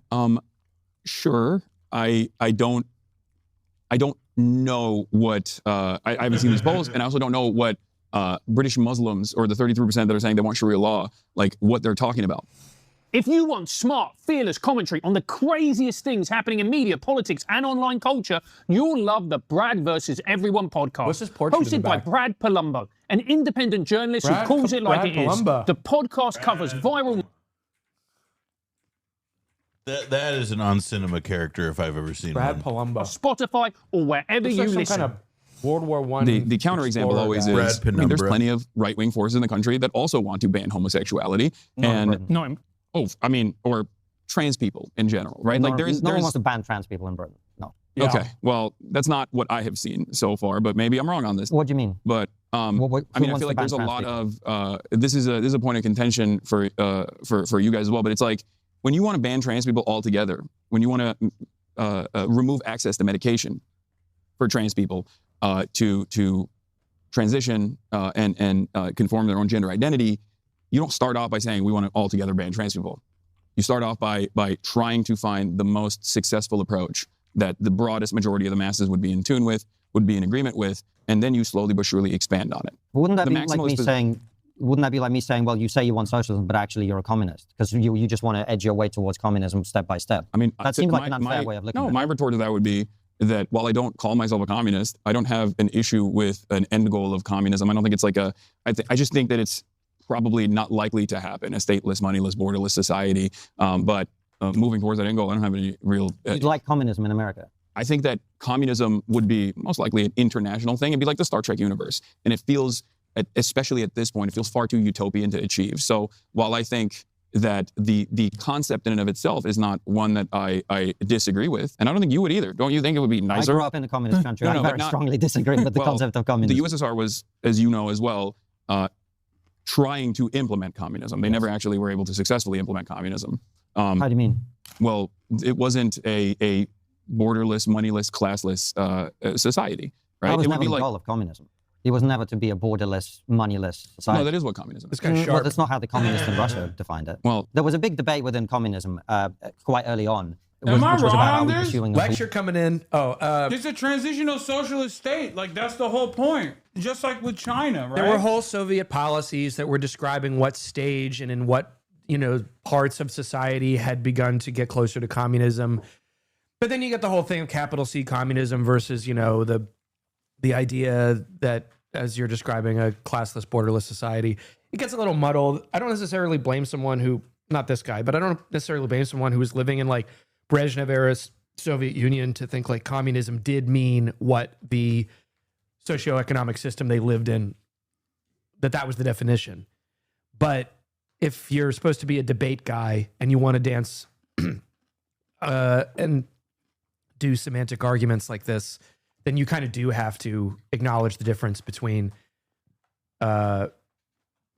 the utopian or Marxist idea of what a future communist society is and what the Soviet Union actually called themselves and how they thought of communism as an aspirational, the road to communism rather than just what existed. Here's my counter. Communism is when I want to describe a foreign adversary's failures. Yeah. And capitalism is when I want to describe a foreign adversary's successes. How about that? That works pretty well. It's called the China dynamic. Yeah, absolutely. Yeah. China, Genghis, the great, Deng, the great reformer, the Omega capitalist, created capitalism in China, and that's why it's good. But it's also a scary country in the periphery that we must destroy because it's communist. Their parades are scary and better. Yeah. Genghis Khan. Yeah. Global Yes. state of communism. Frost versus Stalin. I'm right. very familiar. Right, but for our audience, this might be worth explaining. Yeah. Some of them they basically recognize the only way you might ever get to a communist society is if everyone in the world gets it. Otherwise, there will always be a capitalist system to which people would be keen to defect. Or, this is the Stalin option that they ended up going for, is you pursue communism within the realm of one country. And in order to do that, they took the wealth away from people who had it. They tried to distribute it to everybody else. They tried to create a state of equality, uplift the poor, as you were talking about. And actually, if you take those measures alone, they were very successful at it. The only problem is they ended up putting millions of people in camps. Country. Yeah. Well, he's no Stephen Kotkin, folks. In order to do that, creating a tyrannical regime with a secret police that murdered people. And that is the reason communism, in my opinion, doesn't work. Where there's no tyrannical regime with secret police is good old Chile, where they made their own constitution, by the way, with no fuss, no muss. Yeah, I mean, also, yes, communism is when the government has secret police. Yep. And the more secret police you have, the more communist the government becomes. Yep. Which is why America's a communist dictatorship as well. Well, the thing I'm really thinking about is how, well, for most of the lifetime of the Soviet Union, the guy there was a secret police in the United States. It was called the FBI, and the guy who ran it was called J. Edgar Hoover. And even like all the liberals who buried that guy would have said pretty much the same fucking thing. Like that one isn't a particularly persuasive bit of evidence. Yeah. COINTELPRO, which is how America implemented state communism through our secret police and the assassination of dissidents. To achieve that goal of equality, and basically you're making everybody equally poor as the end result, you actually have to use a lot of force, right? So that was communism, what we had in the USSR. Well, the end goal was never successfully achieved in the USSR in terms of establishing what I'm talking about, though. And that's why I'm saying it's important to understand and recognize the failures of this implementation in the aftermath of a socialist revolution and choose not to repeat those mistakes. So how would you do it differently? Well, that's the reason why I'm pointing to China. China is run by the Communist Party of China. It bills itself as communist. China is not a communist country. Would you say China is a communist country? It's a mixed country. It has some elements of communism, but it's also got a lot of capitalism going on. Yeah, right? So it's a mixed market economy, is what you're saying, Look right? at the big brain on So is the United States of America, if you look at it from that perspective. Because America also has some. So is a mixed market economy. So is America. I mean, it is like there is like a good lesson in that, like like looking at where it is that our systems like do resemble each other. But I'm like, I got to admit, I am like pretty fascinated by it. The way his brain works. Well, it's like, why have two thoughts when you could only have one? You know. So what? I'm curious what they said about you after you left. Do you know Apparently, what they there's said? a video. Yeah, we'll look at it. Oh yeah, I do want to see their shit. It was like, well, they said they were too cordial to me. Yeah. Yes, you see, we were blind. I agree. We were blinded by his handsomeness and the fact that we chose the Chronicles of Riddick as the inspiration for our set. That's such a great reference. It has to be blinding. Yeah, they got the British buff, or not the British buff. They got nerfed as Brits in the sunlight. With some social safety nets. The UK also has some social safety nets, some state-run enterprises, especially pre-Margaret Thatcher, I would say, versus private enterprises as well. Venezuela at its peak, I think, had more privatization and more private enterprise in its economy than France did, as a matter of fact. I believe there was like a report at around 2012, maybe, where they were talking about how like Venezuela is not socialist. So when these sorts of countries, and you're not wrong, it's a mixture of both, right? It exists. Social safety nets exist. Some extrapolation initiatives exist. Like when you think about Norway, for example, the entirety of the extraction industry in Norway is actually nationalized from the forestry all the way down to the oil and gas industry. But then there's also the private market as well. This is just embarrassing. Private enterprise. Luckily, they don't know anything that I'm talking about. That is a nice perk. Hey, that actually is. I forget. Maybe that's part of why like people are incentivized to like do podcasts with like people who like get scared at like reading or whatever, because it is like when you fuck up or whatever, like no one catches it.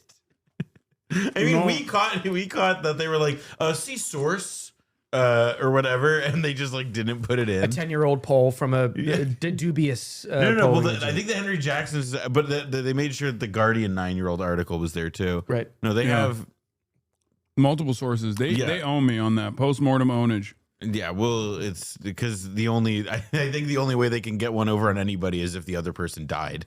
That's trigonometry. Trigonometry. I would love for them to explain, like ask them like really earnestly. So, how did you come up with the name? It's brilliant. It's a fight against woke. Well, yeah, I suppose. As far as that goes, I wouldn't say that China is a communist, and neither would you, but it's run by a communist party. And so far, they have seen a pretty successful, pretty robust level of growth and development overall. So they have analyzed the failures of previous communist and socialist formations, and they have responded to it in their own way. Look at me, promoting Xi Jinping thought. Yeah. I just, Xi Jinping on governance, copy in hand,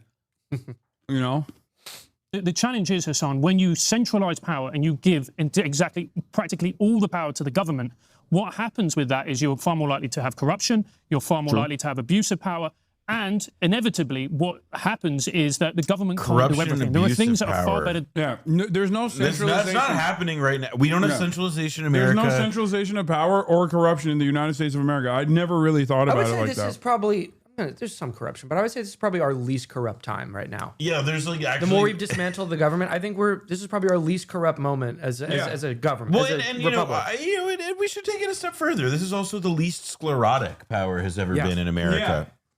There's probably less abuse going on and less corruption going on. Because really what it's about, Brennan? It's about family. It's about family. No, it's about efficiency. It's about efficiency. It's about getting things done. And America is the most efficient country. For sure. Not like the pesky Communist Party of China. It's fucked up. Yeah, done by private practice than done by state control. So if you I agree with that. Would you also agree that there are things that are far better done in the hands of the government, or at least with like heavy market regulation and intervention? I completely agree. Because like healthcare, I think is a great example of this, where like it's an inelastic demand good and service, right? If you don't have healthcare, you die. So you will pay whatever price you have to pay for healthcare. And therefore, I think the American system that is the most maximalist, most capitalist, most like free enterprise system has been an abject failure in terms of delivering good results. And what I mean by that is healthcare as a whole is supposed to improve people's living standards and also make sure that everyone is getting the best quality care possible, right? And in the United States of America, we don't have that. We do have nicer hospitals that resemble hotels as opposed to like... I'll be honest with you, it'd be difficult not to have a nicer hospital than the UK, mate. Yeah, no, but I understand that. I'm from Turkey. I've seen the Turkish public hospitals, but I would rather try to focus on the diminished quality of service and try to improve that in a socialized system than to altogether altogether limit healthcare at the point of being able to pay for it in the way that we have in the United States of America. And I think this is a major issue with America in general, is that we are so invested in improving our GDP. We're so invested in leaning into the forces of capital that in this sector and in many others, corruption still I didn't get that thrives. far, but we I'm have it in the form of corporate consolidation here in the United States of America. I think Because in the absence of any sort of government intervention, trust busting, It's good. and heavy regulatory intervention, all corporations end up trying to seize one another and become a force, a monopolistic force, and if not, an oligopoly, right? And many sectors have seen this. And when you become an oligopoly, you can diminish the quality of service that you're offering slowly but surely because there's no market competition that exists any longer. I noticed that there's a pattern here where I like end up describing stuff. You're just explaining how stuff works to them. It's fucking crazy. And they just like kind of keep quiet throughout the process, waiting for their, waiting for an opportune moment to come in and just be like, well, Venezuela. Well, or you see, the USSR was communism. You centralize power. Then what you do with the power is you put it all in one place. And if you put everything in one place, right, it's easy to steal. You can steal that power. Well, that was certainly true in Russia.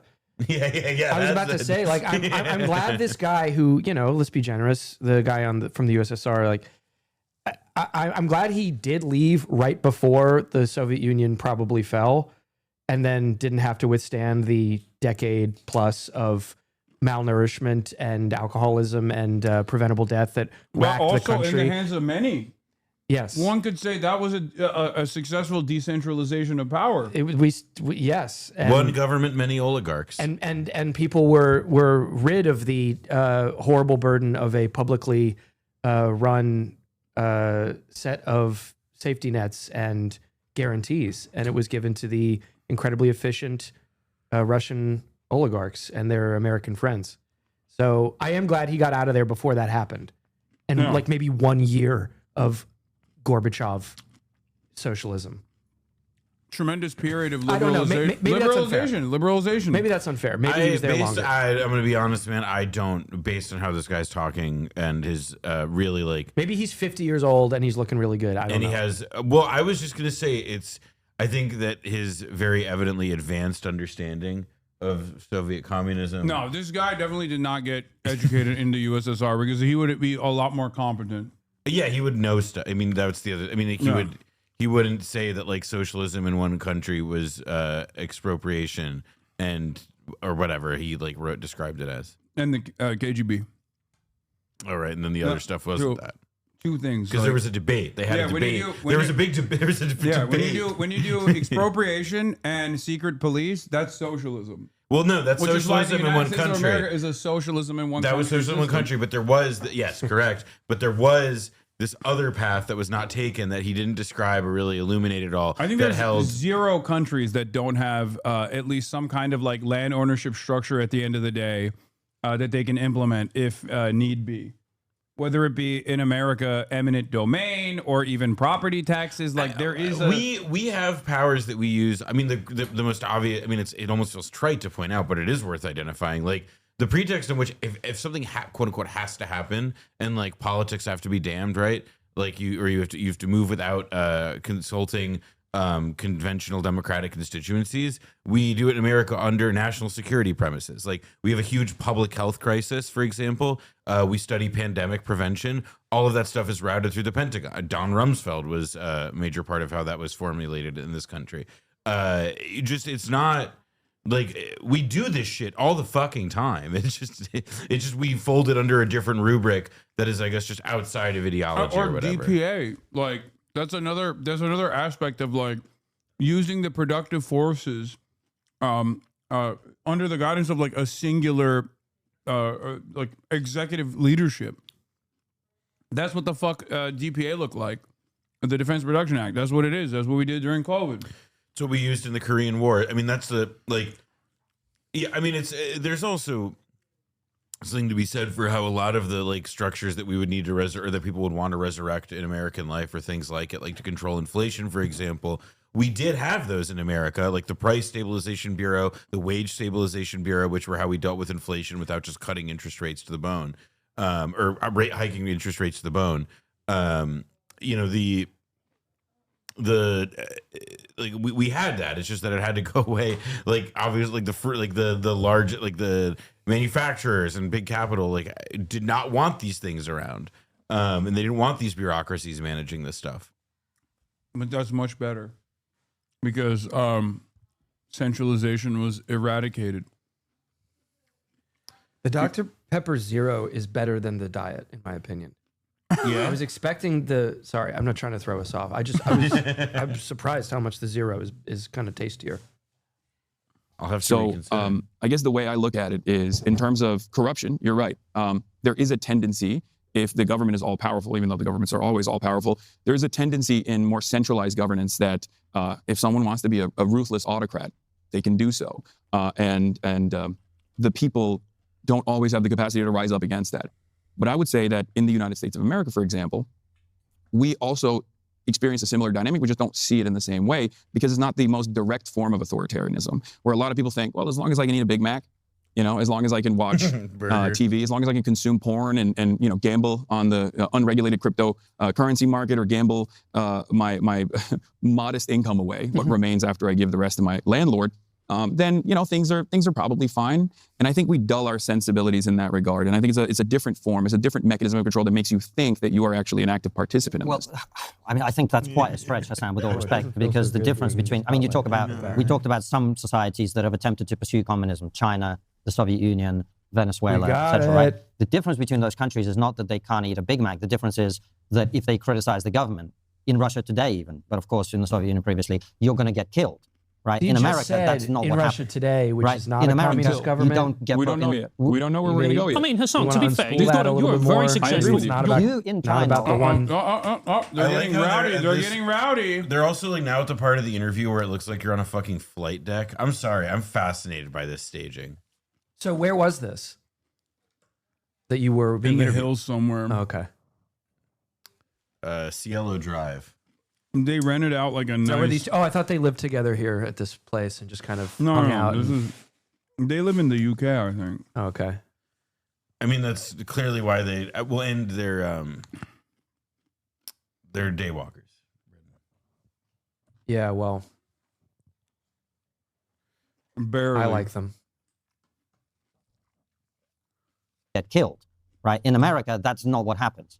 Right? In America, you don't get... We don't know yet. We don't know where we're going to go yet. I mean, Hasan, to be fair, you're a very successful... I agree with you. You in China and the Soviet Union would be killed if you were critical of that regime. I would definitely be jailed. About 10 seconds before this. Yeah, no, and my point is my overarching broader point about free speech in America is that it's only afforded to the domineering hegemonic superpower.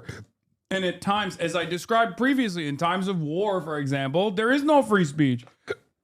But these guys refuse to recognize that. I'm that's why I say, we'll see. Because that's being threatened already. As America is losing its influence around the globe, you're seeing how it reacts. Say something about Israel. See how much they like it. See how well you do. Except these guys apparently had a favorable interview with Benjamin Netanyahu. I did not know that. Oh, really? Yeah, they're super fucking... they're apparently super pro-Israel. Is that true? These two? Yeah. These guys? No, I'm actually not being sarcastic. This far into it, I think I've pegged that they because I saw Finkelstein on their show, which, made me think, they're kind of like a right skeptic... type of vibe. Yeah, they're giving him space. Yeah, holding space. Yeah. So that's the difference between these countries and America. It's not a Big Mac, it's freedom. No, so I love that you brought that up because I agree with that. I'm from Turkey, a country that has never had the First Amendment or freedom of speech. And ironically enough, the current regime, the person in charge of the current regime, Recep Tayyip Erdogan, was jailed in the past for a poem that he wrote for incitement, right? He read a poem about Atatürk, I believe, if I'm not mistaken, and he was jailed. And now he's one of the most ruthless. By the way, that's the worst Erdogan photo I've ever seen in my entire life. He looks like the pillow guy. That's crazy. Yeah, why do they also it's not recent. He's I understand. No. I'm because I brought up the poem that he read. At that situation when he got arrested, and that's from that. So this is actually a timely So then good for them. Yeah. This is complimentary information. They're right. I believe, if I'm not mistaken. They're right, And and he that was they jailed, looked and- at the and thing now- you said correctly. Yes. That was a big win. Yeah. That's kinda Respect funny. to them. Yeah. He's one of the most ruthless jailers of the press in the country. Right. Now, so I come from that background. I can't go back to Turkey, for example, Right.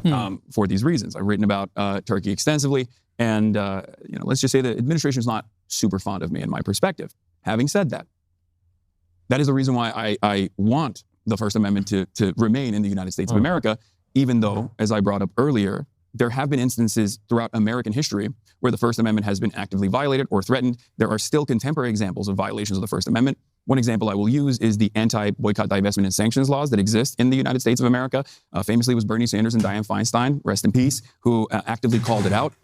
Two prominent Jewish politicians. I'm trying to centrist myself. No, you're building bridges. I get it. I'm centrist masking. I said rest in peace, Dianne Feinstein. Yeah. In the country, these are laws directly written by AIPAC that dictate that if you want to become a school teacher in the state of Texas, for example, you have to sign a loyalty pledge to ensure that you never protest against the state of Israel. It's ridiculous, right? And it's a direct violation of the First Amendment. So there are there is encroachment towards the First Amendment. That will always happen because people will always contest it. But keep talking, Mr. But it'll always happen. Yeah.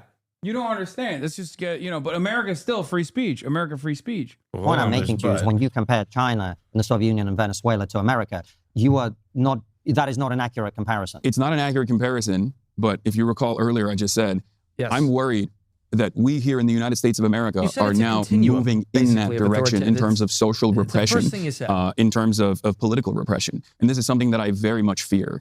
And I think the entry point to this is usually around Israel and what people decry as anti-Semitism.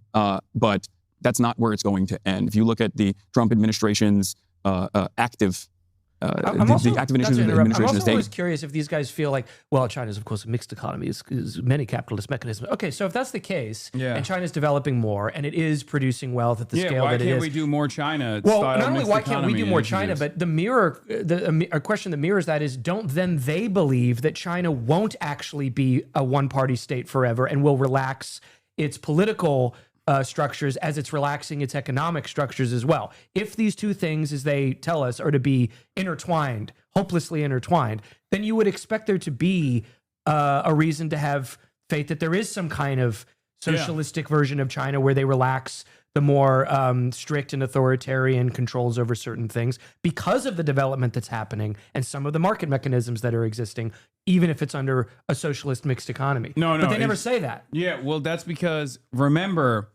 if China is doing something good, that's capitalism. If China is doing something bad, that's communism. Yeah.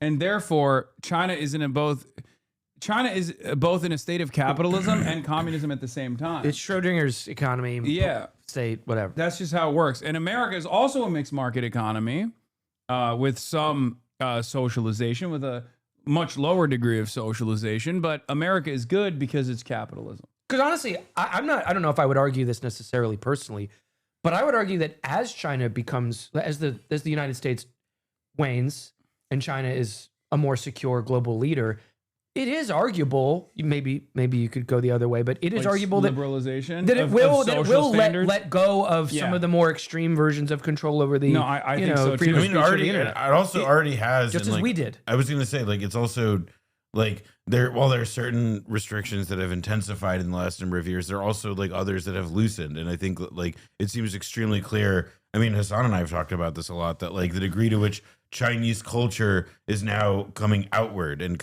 leaving China and coming into the, I mean, like Labubu is sort of the obvious, most recent, like, sort of commercialized version of it. But I mean, the kind of cultural exchange that is conducive to that openness is taking place more and more. Yeah. Can we stop glazing China, Lamau? You already cashed the checks. Damn, Hasan getting a little chunky. Can we stop glazing China, Lamau? This is the most like parasocial stalker shit that you have to deal with as one of the downsides of Twitch streaming. This is why he had us on those to make him look less hashtag pray chunky. for Kaya. I swear Hasan fans need to go blind and deaf to cope at this point. Hasan, any wrongdoing challenge, impossible. Like, think about how much this guy has tuned in since August 26, 2022 specifically to talk shit, like non-fucking stop. I always think of Jesse Farrar, what your Kickstarter sucks. YCast. Jesse. He's always, his line is like, if you're watching every episode of like Hawk Tua Lady or Hasan or whatever, and you think you're whatever, putting them in their place. No, you're a fan. If you watch every episode or every broadcast of something, whatever you're telling yourself, you are a fan. That's what fans do. Like, look, I'd be in a bad mood too if I was on a day 13 of a trip that flopped keg W. Like, this dude obsessively tunes in every single time. That's the new talking point after you yelled at that one chatter about your weight. A bunch of first timers are coming in talking about your weight. I know. You wish you look like this, chatter. I'm gonna keep it $1.50 with you. Sorry. Sorry to hear that from the guy that you despise, but I think you probably wouldn't be behaving in the way that you're doing online if you looked chunky like I do. Your mother seems to like this extra cushion for the pushing. All right.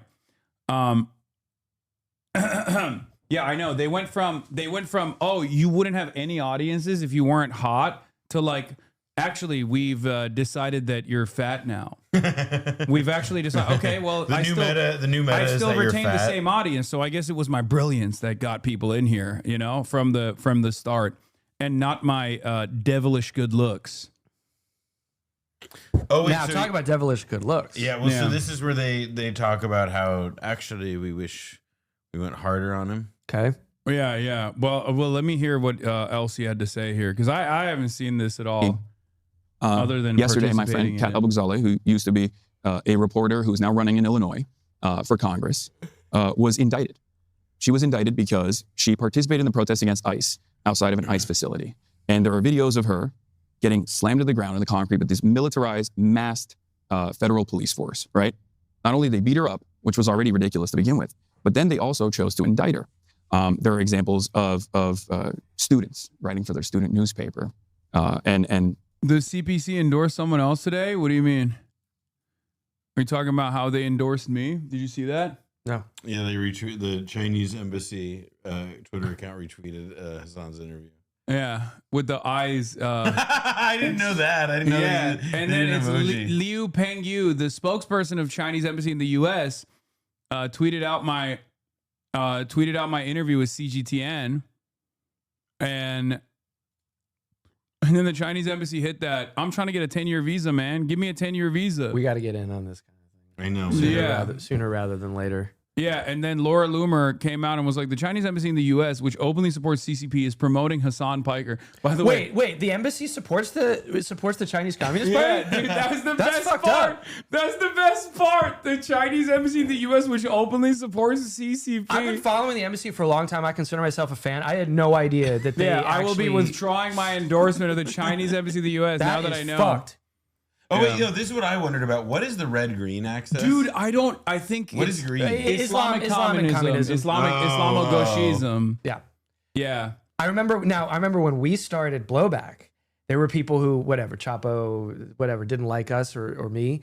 And they said, there was one guy who was particularly angry, and he called it a red brown fast cast. Oh, yeah. I know exactly. It wasn't a guy. It was a lady. Oh, well, I mean, there might have been multiple people. I think it was the anarchists that were mad. Oh, I'm sure that was. Oh, that was Gwen. What's her? We don't have to say her full name, but no, I remember that one. I think that it was a guy that was talking to me. I went back and forth, but maybe there was marching orders. It's cool that like International. That throughout my career, I've had so many people be like, Hasan is betraying the MLs. Like, he's not real. He's not a real Marxist. He's a fucking liberal, whatever.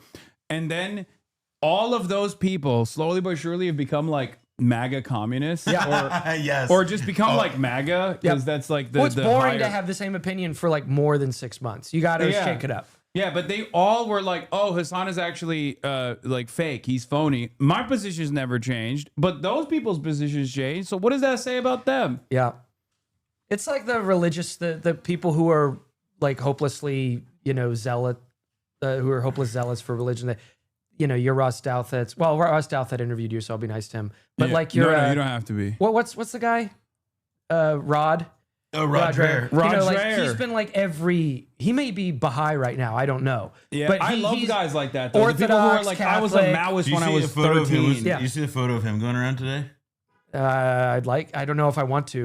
No, he took he's like, I just had the most amazing conversation with Nick Cave. And so they posed Cave? Yeah, they posed for a photo together. I like Nick Cave, but he's a little goofy when it comes to maybe exactly this kind of thing. Yeah, exactly. Anyway, sorry. Getting kidnapped and thrown into a immigrant detention facility, whether it be Mahmoud Khalil, who still has an ongoing legal case for being a student activist, a student protester, and having a green card while doing it. We have the same thing in our country in different ways. I hear you. Sorry, the reason I'm interrupting you is we've moved sideways from the topic. So remember where we started this conversation, right? So just to address your point. The repression didn't start in China by everybody being like, all right, it's over, we're throwing you in jail. It builds up to it is what I mean. And it's entirely dependent on the starting point. Because if you were looking at China, if you're looking at the Chinese Civil War, post-World War II, 30 million Chinese people have been slaughtered ruthlessly by the Japanese imperialists. Like, that's a very different material. They got you. That's a very different set of material circumstances. 20 to 20 million. Most historical estimates place Chinese deaths in World War II at 10 to 20 million. These figures are used by the U.S. National, the World War II Museum, and the Cambridge History of China, amongst other credible sources. Yeah, I got it wrong. I said 30 million. It was China actually is 10 a land to of 20. contrasts, Hasan. Yeah, it was at 10 to 20 million. My bad. My mistake.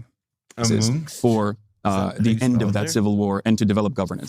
Similar to the I'm just USSR. trying to bring you back to the central argument, with central discussion we're having. Francis made the point that when the government is in a position to be authoritarian, where it seems to inevitably end up in every communist country in the history of the world, right? That is a situation which inevitably then leads to levels of repression of the kind that you will not see in America for 100 years. I take your point about individual protesters or individual people who've made statements. What about the point about Turkey or Russia or like Russia now? All the other examples that whatever. Or the fact that, like, the point I'm trying to make is that you get to have some semblance of like social libertarianism when you're the domineering force around the planet. That's the argument that I'm making. And as America's like power is waning at the global stage, then yeah, it's slowly but surely turning into a more repressive force in that regard. And it has throughout history as well. When its power was contested, they refused to reckon with that and instead keep saying, well, Chinese governance makes it easier to do repression. I mean, while simultaneously getting mad whenever I talk about, like, well, there are forms of repression that are evolving. You're getting far away from the discussion, Hasan. The actual point of the conversation was something else entirely. You always run the risk of the glass house. We're all aware. We all do this. Okay, we're all in media. But seriously, there are some shows where you really you're not encumbered. You're actually helped by having a pea brain. And I think this is one of those shows where you repeat the bromides and you just kind of keep talking about, as if it's a sign of profundity rather than, the opposite, that you don't have to take your listeners very far. They want you to wrap everything back around to the same place every single time. And you make your guest kind of, miserable in the process, and they enjoy that. I mean, I think that seems like this kind of show. The main point of contention here is that I'm moving further and further away from a manageable position that he wants to develop, which is that China is bad. Yes. And in a unique bad way, as opposed to the United States of America, which is good. When America does bad things, they were trying to do good, but they ended up failing. When China's doing bad things, it is deliberate. Correct. The same dynamic that exists in communism killed 100 quintillion people due to famines at a time when famines were commonplace due to a sequence of like mistakes, mismanagement, and which all also this occurred stuff. under the British Empire to an even higher degree. But also that was good, right? Okay, because it developed India. And number two, the current global capitalist order that creates 14 million people, 14 million deaths a year at a time of surplus and abundance of food supply. That's actually due to the individual failures of people not picking themselves up by their fucking bootstraps. Obviously, a skill issue. Could I get in on a toothpick? Yeah. There you go.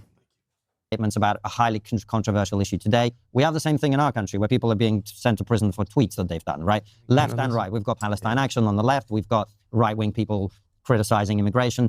So I agree with you. The direction of travel in the West in terms of freedom of expression is not good. And I've made that point in my book and elsewhere. But that is not the same as what the point we're trying to make, which is the system of government you are open to based on our discussion today at least, inevitably leads to authoritarianism, which inevitably leads to repression on a scale that a Western country won't imagine. Isn't that's the reason that a lot of people are very worried about people like you who say they're open to communism. We all know smartphones are. That's the PBD model. Yeah. Like this video? Case with the ARP phone. Here, I'll try to put a nice button on it, okay? The reason why the United States of America and countries that are under the security apparatus, the global security umbrella of the United States of America, have had much more success with liberal democracy as opposed to all these other countries that are not under the immediate security umbrella, is because it's been the domineering force around the globe, especially after the end of the Cold War, but even during the Cold War, it was a dominant force on the planet. Sure. When you are the dominant force, you get to have these freedoms. Your people get to have these freedoms. Your people get to say whatever they want because they're not a threat, right? I would be more of a threat in the respective nation that I'm in if they don't have that same level of security. And that is the reason why I'm very fearful, because as America's power on the global stage is waning, we are going to see more direct authoritarianism coming from Western nations as liberalism decays, as it did in the 20s and the 30s. And what came after that was a wave of fascism. Now, fascism at that time was seen as a revolutionary thing. It was seen as a new thing. In many instances, fascists were actually fashioning themselves as though they were like a different kind of socialist, even though they were mostly killing socialists and had their beef with socialists. And then they were able to align with liberals eventually and become the domineering authoritarian forces. And I think you guys wouldn't disagree with me that, like, you know, Italy's Mussolini and Adolf Hitler's Nazi Germany were ruthless fascist forms of governance where there was unimaginable repression. My fear is that is where capitalism inevitably leads. Why? If left unaddressed, because capitalism is always going to deteriorate. It's slowly going to improve material conditions as opposed to feudalism. It's a far better system, for sure. It's far better than monarchies, right? I agree. But there will come a point where it outlives its usefulness, and those who own the capital, the owners of capital, will have to make a decision. There's too much instability. There's too much chaos. We need to restore order. And if they can't do that through liberal democracy, at least historically, especially when there is a counterbalance, revolutionary socialism out there that they are genuinely fearful of, work stoppages happening all around, and the flows of capital being disrupted, and profit margins are threatened, they end up finding fascism to be that domineering force that restores the law and order, so that people are still working in the factories, and any kind of dissent is. How much did China pay out? $17 billion. It was so sick. They paid for lunch. Yeah. China didn't pay for shit. I paid China, bitch. I wish. Anytime people go, I was like, so how did this come about? Like, did you, was this like government sponsored? I'm like, I wish it was government sponsored. Can I ask you a question about this? You know, you're a public facing guy. You give these interviews, you know, even if it's sort of guys who you later find out are goofy, or maybe you know before you go in. This is very patient to me. Like, I could not have the same conversation over and over. They're coming back. What I'm saying is that this government will ultimately lead to authoritarian. Like, he says this every question, every time. You get it in the first question. You don't need 45 more minutes of it. At least I don't.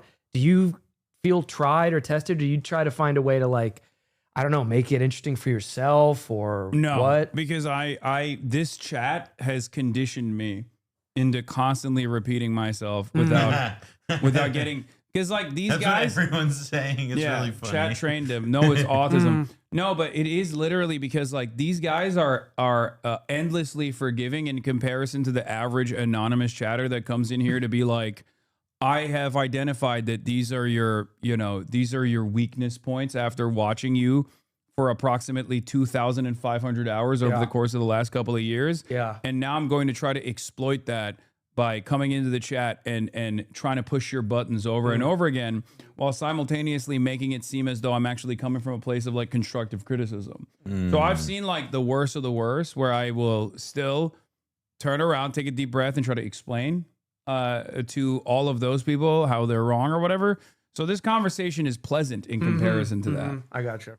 You know? Yeah. I just can't directly and indirectly suppressed. And I fear that is where we're moving in the United States of America, as America's global superpower status is threatened by the rise of China. So your thesis is that as country, if a different country was dominant, was a global hegemon, they would have more freedom for their citizens. Yeah. So you think the Chinese Communist Party would allow criticism of them if they were the dominant country in the world? I think with respect to where they were in terms of like, I mean, the most maximalist position is the Cultural Revolution, right? Like if you look at the Cultural Revolution versus where China is now in terms of dissent, it's in comparison to the United States of America, yes, there's still heavy control over that sort of stuff. There's a lot of surveillance.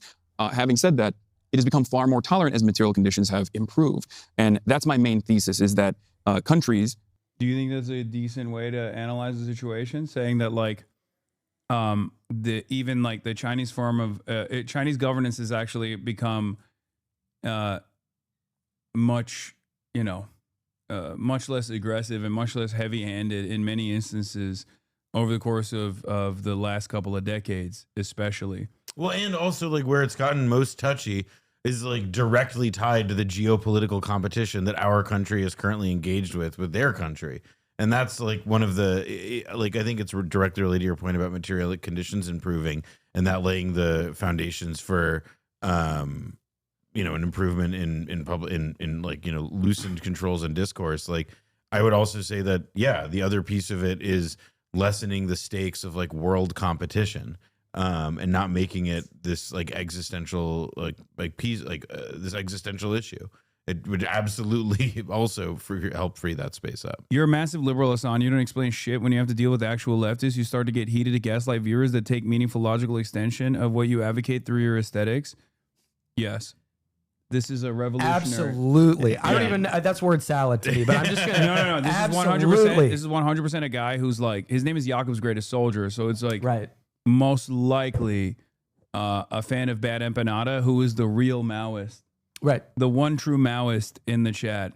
This sarcasm is your coping mechanism. Yes, you are right. You have thoroughly destroyed my worldview.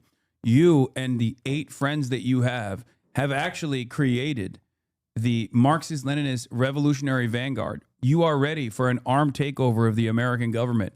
You are going to literally walk in to the nearest military base right now with your AR-15s and overtake it. And I know you're going to do that. And Godspeed, soldier. The straw man is crazy. Okay. I guess you're a pussy then. That's what it seems like to me. This is why we release a show with 10 episodes per year. Yeah, where there's no comment There's section. no like literally. At least that's why I will never open it up beyond that personally. Yeah, you can be a leftist without giving your ass to the Democrats, but what if they throw dick around so good? Have you thought about that? I like that you said the straw man is crazy, and then you turned around and did an ad hominem. Ad hominem. What's your argument? Ad hominem. Anyway. I was going to say I gave up on constructive criticism after your third racist outburst, but somebody else built me to being hyperbolic. This is also the other reason why being a leftist is the most annoying thing on the fucking planet, especially in this medium. Because there's always critique to be had. Is enfant door mean child of Jimmy Dore? Yeah. Door kid. Yeah. That's what that translates to. Jimmy Dore's child. Yeah. A secret Cold War project. Regardless of their individual forms of governance, as long as they are advancing the material needs of the broadest subset of the masses, will and become like a domineering force on their own and have full sovereignty and full autonomy, they will inevitably become more tolerant to this kind of freedom, because this is the most successful way, I think, of making sure that the masses feel satisfied. Civil liberties is the most successful way that I think neoliberalism has become a hegemonic power beyond the endless militarism and whatnot. I think that is the reason why people feel the way that they do in the United States of America, in spite of all of the alarm bells that are ringing about how economic devastation is imminent, seemingly, or there's so much poverty and so much instability, and people still go, well, at least I got some freedoms, right? As opposed to not having those freedoms elsewhere.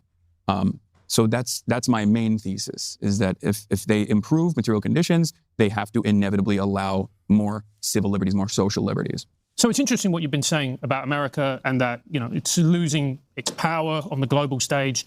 That is then reflected in more and more, shall we say, imbalanced chaos in the actual society itself.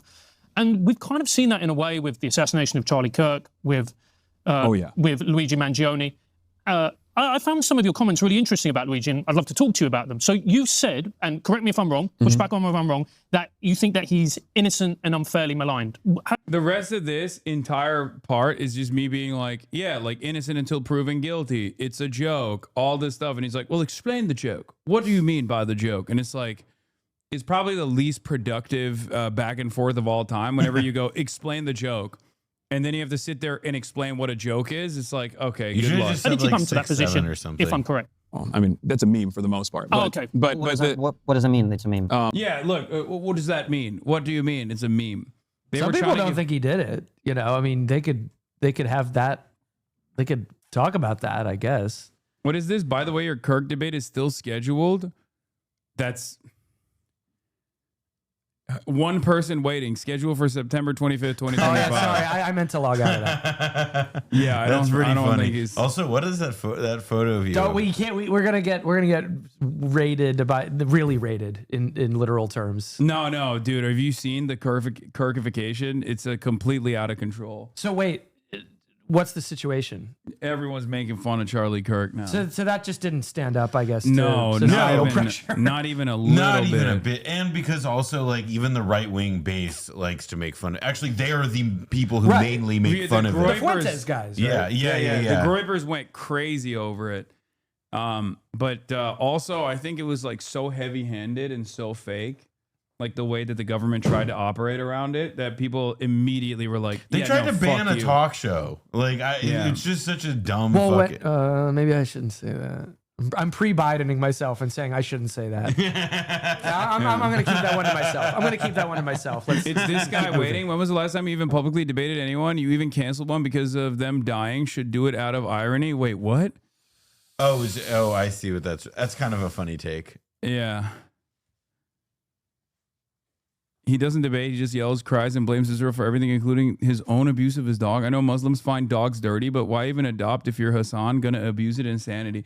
Why do they always get like weirdly racialized with their fucking commentary? I can't imagine why. It's a mystery to me. It's tough to say. Yeah, 23 follower, one following guy. Yuck foo. Definitely a real guy. Like every pro-Israel account will be like, oh, this guy blames Israel for everything. Tuned in from Tel Aviv, Unit 8200, with like 7,000 different bots. Anyway, yeah, the rest of it is just like, yeah, I mean, it looks. Luigi Manchu, but this is their thoughts. This is their where they come clean about the real thoughts on Hasan Piker. Down with Hasan Piker. Now, it was early in the trip, so we weren't able, I think, because we hadn't spent as much time communicating with him, we did not go as hard at him. Mm-hmm. What? What's the look on the guy in the? John Oliver.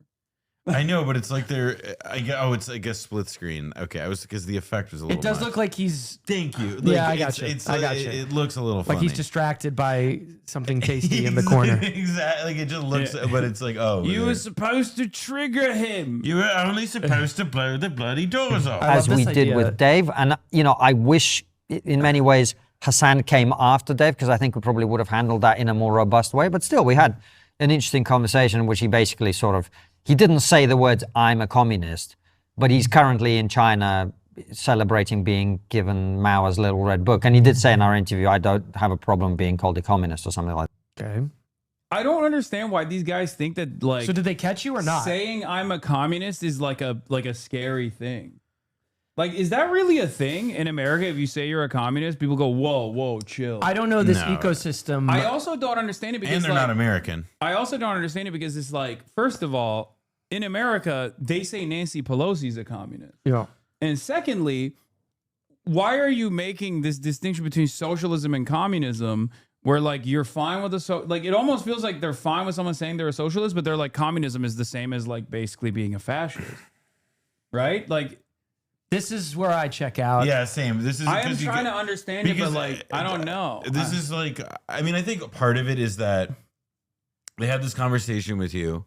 There was no dramatic arc to the conversation. You essentially explained, you unburdened your political positions to them, etc. But like then they, I guess, like didn't feel like, I guess they need to come up with an explanation for why it wasn't them owning you. And this is what they've alighted And they upon. kind of wanted to make it seem like they caught you, or they kind of wrung it out of you that you're secretly a communist, even though they also said that you're currently publicly broadcasting from China. Also, like, you volunteer, like you, it's which like they also said was a mixed economy and not a communist society. So I don't really know what they think they're doing. But none of that makes sense. No. It doesn't.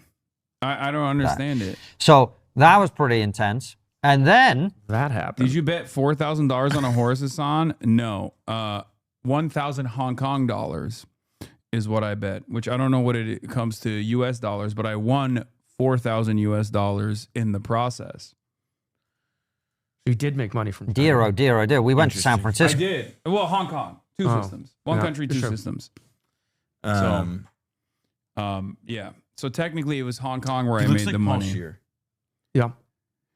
Go. And we recorded a very, very That good fires conversation with Owen McCabe, who runs one of their companies there. That's it. There's nothing else. Okay. They just said like, oh, we should have gone harder We on should Hasan, have gone but we harder, didn't. but it was early in the trip. We were jet lagged, and we were also recording the interview on the surface of the sun.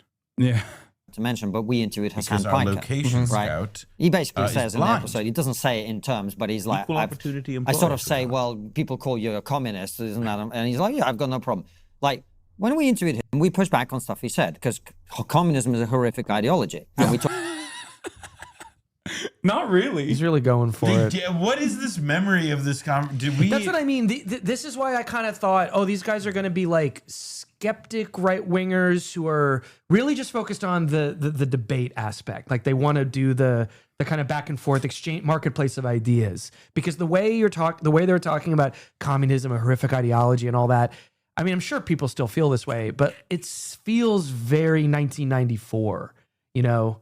Also, what I mean? what the fuck are they recording? Dad's study? Like, Okay, this is a much less bright environment, though. To I be mean, fair. I agree. No, I mean, it's better lit. It's a better lit environment. It's better lit, and it has like every reference book ever invented. Like Well, it's also funny because it's on their side of the room. Yeah, like his they side have all the knowledge. book. they could walk over to any one of those books and recite it, or not even have to open it. And then Yeah. the poor guest is just. yeah. Well, you actually pull one of the books back and it swivels. Yeah. And then you've been triggered. Well, they talked enter about the lab our of family's technology. experiences and whatever. So my point is, comparing him to a kind of soft socialist who says, you know, we shouldn't cancel comedians, we should focus on healthcare. No, but he's not a soft socialist. So, okay, we're learning the distinctions that they've made. They're saying soft socialism is canceling comedians, whereas I'm a hard communist because I don't know. I guess I want a mixed market economy of China. It's such a weird little project, you know, to just have to keep making these little distinctions and repeat them. But it's. I Tell think your what other- does Dave Smith have to say? But this I'm curious what another person what a human does when they hear this. Wait, hold on. He said no. He's not a soft socialist. I don't know kind who of this soft is. socialist is Dave some of Smith his is like experiences and whatever. comedian Dave Smith. I guess all of these guys are technically comedian. Wait, comedian. Yeah. That's They're what they were saying. These comedians? guys are apparently comedians. That's real alt comedy. I think Sorry, this is about what? I think this is about platforming Nick Fuentes. Oh, okay. Well, let's see. So my point is, comparing him to a kind of soft socialist who says, you know, we shouldn't cancel comedians, we should focus on healthcare. No, but he's not a soft socialist. I mean, he's a hardcore, I would consider him a communist. He literally argues that private businesses should be abolished and that it should all be, you know, every business should be run democratically. But does he or something admire like that. Stalin? Does he said what we need No, is no, no. Stalin Probably policies in not. America? Probably not, to So be fair. that's the difference, Okay, right? fair enough. Wow. I'm a hard communist that does not admire Stalin. I mean, there's things that were admirable about Stalin, like what he did with the Nazis. I think that was pretty good. You know, won a war. Yeah, that was pretty admirable. Great book, Stalin's Wars by Jeffrey Roberts. Yeah. Listen, you might disagree with Trotsky, but you can still admire all the goyim he slaughtered. You know what I mean? Sure. The what is it? 100 million Christian whites in Russia, or whatever the fuck people say. Those are the glory years. Yeah, Lev Bronstein got one over on you guys, fucking losers. Yeah. Then you end up in front of the House Un-American Activities Committee. Yeah, that's not so fun. Yeah, you can fall from grace. Not so nice. That's so good. Trotsky used to be a very, very good, brave general, but now he's Falling out of favor. The Fourth International is not looking so good. Let's just say that. They used to say very nasty things about me, not so much anymore, though. Many people are using his writing to create formative anti-communist text in the Western world. Social chauvinism, been saying it for a very long time, actually. He died like a dog. Trotsky died. He was a big fat mess. Trotsky was a big fat mess. Oh, I did a pro Maoist Trump impression when I was in China. This is similar. I bet that was a hit. Yeah, the longest march. Good march. Great general. There's never been a longer one, folks. People keep saying there's never been a longer march. Died like a dog in Mexico. Never cared for Lin Biao. Yeah, you could go places with that. Yeah, no, Maoist Trump is great. I think Mao would have been deeply entertained by Trump meeting I mean, Trump. JD Pandon is still one of my favorite pet names for him. Mao would make a joke like that. He'd be like, "Oh, you're doing it for us." Yes, yeah. You're doing it for us. Yes, yeah. There's already a Chinese Trump, yeah, but he doesn't do like the Maoist Trump. You know, he just does like regular. He does a great Trump impersonation. Oh, is this the TikTok? Mao, great guy, very powerful, very tall too. Didn't know how tall he was. Did you guys know how tall Mao Zedong was? He was tall. Yeah, he was tall. Yeah, I had no fucking idea until I saw his recreation at the Madame Tussauds. I didn't get to see the mausoleum, unfortunately. It was closed because 1.4 billion Chinese who dreamed to see the flag raising ceremony at Tiananmen Square was there in the morning. Yeah. Like very early. So didn't get to see it. I wouldn't expect it, but he was very tall. Very tall guy. Didn't like the birds. Don't quite get that part, but let me tell you, okay? The longest march, they're saying, I can't walk like that, but Mao, he was walking quite a bit, and he unified the country. Mao. I do like that Trump when he's like talks about like, I'm not so skinny anymore. I'm not skinny. Yeah. He's you getting wouldn't very want confessional you wouldn't want to see my legs. Very confessional these days. Yeah, well, you also saw the outfit that he wore outside talking to the press. He had like a scarf on. It was weird. A scarf? Yeah, or like a red, like it was a thing. It was a whole thing, man. It was strange. I can't actually no, I can't picture it. He's like becoming, more like the old gay man he was meant to be right before our very eyes. Sure. So this is it. This is what we got. It seems. What a journey. I've got no problem with communism, Hasan Piker. Mm-hmm. And yeah.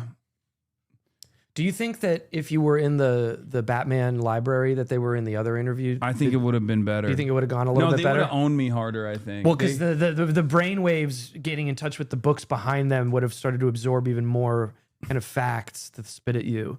Yeah. So I don't know. Maybe it was better you were in the Total Recall surface of Mars. Yeah. No, I was able to take advantage of their inexperience in the sunlight. Mm-hmm.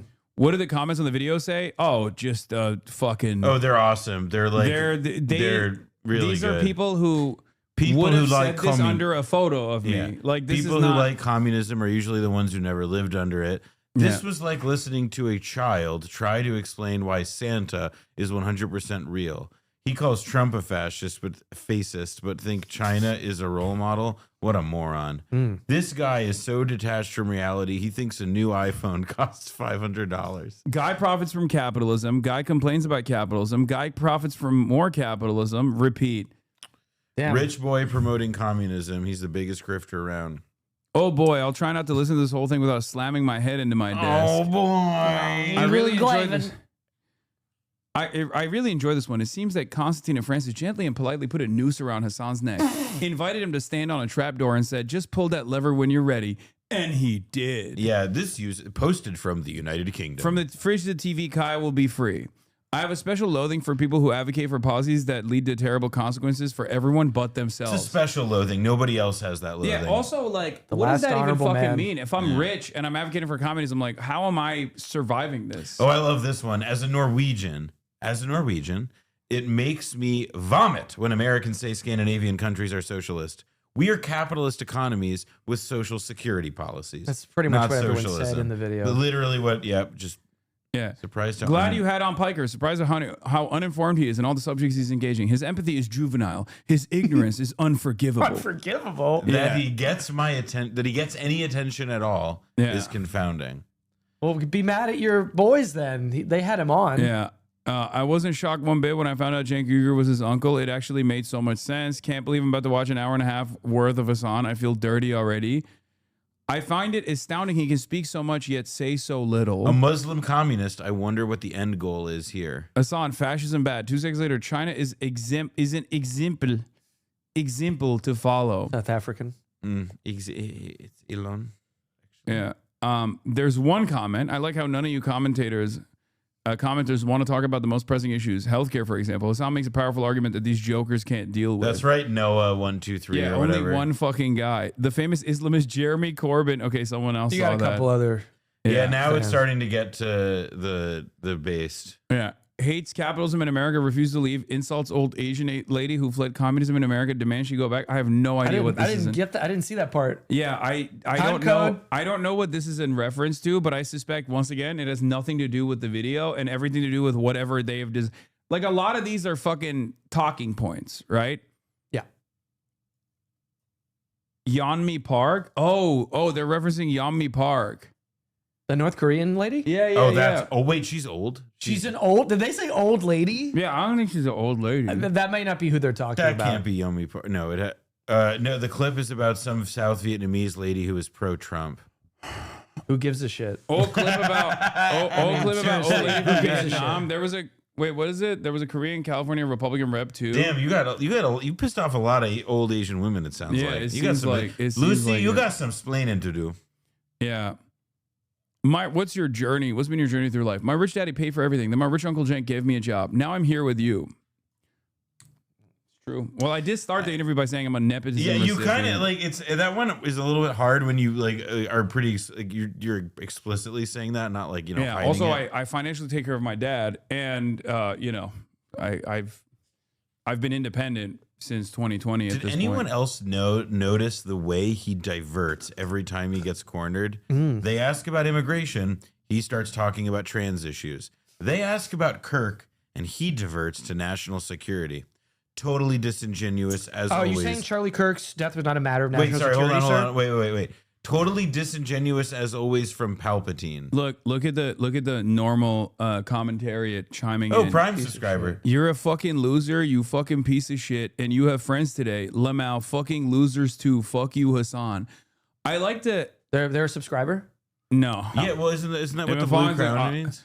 No, that just means that they have Prime, but they haven't used it here. I don't think.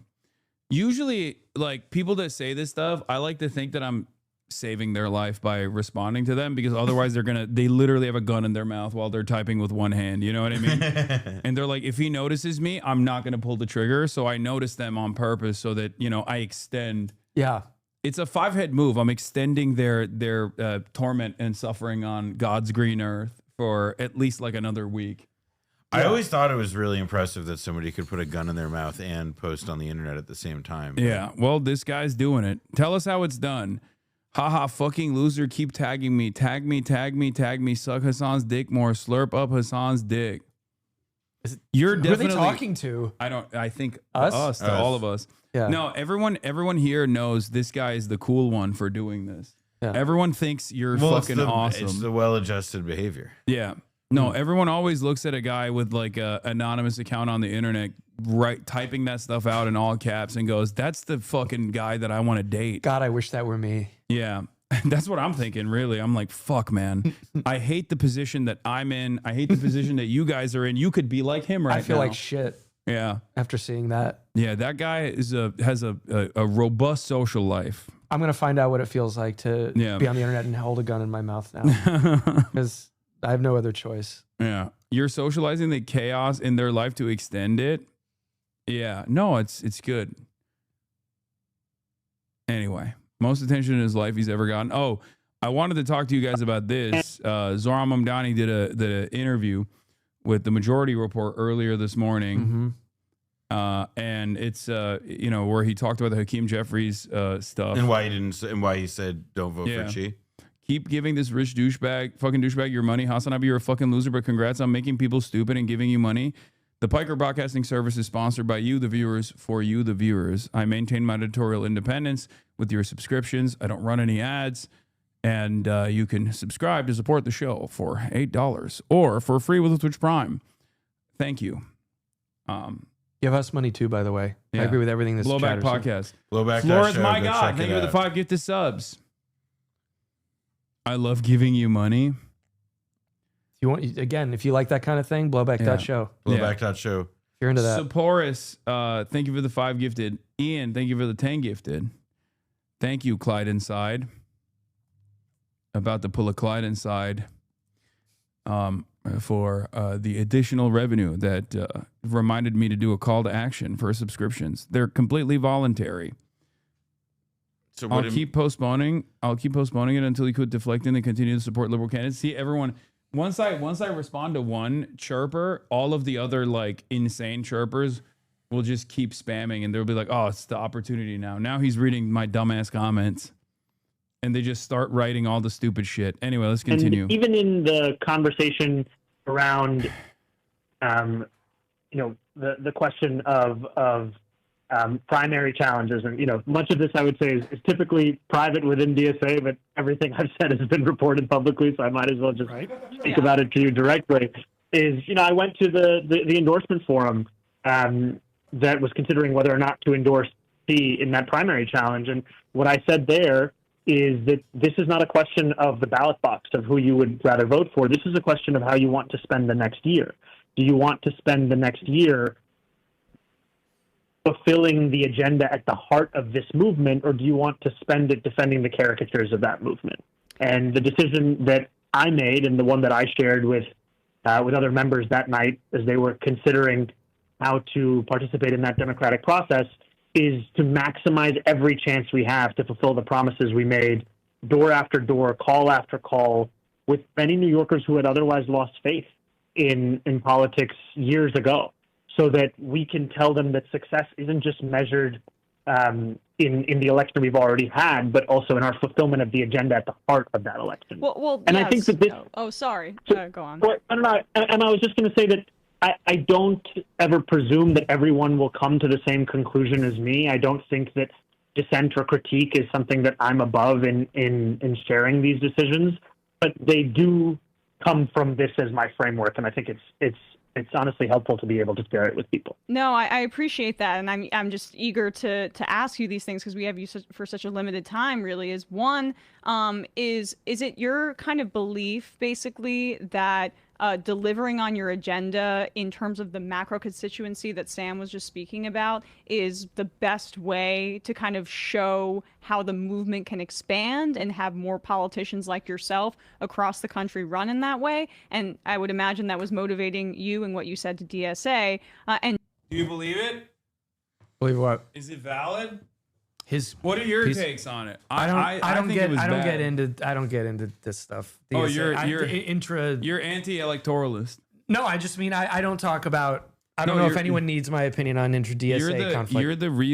You're the real revolutionary. No, I don't think anyone cares, or I don't even care about my opinion on this kind of thing. That's me. I have some friends who heard him speak at the DSA thing. What do they think? And I think that, people are turning this into like, oh, he doesn't want, this is what I've heard, is like, people are viewing it as he like doesn't want Jeffries gone or whatever. And it seemed to be more about like, does DSA commit the resources to this one race in which they're going to be likely outspent many times over, or do they use their resources differently? I mean, Jeffries is popular in his, in his capacity as an elected official. Yeah. So it's like, I don't know, that's that seems to be the debate, as opposed to like Zaron thinks Jeffries is doing a good job or whatever, and shouldn't be kicked out. I mean, and I would also emphasize too that like I like Chi, and like I think people should primary, like I think like should Hakeem Jeffries be primaried, and should people like be constantly levying like challenges against the Democratic Party leadership? My answer is yes. I also like, I get the DSA argument. I also think in like Zoran's case, he has like a particular needle to thread with like there's a world where next year Hakeem Jeffries becomes Speaker of the House, and he's like not easily, if like almost certainly not possibly dislodged in a primary process at this moment.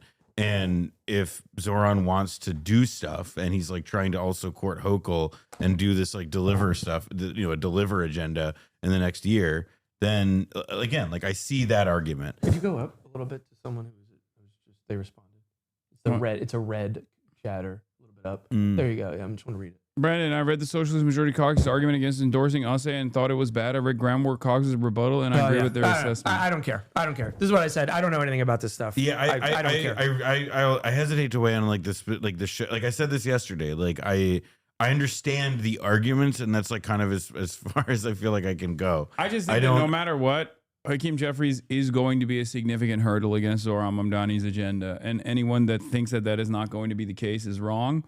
And I think that primarying, or at least trying to primary every candidate, no matter how powerful they are within the Democratic Party infrastructure, is a good thing ultimately.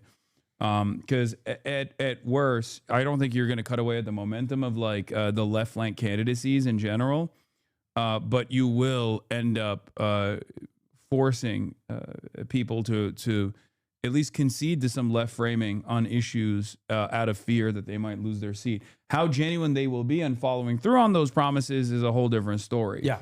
But my position always was like, I don't think Zoran Mamdani should have come out instantly and been like, don't do this, and then petitioned against it. That's why I think that rather than just like keeping quiet and seeing whichever way the winds blow, and then seeing if it's like seeing if this would have been a successful candidacy or not. This is part of why like his pitch about the DSA thing, like it makes sense in terms of like limited capacity. But I think the thing that the part of his logic that he himself seems to believe is relevant would be the piece of it about that it would be damaging to his ability to get things done, because I think that's the only like straight up and immediate reason for why he even got ahead of Xi throwing his hat in the race. And, that's the piece of logic that I like, perhaps understand the least, and is also like essentially a politician doing a trust me bet to his left flank. And that's, naturally a pretty uncomfortable position to be in. Yeah. Anyway, I guess it's insurgency versus more diplomatic approach. Wait, what? No, there is no diplomatic approach with these guys. They will never actually reward you for that. That's what I think. No I agree that what. Like Jeffries is only going to do like whatever is like part of this agenda if he's like forced or pushed into it. It's like there is literally a reason why he had he conceded at the very last moment in terms of like endorsing Zoran Mamdani, and he did it so quietly and in this like sheepish way that pissed off every single person. DSA has been in your chat for days calling Xi a YIMBY opportunist. Yeah, I know. I keep hearing that. I don't really care about that stuff. Don't care. Don't care about that.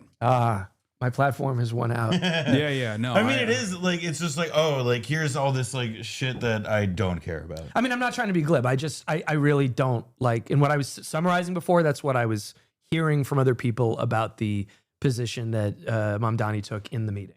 That's, I don't really have any kind of read on it. I also think like it does behoove people. Like it's similar to, it reminded me a little bit of like, and this may seem like a little bit goofy of a comparison, but like in the aftermath of the Charlie Kirk shooting, everybody had a fucking opinion, and like facts were not in yet, and there just wasn't a lot of stuff that was known yet, and like the dude's not even been in the office yet. And I get that like it's of course like there are actual actions to respond here to, like Zoran lobbying against Xi throwing his hat in the race, but there is to me like a degree to which the volume and intensity of the discussion online about this stuff just does not match up with the fact that, again, he's not in power yet.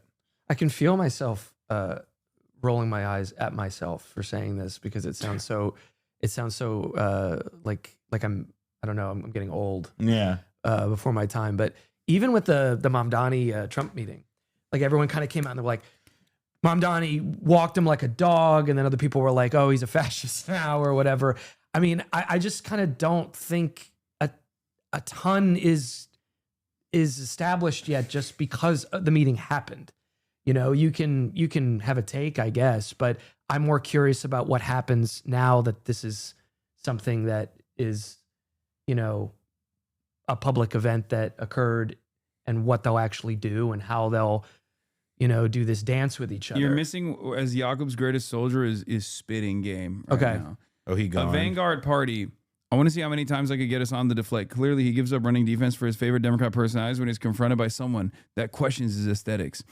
A vanguard party is probably not the very best. nice. Aesthetics. A is the word of vanguard the day party is here. probably not the best for the United States at the current moment. Okay. There's a severe lack of class consciousness among the working class. Agreed. Sure. And that must be cultivated before it can be meaningfully organized. Agreed. Recognizing that and the revisionist nature of existing American socialist parties, the Greens are a good alternative that isn't explicitly capitalist like the Democratic Party. Sure. He wants to funnel the revolutionary sentiment in the direction of Greens. Yeah. Awesome. That's what I was trying to say earlier. Yeah. there is not effect in letting a capitalist party co-opt the very meager amount of radical sentiment that is existing. Meager. That's a good word for this particular point of view. Is in non-existent. Please do better than copy your favorite personalized behavior when met with meaningful criticism. There are multiple leftists that have criticized him in the chat. I am not the only one, and I do not think I'm more deserving of this attention. I just want him to be at least drop the radical aesthetics if he wants to be a drop Democrat. the radical aesthetics so you can support the Green Party. Yeah, what are the radical The aesthetics? Green Party, the font of American political radicals. But the also, Green Party. but also, what are the radical aesthetics I have? Like, what do you mean? You are calling me a lib. There are plenty of Marxist-Leninists out there with hammer and sickle in their fucking Twitter bios that also call me a lib. You claim to be a socialist. Okay, there's socialists of many different varying flavors, okay? Maybe I'm the liberal kind.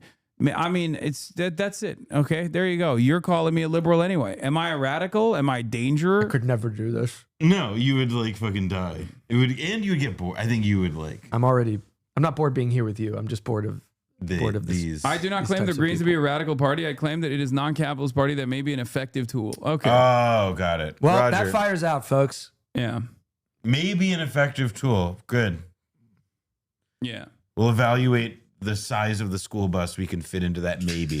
I love that at least he's attempting to offer an alternative, which immediately shows. I mean, that's a lot fucking better than the people who are just that what I want you to do, Mr. Amerifat, is listen closely. Lay down on the road in front of a bus and die.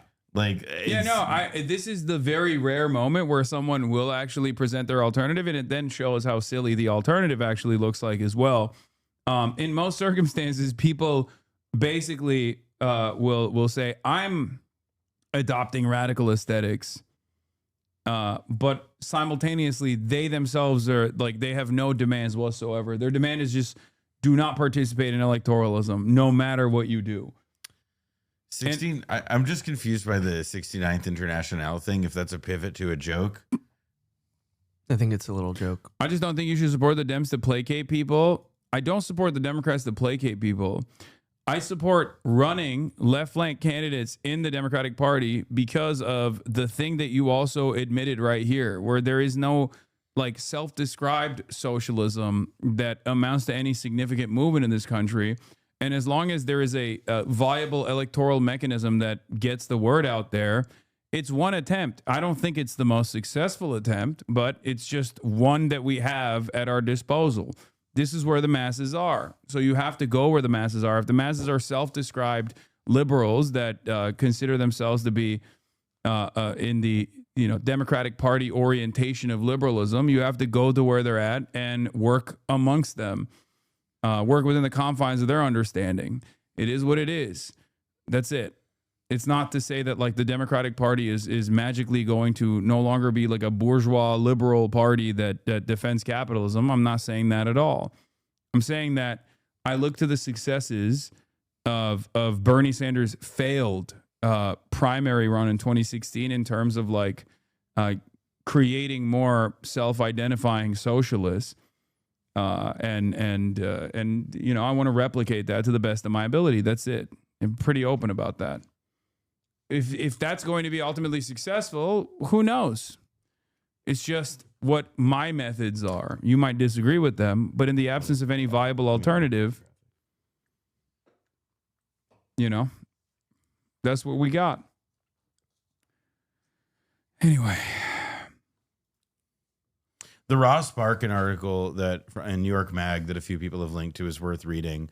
Zoran was Ross Barkan's campaign manager when Ross Barkin ran for elected office. And while it's like a good, I believe that Ross Barkin's account of Zoran's logic is probably like an accurate representation of what Team Zoran is thinking, whether you agree with it or not. So I think it's worth reading that article to get the straight dope there.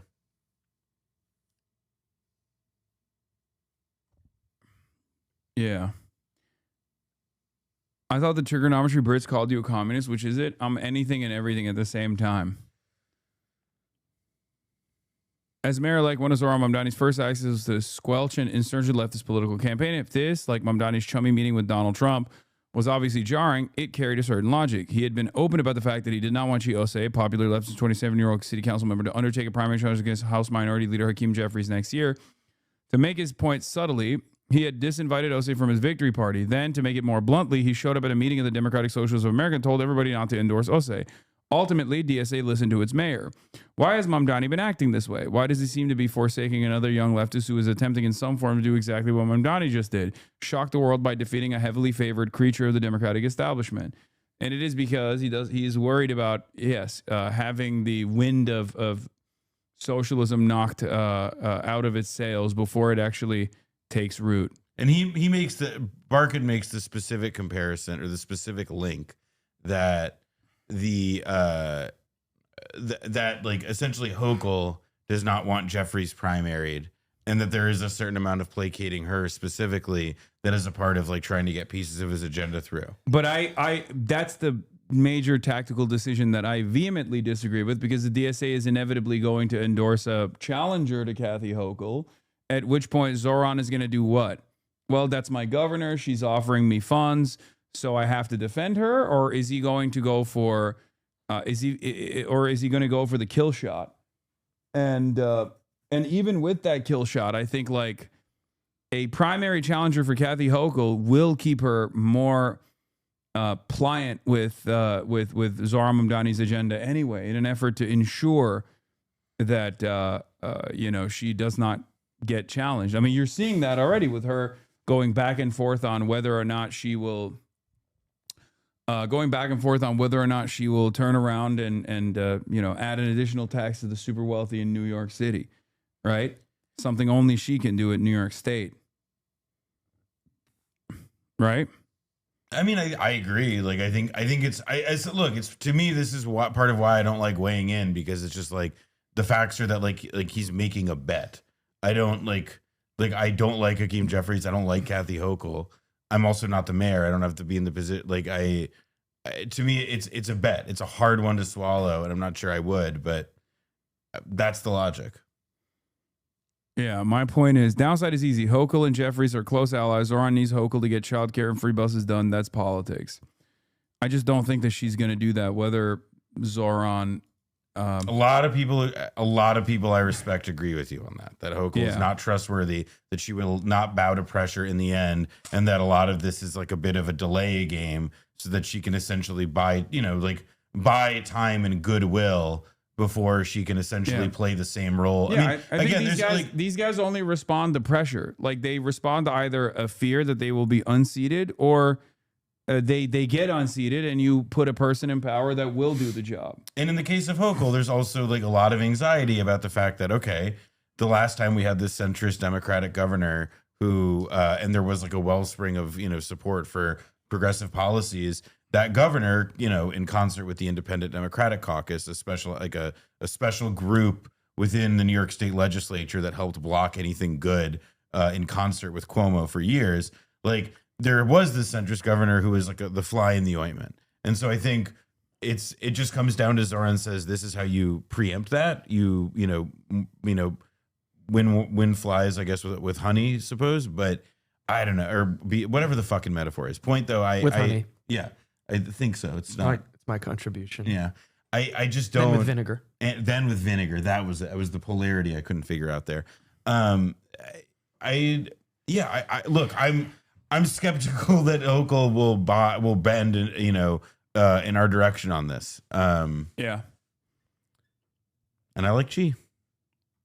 And two, does that mean that you're ruling out supporting primary challenges broadly throughout the city? No, that I've made no sweeping decision on something at like a larger level as that. And to your first question, I think often about what Bernie said at our rally, which was that what our opponents in the campaign feared the most was the power of example. And that example is not of just winning the election. That's the example of delivering a rent freeze, of fast and free buses, of universal childcare, because those are things you can hold on to.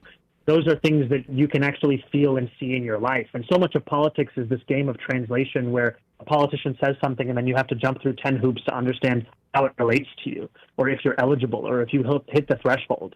And these are not things that require that kind of a translation. These are things that are direct to our lives. And I think that it's, I remember when I was running for assembly, a friend of mine, Kara McCurdy, who's an incredible photographer who works on our campaign, I gave her the palm card that we had just designed with Anish, who actually created the logo for this mayoral campaign. And I thought it was the best palm card we'd ever made. And she looked at it and she said, "What do these words mean?" And we were just using a language that speaks only to a very specific set of people. And I think it just comes back to that you need to speak directly to people, you need to speak about policies that are also direct to their lives, and it all needs to be without translation. And so to me, once we succeed in the fulfillment of any part of this agenda, it becomes an example of why New Yorkers made the right decision to believe that politics could be more than this, as opposed to that they were wrong to have hope again. I don't want... And please give bro a better mic.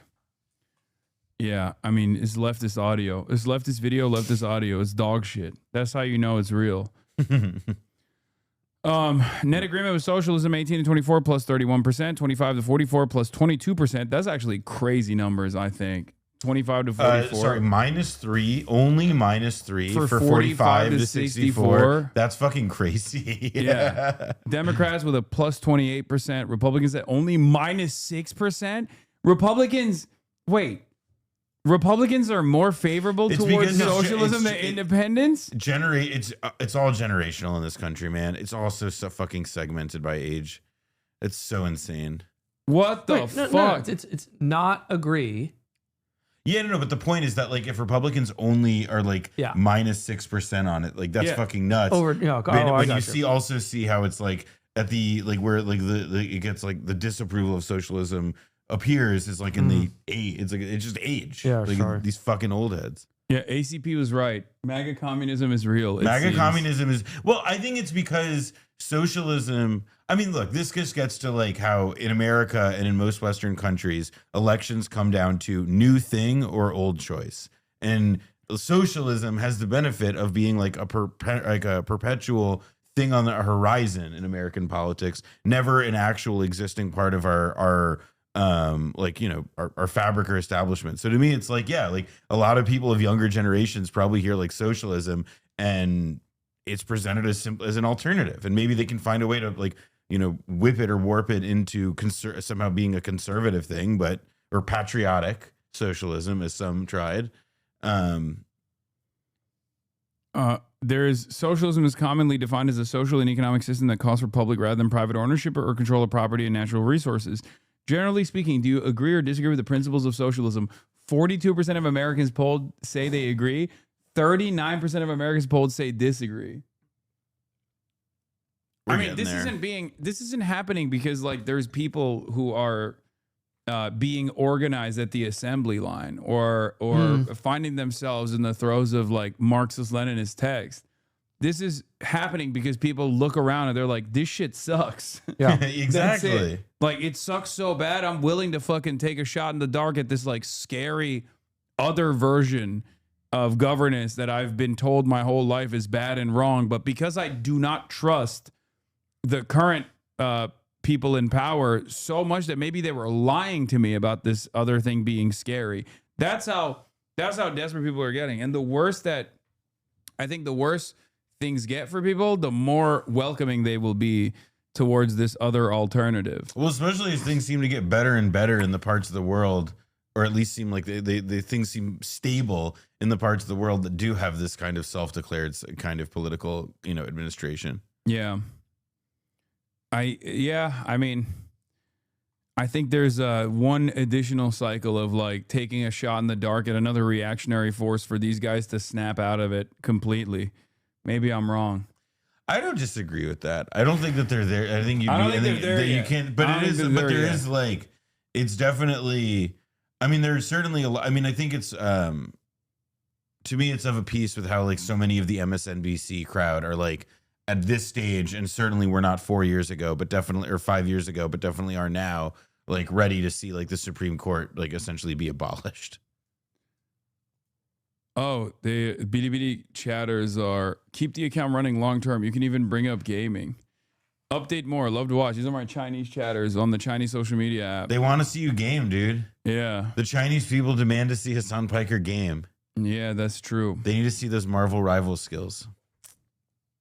Anyway, all right. Well, I don't want to keep you guys any further. I'm I feel catching like a car in a couple minutes. Yeah, you're like you're getting squeamish in your seat. I see it. You're like, oh fuck, this guy. I'm only getting squeamish because I have to catch the car. I'm slutting you out. I'm slutting you out big time. This was fun. It's to actually be in the palace. I cannot believe how close this is. Do you agree with the principles of socialism? Republican voters, yes. What's the firm though? What's this polling firm? TIP? Yeah, I don't know what that is. Maybe they're saying but a national one. Right. I mean, you got to get a little. National socialism. Socialism for whom? Yeah. Yeah. Instead of socialism in one country, how about socialism for one ethnic group? Yes. It has been brought up before. I'm gonna hit it. Yeah. All right. I'll see you later. Yeah. I'll walk out with you for a second. Okay, cool. All right. Good. Thank you, good to be King. here. Don't forget your jacket. Oh yeah. Thanks, chat. Sorry I don't weigh in on all the spicy topics. No. He's apologizing if you can't hear him for not weighing in on the spicy DSA intra-party argumentation. Because Brandon is an anti-electoralist. That's why he wouldn't say it, but he's the one true revolutionary. Will you only game for the Chinese? Why is the lighting so romantic now? It is what it is. But hey, shouts out to the Blowback Podcast, Noel Colwyn and Brendan James. That was awesome that they came over and participated in this exciting moment. Bro fucking hates this chat. Yeah, that's what happens when like a relatively normal person who's like at the very least used to a degree of separation from unfiltered, unvarnished thoughts of every anonymous account on the internet in even like the most leftist space. That's what happens when they encounter a unpredictable and dynamic environment such as this one. Okay? Yes, this is mentally taxing. A lot of you don't realize that as a collective, sometimes you have the capacity to be unbearable. And first and foremost, to your closest allies. It is what it is. I'm used to it, but make no mistake. I love what I do, but chat doesn't make it easy. You know? That's because you don't game enough and force this chat to be normal. I know I will be gaming in a second. Ryan Grimm found 18,000 additional emails, which is pretty sick, on the Jeffrey Epstein stuff.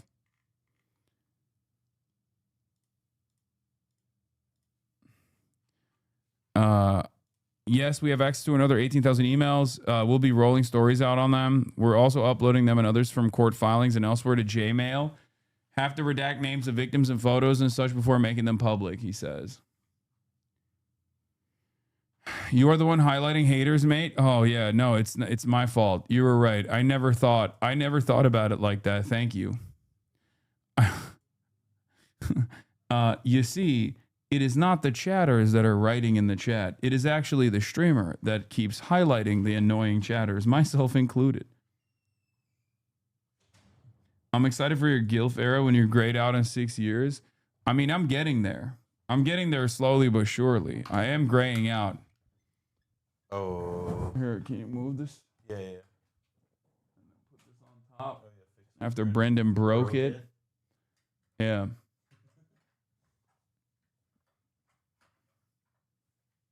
You're also a chatter? That's true. Who do you drag at the public square? Exactly. This is how it's supposed to be. Blind Boy Pod in Ireland? I don't know who they are, but sure.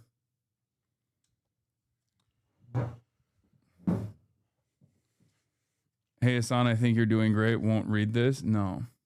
I read this story. It's really crazy. I'm going to leave, guys. It's the stream now. You get Hasan. Yeah. Solo. Uninterrupted. No disruptions. Noah Colwyn, Brendan James, Blowback Podcast. What do you want to promote before you leave? Blowback.show, season 6 of Blowback. It's available all now. Just go to blowback.show, sign up, pay $25. You get the whole thing now. We will start releasing the series on the free feed on a week-by-week basis eventually. But for now, if you want to listen to the new season about Angola, the Cuban intervention in Africa, and the fight to end apartheid, go to blowback.show. 10 episodes, 10 bonus episodes. It's a wonderful program. And that's what I got. Yeah. Alrighty. Right. See you later. Bye, Noam. Bye. Okay. This as well. Okay, and we are going to move on to the next portion. Noah kind of looks like 30-year-old Karl Marx. He laughed at that. He liked it. He liked that one. What amazing peers, OMG. I agree.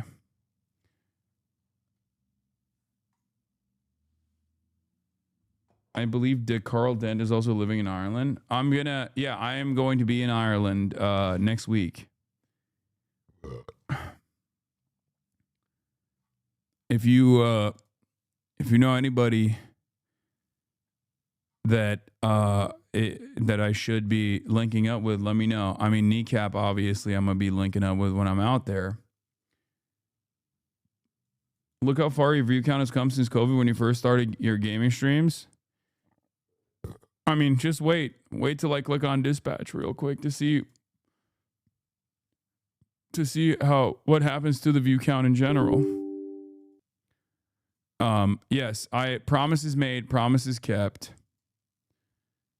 I said I was going to game, and I will be keeping that promise. We're playing dispatch today. I don't know where to put my camera, but I've heard really good things about this game.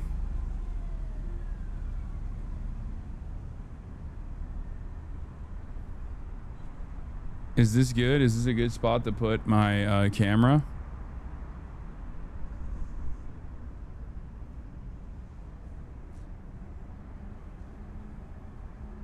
As a tried and true HasanAbi head, is my duty to now leave whenever he has started gaming? Of course. GD Nerd, thank you for the 10 gifted subs. Put your camera over the boobs, please. I will never do that to you. Are you kidding me? Why would I ever do that? I would never, ever in a million years do that. How dare you?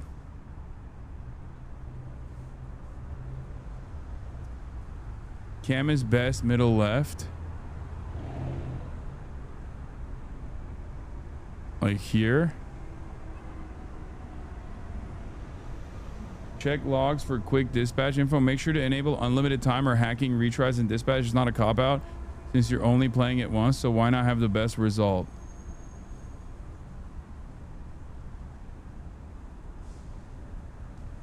Instead of primarying Hakeem Jeffries, HasanAbi is focusing his first term on gaming to be an example for the future of this movement. It's true. It's true. View count increased by 4K. I doubt that happened. And I don't think that that's happening, and it will not be happening. Don't be crazy.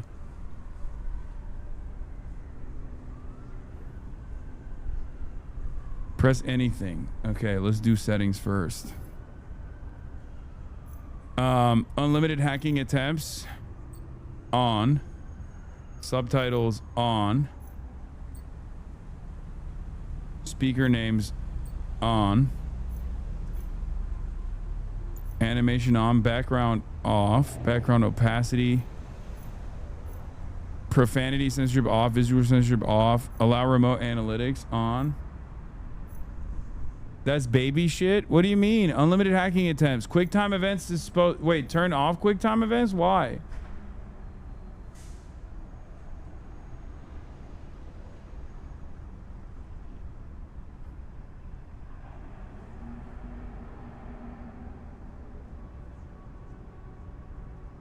Zoom in on your face, please. There's a dick flying in the first scene. It's a video game, dick. It's fine. Here, is this better? They're annoying with no effects. Visual censorship or you will get banned? Wait, really?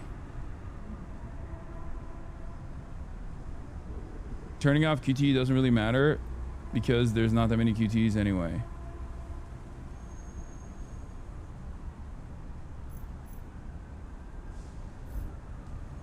All right. Let's get into it.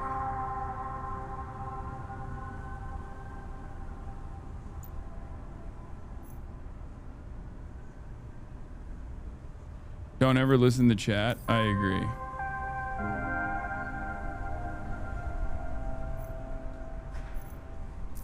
I can't believe you can turn off profanity.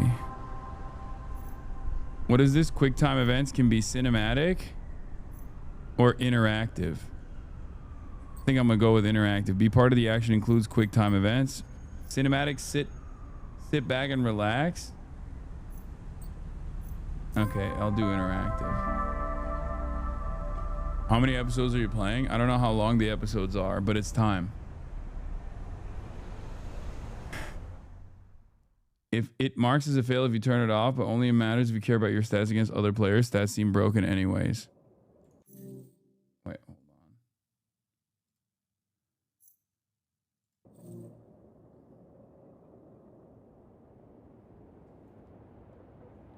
Oh, if each episode is about an hour, I think I'll play two. Obviously, I love him. He's my dad. What does that mean? Just say what you want to say. It's just, when you add obviously, it feels a little less obvious. So, I'll ask again. How do you really feel about your father? It's as if maybe it's a little more complicated than you feel comfortable admitting, which is completely understandable. I love my dad. Look, I love my dad, all right? I love my dad. That's the truth. Loved. That's what I said. You said love. Your dad's dead, so you don't love him. You loved him.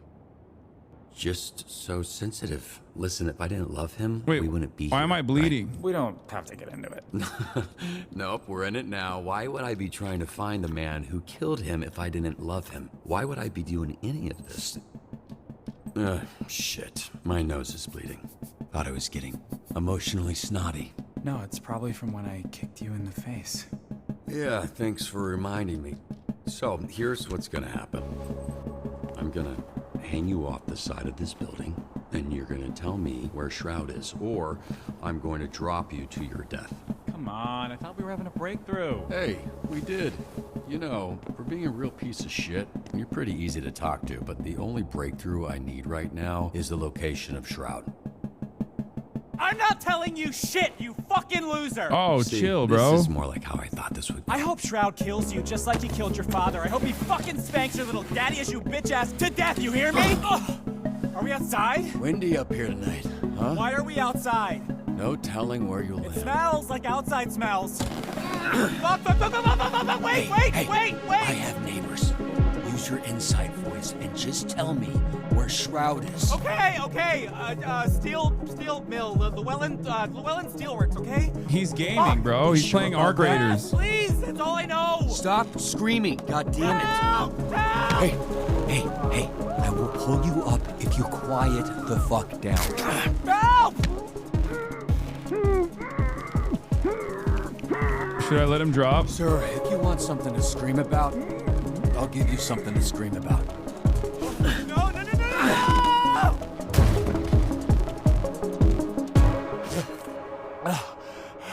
You piece of shit! Hey, I ruined a perfectly good mattress to make sure you didn't die, okay? You're welcome. I tried to murder him, but it didn't work. Wait, that's the QTE?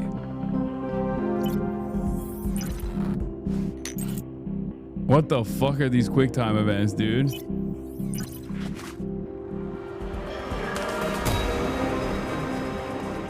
It's just the tutorial, okay. The jacket QTE. Whoa, what is this fit, bro? I'm cool as hell.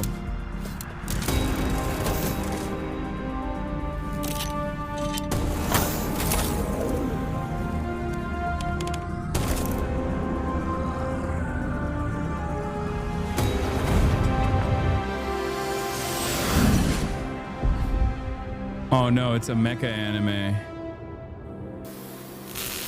I didn't realize it was a mecha anime. Oh, but that's a bummer for me.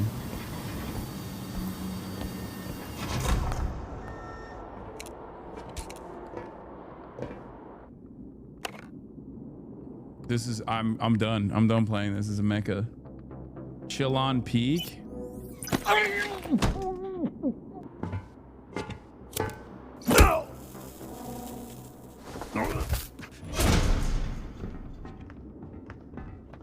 Dude, the visuals are incredible. This is crazy.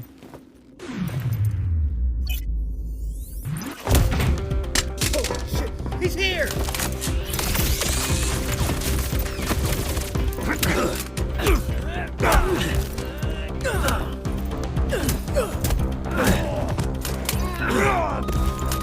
Okay, I'm cooking these fucking QTEs.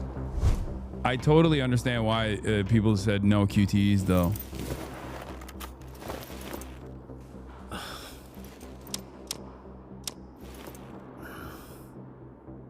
Broke it.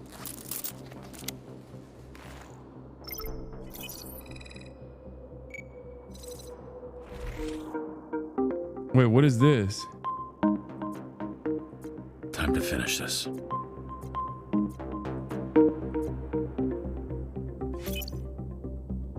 Input code to activate mode. Wait, I'm so confused by how this works, but I guess it's like normally it's going to be with a time constraint, right?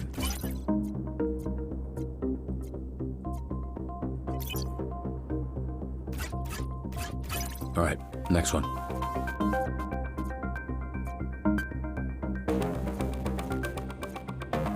Wait, what the fuck?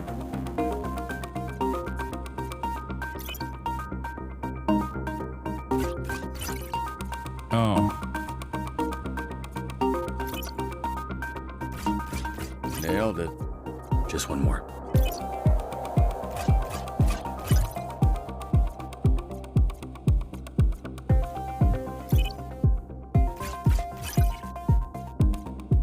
I'm hacker manning so freaking hard right now.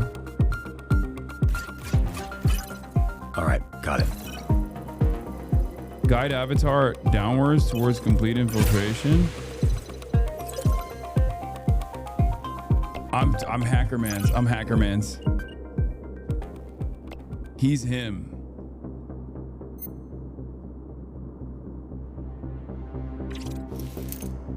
Can I do an esport in this? Like, what's up? Am I a pro? Holy shit, this guy's good. Am I the tens of this game? I'm basically Faker. Hey, can I get a copy of that video when we're through here? Because I'm about to fuck you up and those videos do numbers. Hey! Maybe we can go viral. Ooh, maybe we can go. Goon? He's a gooner. All this build up, face to face with your father's killer, and you come in here with that lame shit? Ugh, where the fuck is Shroud? He'll be here in a bit. Oh, hey! After our conversation, I asked him about your dad. Fun little tidbit. He was very well hydrated. Turns out right after Shroud shot him in the chest, your dad pissed his pants. Bet you didn't know that, huh? So after that bullet tore through his insides, he still had enough time to know how absolutely fucked he was and just pissed himself like a little bitch. It was like so much piss. Because your dad was wearing shorts, so it just kept... I get it.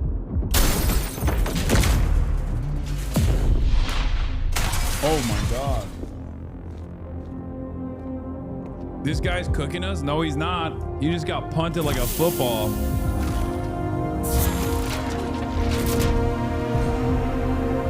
Mecha Man. Starting to think I didn't need to waste a perfectly good mattress to break your fall. Perfectly good. I assume that cum stain thing was already in the dumpster. Can we just skip to the part where you reveal your bullshit superpower so we can fight for real?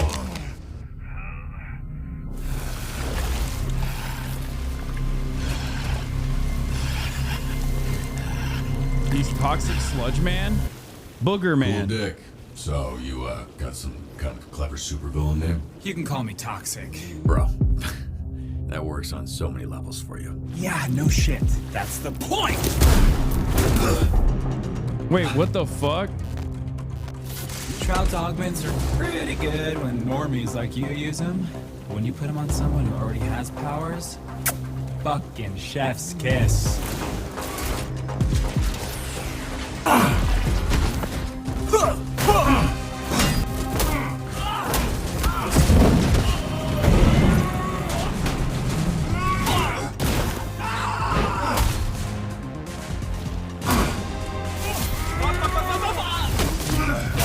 I fucked up. I fucked up the QTE. Uh-oh, it's getting harder. Fuck. That's crazy. He's just slinging dick, bro. What kind of dick are we working with, chat? Ah!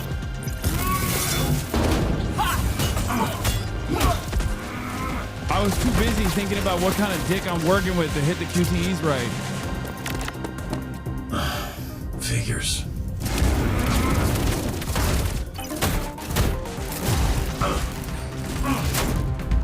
Lock in? I know. I can't take advantage of the cinematics though when I'm locked in on the QTE.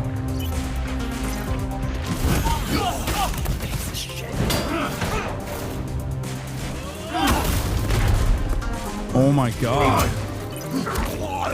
Wait, he's a blob now? Wait, there's a red booger too and a green booger? What kind of dick does the red one have? I can't read chat while I'm also forced to lock in on the QTE.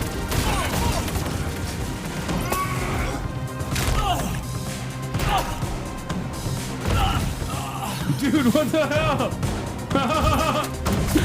Oh God.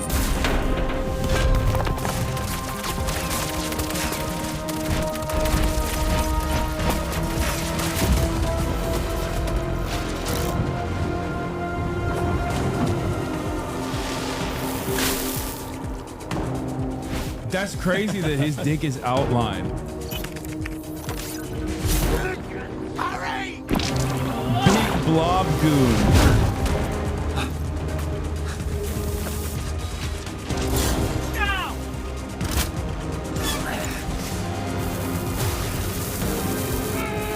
Why are you staring? Bro, his cock is out. What am I supposed to do? Not look?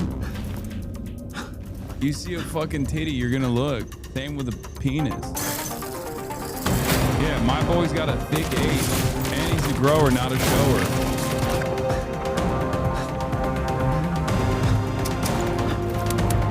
They jumping you? I know.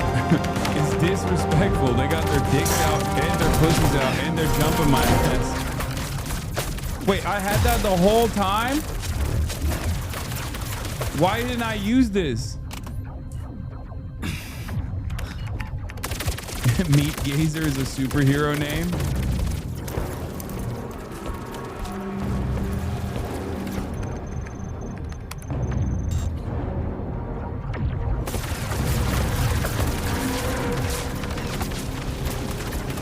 So, what do you got left on them shields? I said 40%, but boss man says you're down to 28. And he is not wrong about this thing.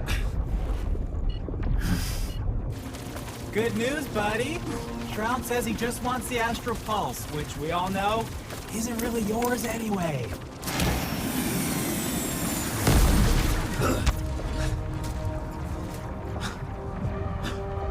Come on, beat his ass, beat his ass, beat his ass. System check. Calculate the damage per second hitting shields. Then tell me how many seconds I need to divert astral pulse energy to rocket boosters. 12.89 seconds of damage before critical. Oh hey, Bossman says if you're planning on diverting pulse power to the boosters, it won't work. This is a limited time offer, dude. What's up? You were so fucking talkative earlier. I'm just the messenger here. He says you're not calculating that shit stuck to your leg, dumbass. Fuck it. Divert it, baby. Hey, great. I'll go to the left. Now get out of there, babe. Come on.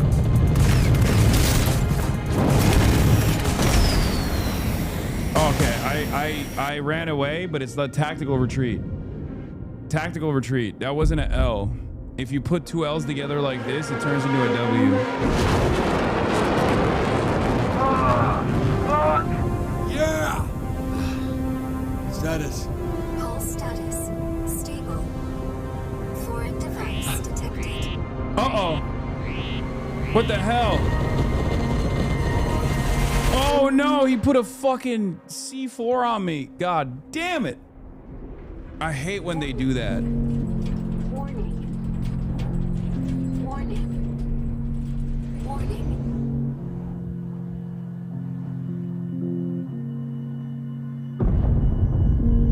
Put a fucking pipe bomb on my asshole, dude.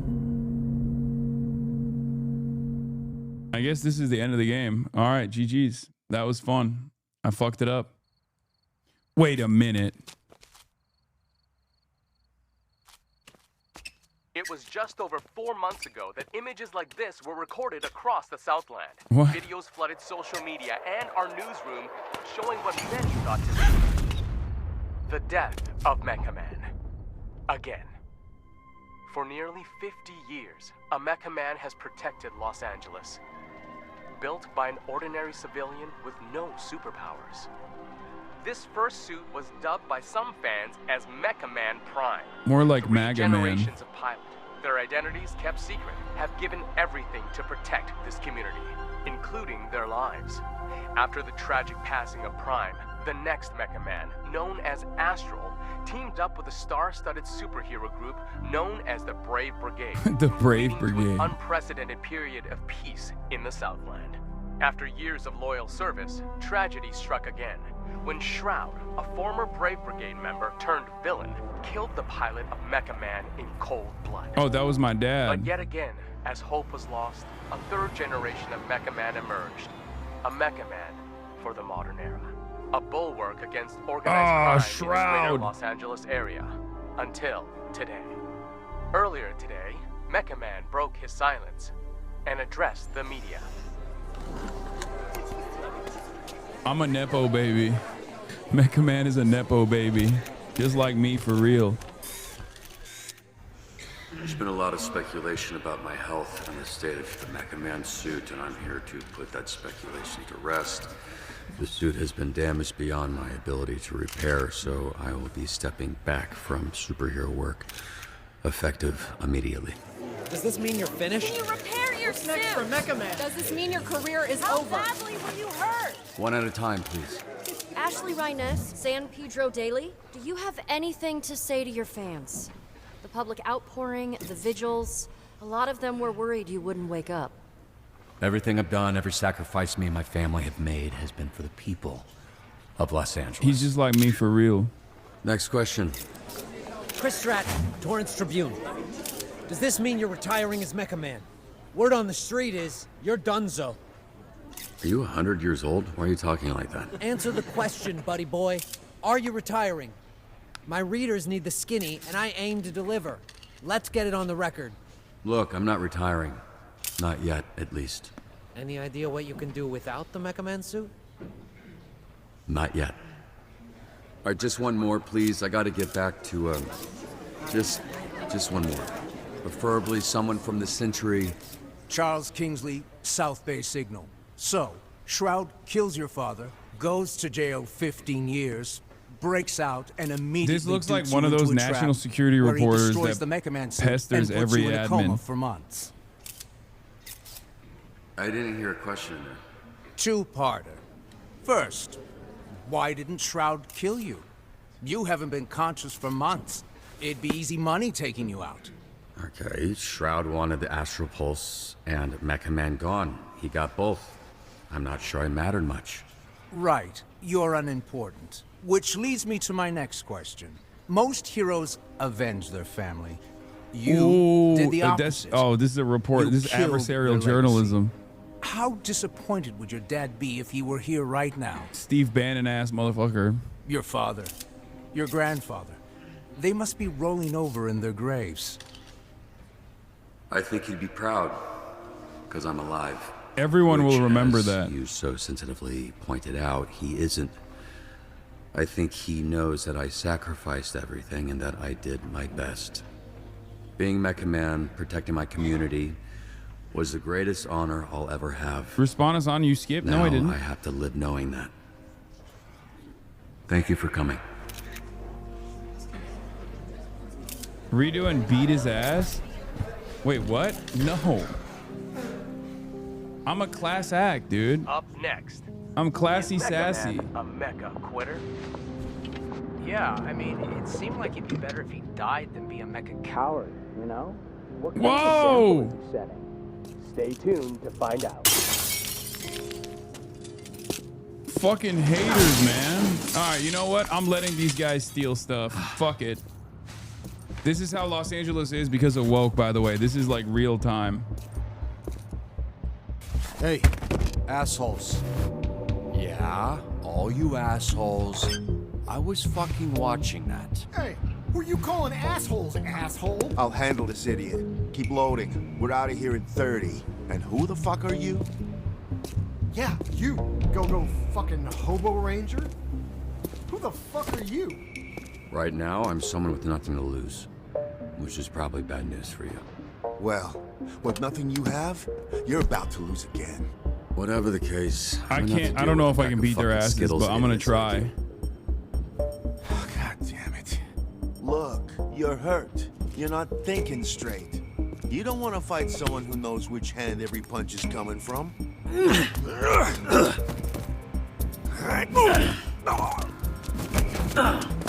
No, they beat my ass, bro. Oh no. Oh, not my dick and balls. Oh god. Oh, pack him up, whoever it is. Pack up the Skittles squad. Oh, a babe? Are you serious?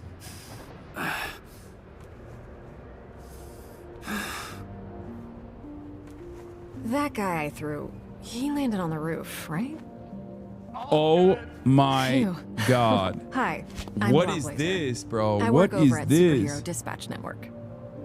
Hey, hi, yeah, I know who you are. You're like famous. A muscle mommy? This I is don't the know greatest about game that. of all time. I'm just a corporate hero for hire. There's digital You're the cooch in real this deal. game? Oh, You're the fuck. famous one. Right, I don't think infamous is the same as famous, but... Oh God, your arm. Fuck.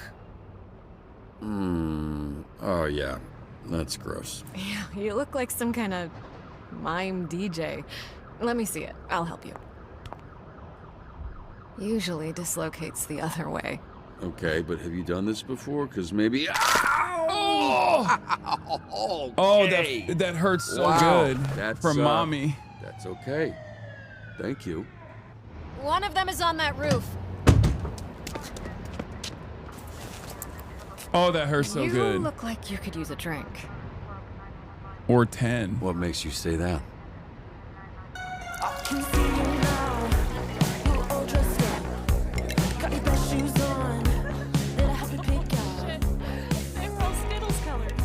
I didn't even realize it.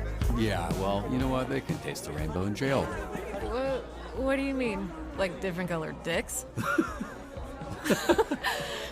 Oh, she's funny Sorry. too. Oh, I'm I smitten. actually didn't know what I meant, but you know what? It should have been that. I'm a little buzzed. I don't really make jokes like that. Hold on. I realize that I'm like literally causing you guys not to see everything on screen. If I like, and by that I mean boobs for the most part. I have to make my screens, my image smaller on camera. I'm sorry for the gooners. You know what I mean? That's, you know, I got you. I got you, fam. Dr. Umar would also be smitten with a snow bunny. Snow bunny mind control. This is a Christian stream? Oh, no, it's not. Not anymore. Okay, I have to pee real quick. I'll be back in a second.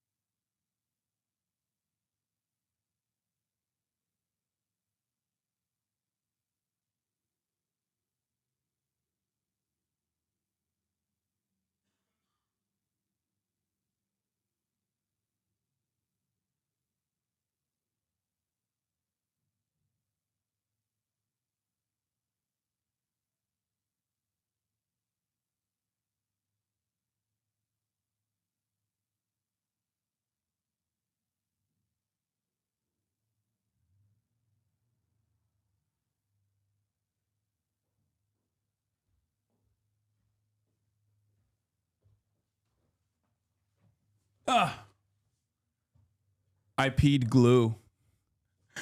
That's what people used to say. Can't blame him for taking a jork break. That's crazy. Yeah, no, I cranked it that fast, chat. I think Vizzy's rubbing off on me. Who?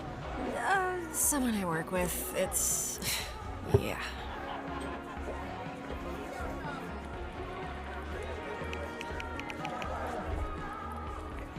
I don't even know what she said. That feels like a challenge. Oh, no.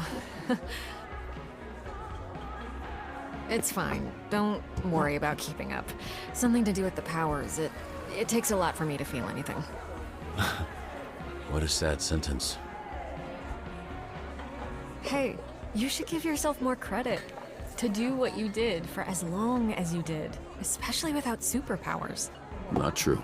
What do you call this?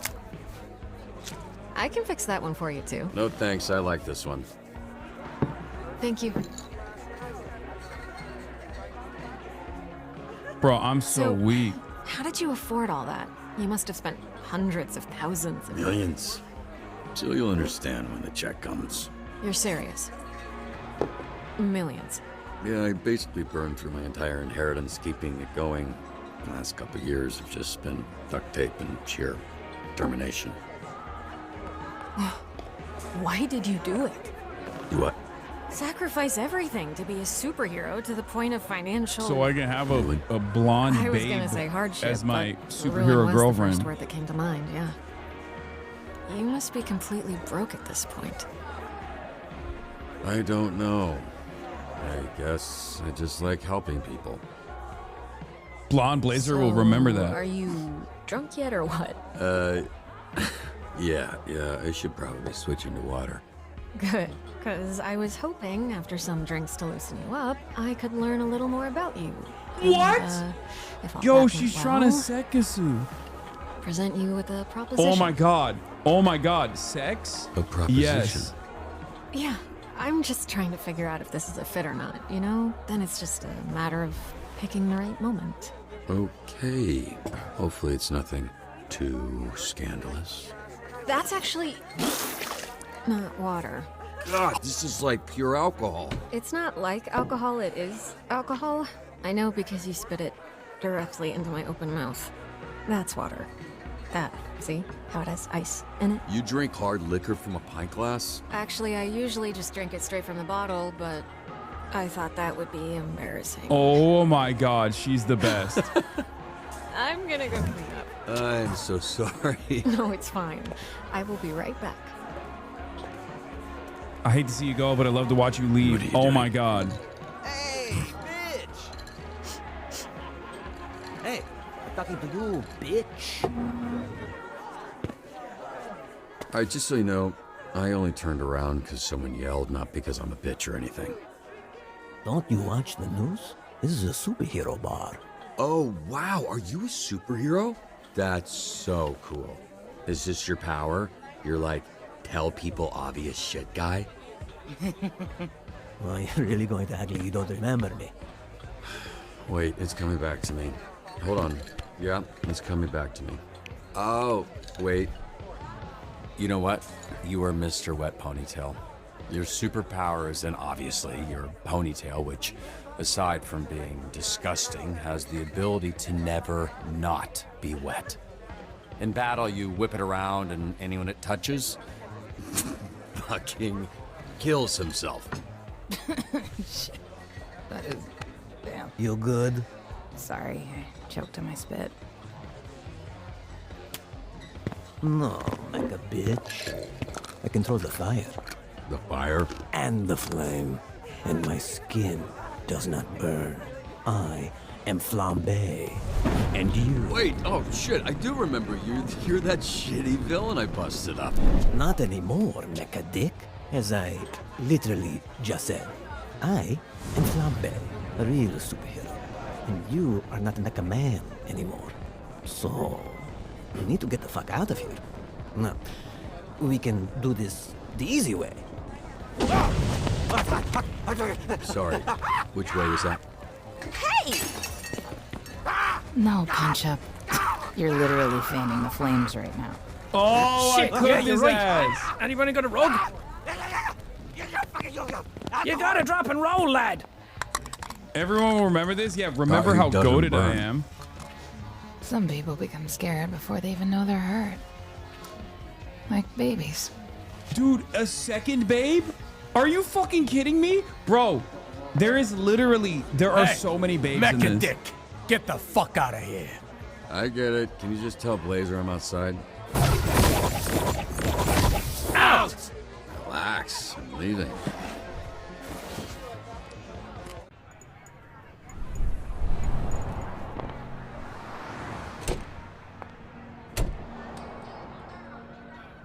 Hey, I couldn't find you.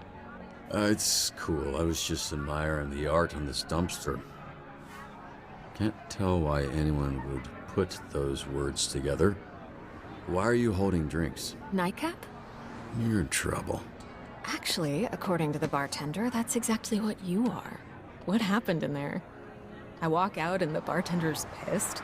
The whole energy is awkward. And why'd it smell like burnt hair? I got a little fired up with the guy, but he ran off before anything happened, so... Oh, you got fired up? Yeah? Does that not sound convincing enough? Hold these. Yo, why is she rizzing me up so much? I'm a little sus. It's a little out there. Easier if we fly. Oh my gosh, she's gonna fly me to the moon. Oh my god, fly me to the moon. Are you fucking kidding me? Dude, this is the greatest game of all time. This is like superhero babe fantasies. I totally understand why everyone wanted me to fucking play this game. She's about to ruin your life. I'm ready. I'm ready to have my life ruined. She's giving me uppies. If she's a Russian spy, call me Jackson Hinkle, okay? The way I'm actually offering my loyalty to the Russian Federation. Fuck me up.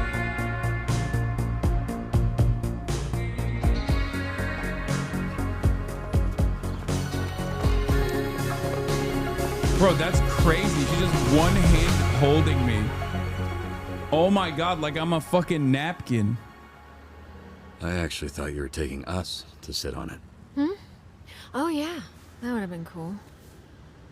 Oh no, yeah, this is better because you can see it, and it looks like there's a couple up there already. So.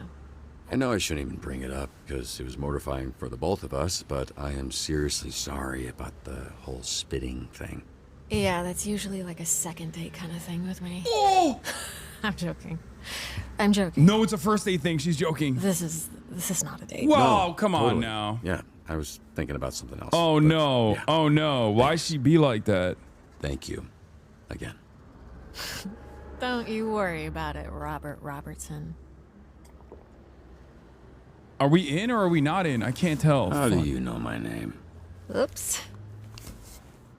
What's going on? Okay, I'll tell you. But only after you tell me how you ended up with a name like that. Oh, you mean a name like Robert Robertson III? The third? 3 times this happened? There was Grandpa Bobby, then my dad, who I called Dad, but everyone else called Robbie, and then me, Robert, because I wanted to be taken seriously. Family tradition. In more ways than one. Gramps was the first Mecha Man. He died in the suit before I was born. Dad was killed fighting Shroud. That's when I took over. There was a little inheritance and the life insurance money. Nobody mind I'm so control sorry. is real, I and I didn't wanted realize. to take me. Just your run-of-the-mill, sad superhero origin story. The family tradition, if there is one, is dying in that suit. Which I guess I don't have to worry about anymore. I hate Shroud. What is I hate you, Shroud. You took everything Quite from me. drunk enough to share my origin story just yet. But remind me to tell you someday. Definitely.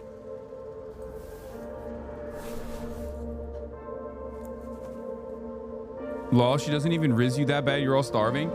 Dude, you would fold like a fucking napkin if a girl of that stature We can did work these with things this. to you. You'd be ready to fucking kill. Kiss her. Oh my God. Oh my God. Oh my God, she's moving in my direction.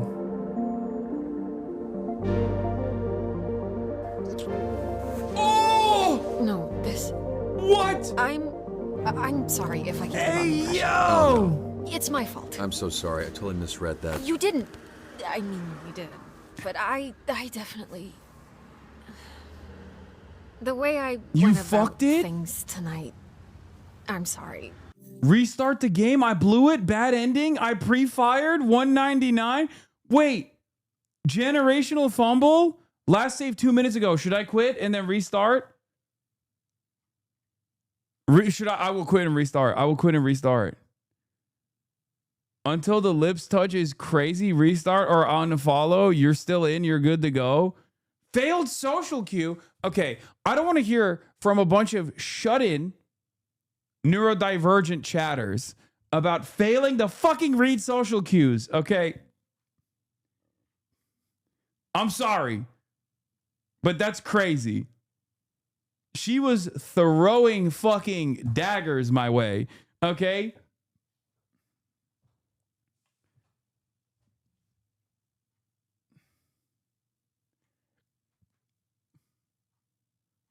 She was touching my face as a universal signal for.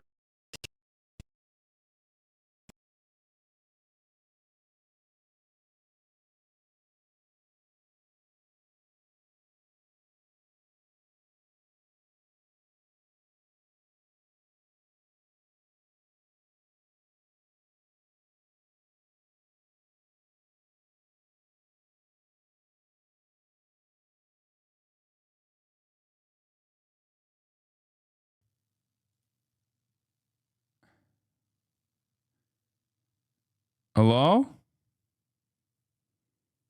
That was crazy.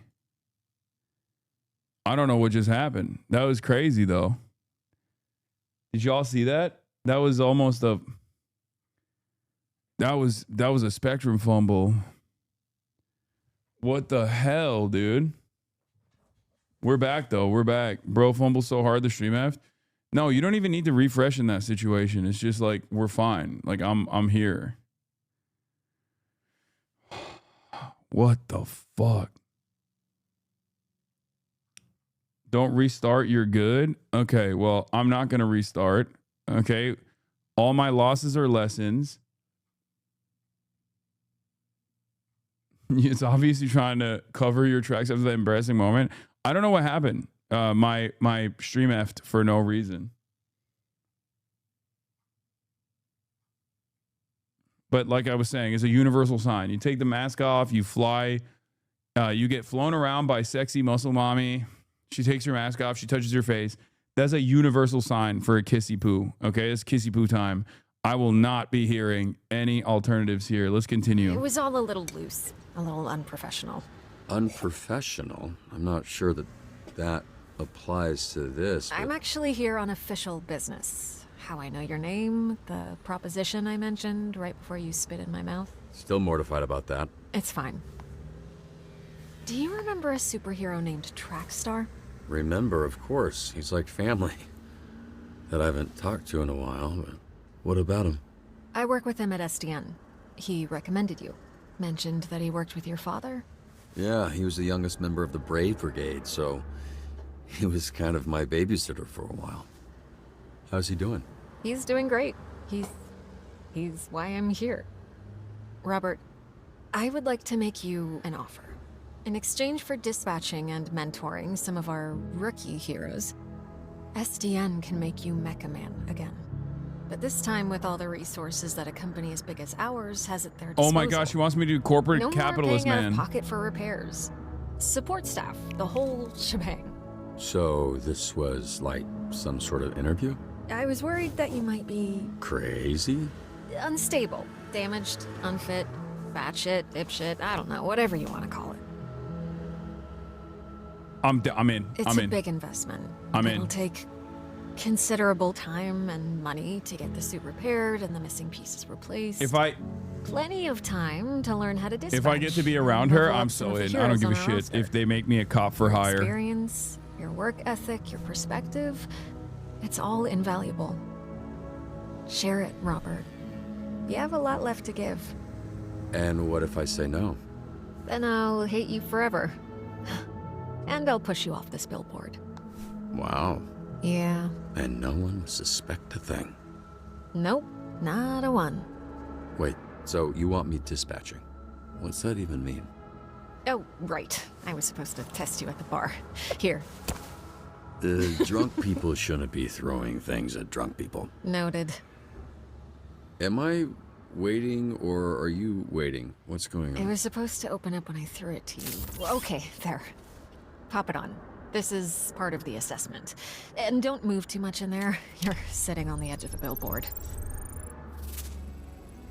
Greetings and welcome to this training Who the simulation. fuck is this clown, bro? We may be superheroes, but we're nothing without SDN's real hero, the Dispatcher. So, Dispatcher, where do we start? Well, it appears we've got our first call from a subscriber. Subscriber. I saw some scary, suspicious men last night leaving the old movie theater. You'll receive requirements to help Strike you the Devil's determine Fortified. which heroes to send. Such an array of brave heroes to choose from. How could you possibly pick just one? Phenomenon? This graph will show you what a hero does well and not so well. This motherfucker maxed out in the combat. Fuck this guy. A hero with a knack for vigor and combat looks right for the job. That sounds like me, Phenomenon. Now that at least one hero is being dispatched, it's time to get to work.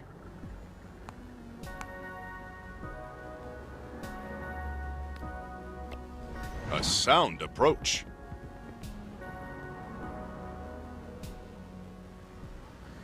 I will now return to SDN. Yellow text make When a matters for hero hero returns stats. to SDN, they'll need some much-needed R&R. That stands for rest and relaxation.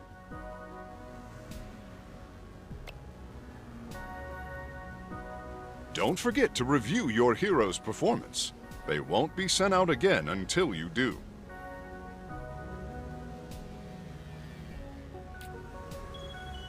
Okay, how do I review it? On SDN's state-of-the-art graph, we can see an this the analysis of what Citizens app? skills the call required. Let's see how well I did after responding to that caller's, well, call. There's no such thing as a perfect fit. Use your intellect and your roster to your advantage. Don't worry, you'll be working hard soon. The more that my skills align with the needs of the job, the more likely I am to succeed. Phenomenon is a bit autistic. Organized criminals, often led by figurehead supervillains, are the scourge of Southern California. We work tirelessly to root them out.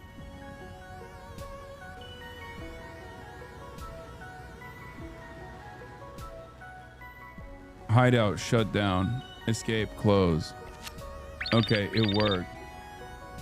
Wait, someone said I was checking BDBD for your vids and you showing no, the stuff you got from China has 7.3 million views. Holy shit, brother. Yo, send me the fucking screenshot of that. That's crazy.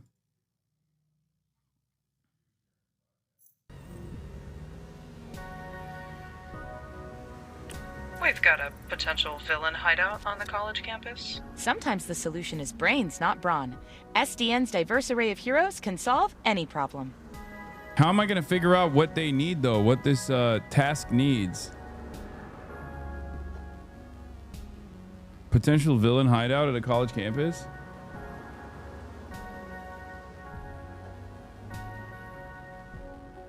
Use your brain? Like by clicking on intellect? Investigate potential villain hideout. Decode the mysterious clues. Identify the cryptic criminal. Okay, so we need someone who's smart. Okay, all these guys are dumbasses except for Brain Book. Let's make history. And then we need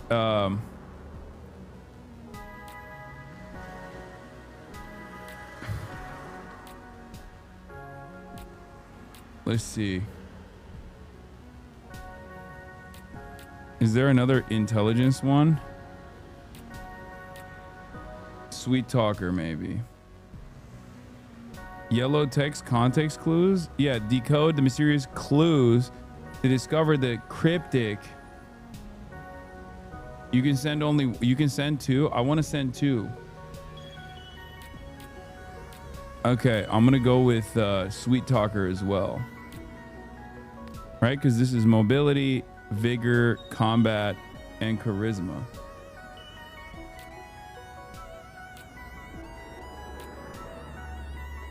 Yeah, I'm gonna stack him with a Sweet Talker.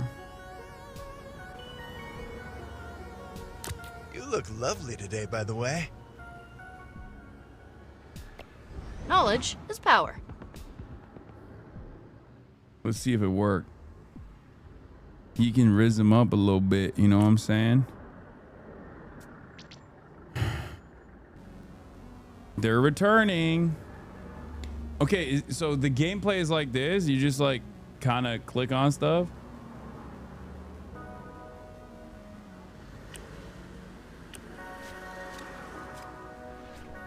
Oh, I was right. 100%ed it. What can I say? A lot, actually. God damn.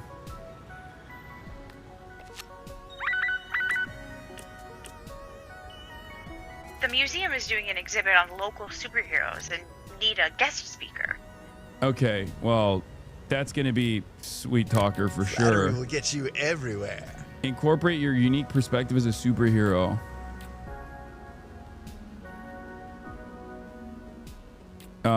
This is the tutorial. Holy shit, bro.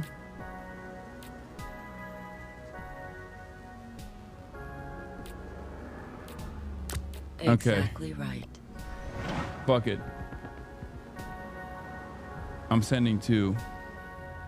One of your heroes needs you. Wait, what? Disrupted? As their leader, your heroes will look to you. Make choices and follow where they lead. Sprinkling jokes.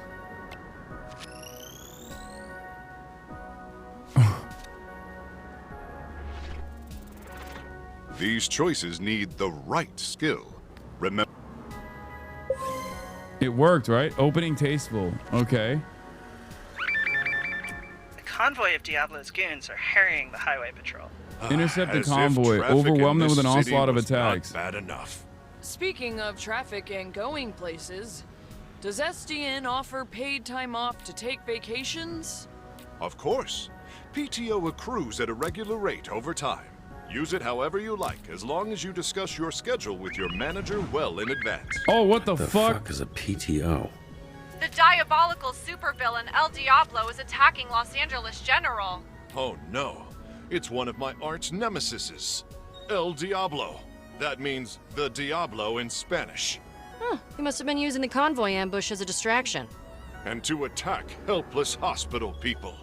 That craven bastard. Speaking of hospitals, did you know SDN offers a robust benefits package for all full-time employees? There's a giant That's monster. phenomenal.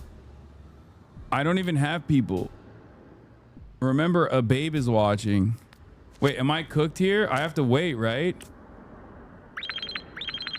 Oh, fuck. Oh, God, it's There's getting a giant crazy. monster attacking downtown. Save us, SDN!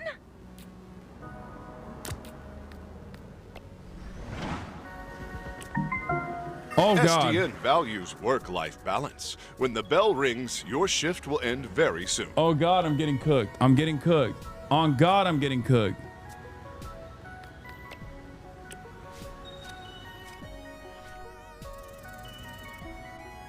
%ed it. Let's go. Yes. Now I get why people were saying don't use both. Sometimes a hero can use their talents to tip the scales. They are superheroes after all. Bust through the walls to make an exit. Walls busted. I mean, she could bust my walls. You know what I'm saying?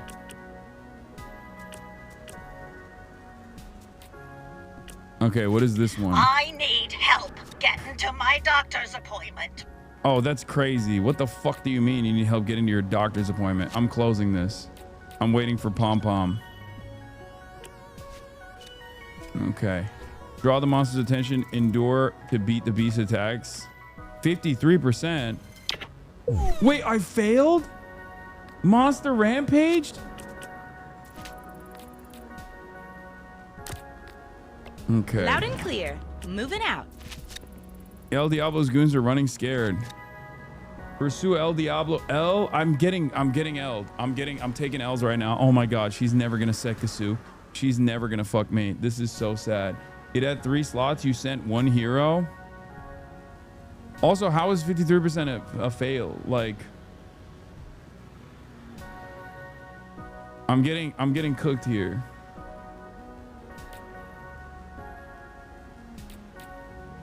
On my way, citizens. For you, baby, anything. It's got 4 slots, so I'm just gonna hit with the 3. All right, whatever. This 2 should be fine. I am on the way. Oh, God. No. Help us. We're being held hostage. Send help, please. Shit, I can't use You Sweet can find Talker. suggestions on how to handle hostage situations I gotta wait. on page 234 of SDN's Guide to Dispatching. Oh, I'm cooked.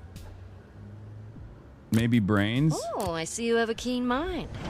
Let's see if that works. I don't know. I was desperate. I was desperate. I couldn't let them get away with it, you know? Okay, that should have been... Come on. Yeah, no shot. 74% road SDN cross. That's solves not... all Why is that so problems, hard? Big and small.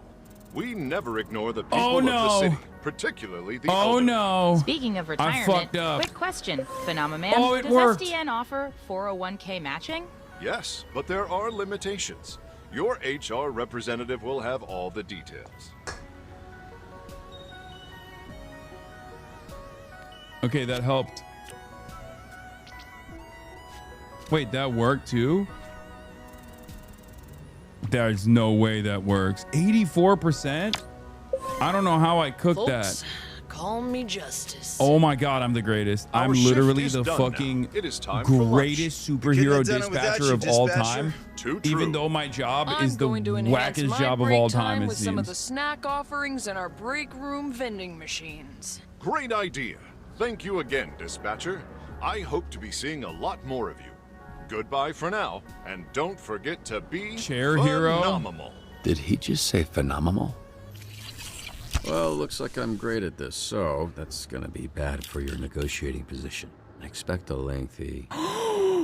Oh my god. Did I drool on you? I don't think so. Well, you see why we thought of... Well, why Trackstar thought of you. It makes sense, yeah. No, I'm still going. Bilmiyorum kaçtayım. Meet me at the SDN offices tomorrow. I'm not done saving you yet. Okay, Mom, I'm playing a video game.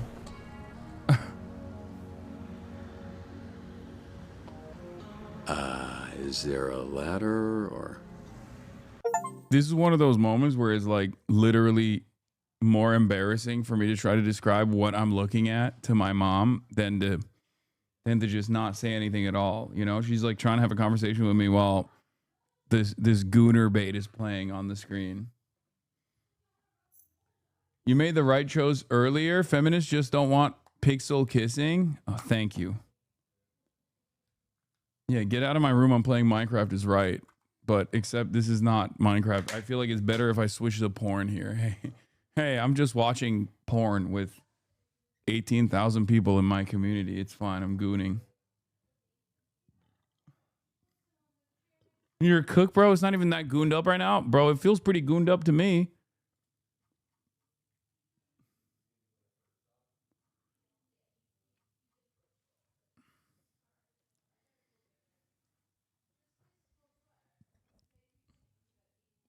It gets more gooned up. I love this game. This is the greatest game of all time. Sorry I'm late.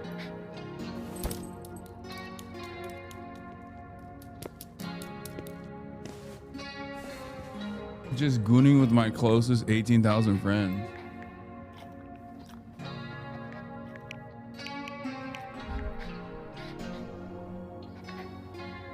Were you a good boy? This game answers the question, what if Telltale has sex? I mean, it's the greatest question of all time. We're striving to create a safer, stronger city every I met a nice lady. She wants to help us out. Yeah, I'm not giving the dog cereal. The dog is fat already. Come on. As you guys know, I'm Mr. Dog Abuse. That's my superhero name.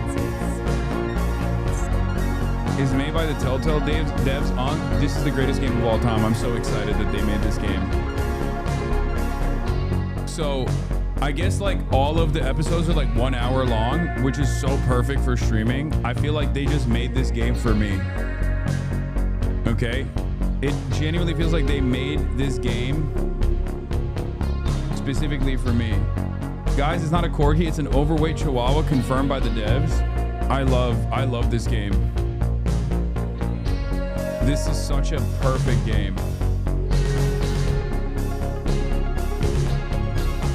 Each chapter is a quarter of a Clementine episode. Shadows will come back tomorrow. All right. Was that episode really an hour? Felt like 20 minutes max. All right, I'll play one more. You and 54% of players kiss Blazer. Let's go.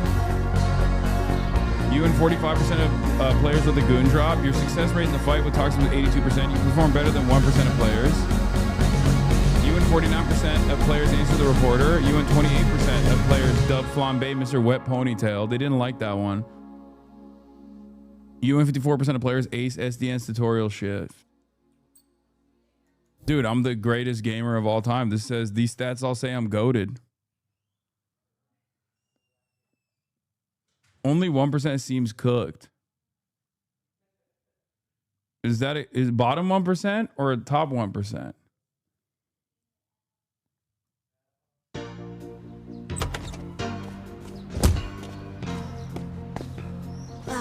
Dang it! I'm gonna be late for band practice. Unexpected things happen every day. Phenomenon! Can SDN help me out with this? It's blocking the driveway. I hate this guy already. You can count on SDN to help lift the burdens life throws at us. Let SDN be your rock, so you can rock. SDN is not an insurance company and does not cover damages to property, persons, or animals. She's definitely not making it to band practice. Yeah, well, yeah. Wait, what's that? No, just the commercial. It was weird. Weird. Yeah, right. That guy's literally you. I know, but I'm seeing myself as an Aaron He's like Paul a rock character star. right now. I'm putting myself in the mindset of Mecha Man. It's, I'm joking, because of the rock and the roll. Cool. Cool commercial. I'm a fan, you might say. You could say that. I hate to break it to you. I heard he's a jerk in real life. Most big heroes are. What? Jerk? No. I don't think so. Oh, God. Okay. Yep, that's not right. That is not right. That is... Yep. That is, yeah. Okay, let me help you. Oh, no, with no, not necessary. I'm sure I... It's soaked.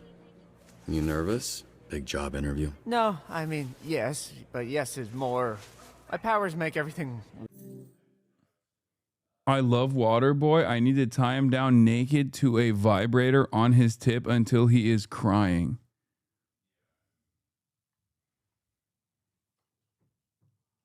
I'm sorry, what? What did you just fucking say?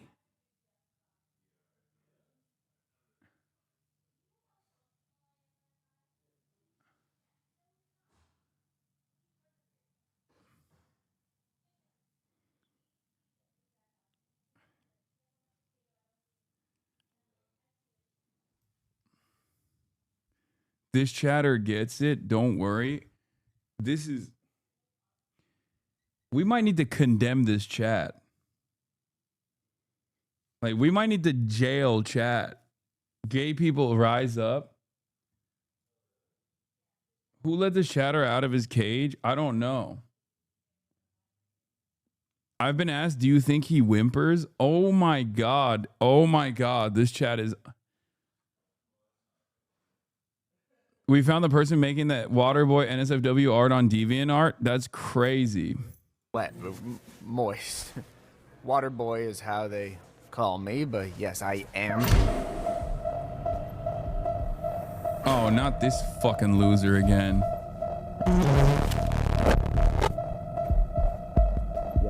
Flom bitch. Got him.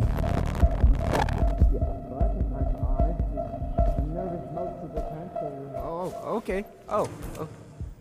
Now that your face is next to a side of my face, I see that I know you, of you. You're Mecha Man. You're dead, I thought. Just on the inside. You, look small or different in person. Never meet your heroes, kid. Oh, wasn't sure you'd show up. Oh, wow! Laser, blonde, real hero. Oh, sorry, but I need him for something. Follow me.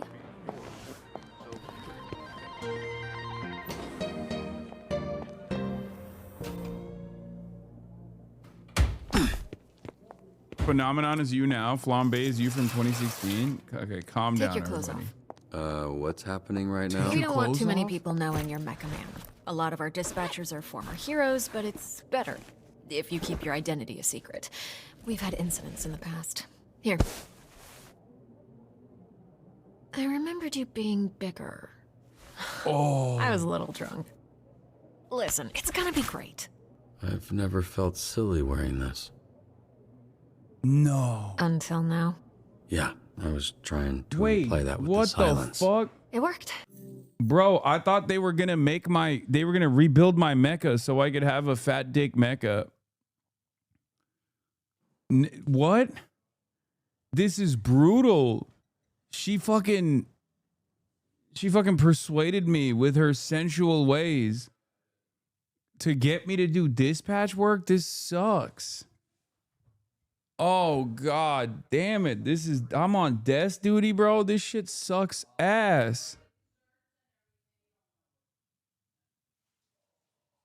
What are you gonna do with the mech suit at a desk job? I didn't realize I was gonna do a desk job. I thought the dispatch stuff was just like a test to see how great I can navigate other superheroes. I thought they were gonna make me the literal leader of the pack instantly, like from day one.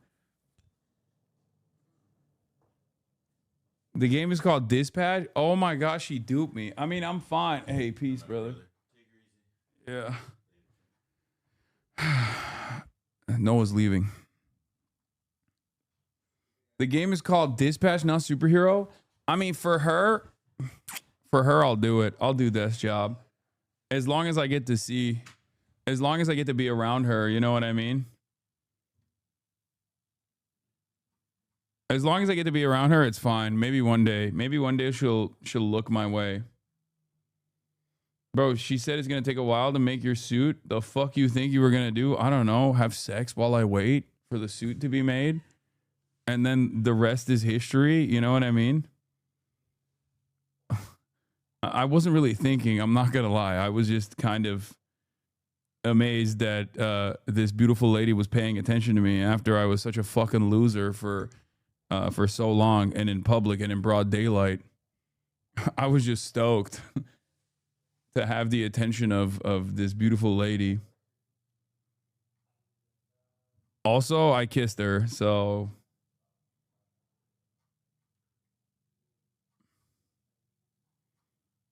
let's continue. Get dressed. I have somebody I need you to meet. Oh, sorry. Should I turn around? Or no, you can watch. Should I close my eyes, maybe? If that makes you more comfortable. Oh, I don't mind. It's fine. I don't mind. Oh, yeah, no, it's sure. I mean, don't stare me straight in the eyes or anything, because that would be odd. Yeah, I'm just gonna... There. I'm a flirt. Oh, she's peeking through the fucking... It doesn't look like it, but I am flexing every muscle in my body right now. Really? Okay, well, you didn't have to say it like that. Damn. I want to say again, I'm sorry about last night. I regret the way I conducted myself. It was a mistake. A complicated mistake. I can go into the details of those complications with you later. Didn't feel like a mistake. Didn't feel like a mistake. At least not to me. Well, that makes one of us. Oh, It was let a nice down. night. Nothing more than that. Yeah, I'd like to keep things professional. Right, that's why you brought me to this conference room to strip down in front of you. Profesh. Are you serious?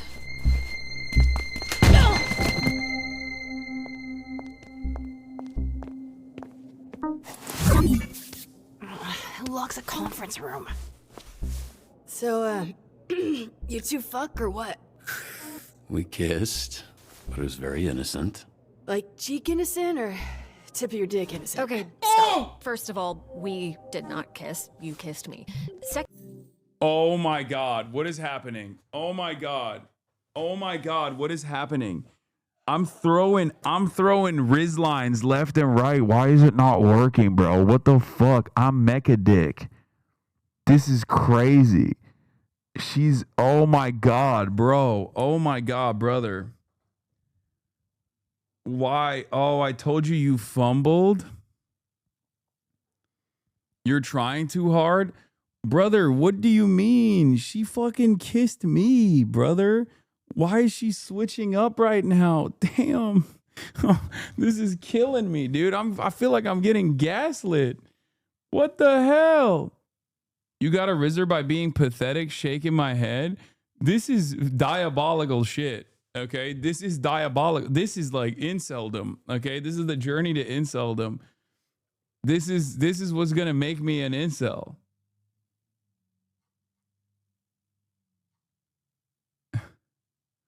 The H and HR violation is Hasan. That's crazy.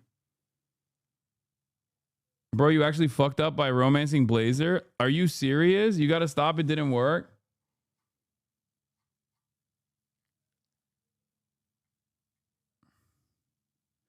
Well, but at least some of us have to get the bad ending. Wait, what is happening right now? I can't tell if chat's fucking with me or not. Stop. My heart can't take it. Business. Whoa, she cussed. Must have been a good one. Robert, this is Invisigal. She is part of the Phoenix program.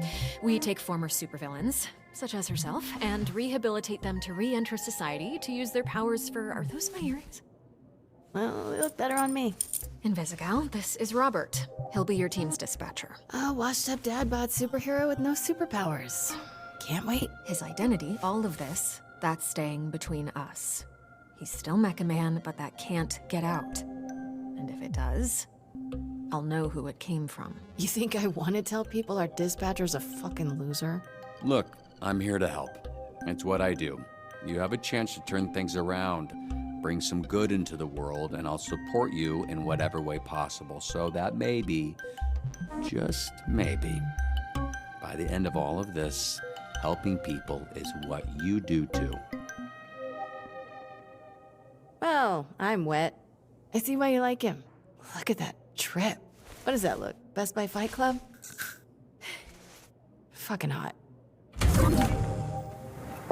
Oh my god. Wait, is this another romanceable option? Because I'm into all the heroes in the company. And she's at the bottom. She called herself Invisibitch when she was a villain. We're trying to rebrand her. Yeah, I thought Invisigal felt... Love a lady with raspy voice and asthma. Okay, chronic asthma. Kind of corny for her. Oh yeah? The name was my idea. Just get your shirt on, Dad Bod. Dad bod? Okay, just kill me. Fucking throw me off the goddamn Hollywood sign, dude. Are you fucking serious? Are you for real? This is no longer playing hard to get. She wants me to kill myself. This is SDN. How can we help you? We're not the highest profile branch in the network, but we've got what makes the real difference. Great people. Some of them aren't even people, and they're still great. One of the 3 copiers on this floor. Fax, scan, does literally everything. Documentation, one of the 3 Ds at SDN. There tends to be a healthy amount of paperwork. I used to call it triple Ds, but I was informed that had a different connotation. What kind of heroes end up here? Oh, all sorts. Some that are tired of doing it themselves, some heroes who prefer teams. And some that used to be called Invisibitch. Quite the eclectic roster. Yep. We're all about diversity. Lana works in the mailroom, from a different galaxy altogether. And then there's Galen, way back there, born with super hearing. He's from... Florida. Florida, of course.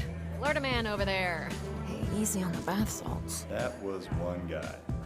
Hey, speaking of bath, where is the, Oh, need a bio break? Excuse me? Restroom, I mean.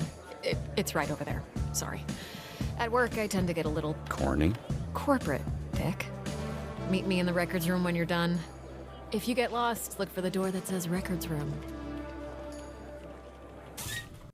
Why? There's a chatter saying you didn't fuck it up with the other options, but you fucked it up with Blazer already. But she's still throwing work my way. Okay, I think you're wrong. I will not elaborate.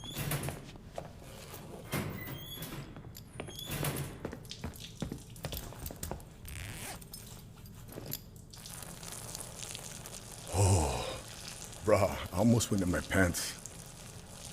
Hey, you this Robert people talking about? What's up, brother? My auntie named me Roy, but people call me Royd. All right. Good to meet you, bruh. Likewise. So Royd, like steroid? Huh?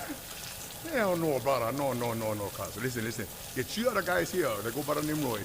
So I think it's like, we go scrap, we go ground, I boss you up, and then, you got Royd.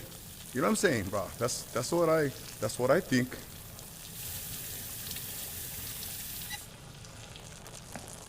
Hey, you think that's why they call me Royd? Bro, like he's I'm still on steroids. pissing. But they think I'm some kind of a juice head? They think I'm not natty, bro? They think Royd not natty. No, I'm just kidding, man. Just making jokes about your name and the shitter. Whatever. I no care. Yeah, Nokia is probably best. Nice meeting you, Royd, even if it was while we were both holding our dicks. You one funny bugger, Mecha Man.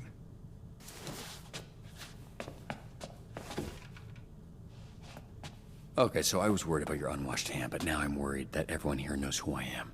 Nah, brother. It's Kapu. Need to know basis, and Roy need to know. I don't want to come pick up your soup or fix them for the SDN. Cool. You gonna wash before you do that? Nah, bro. I never touch nothing. Just touch my pants and underwear only. Even Respect, for shake, I do the like same. This.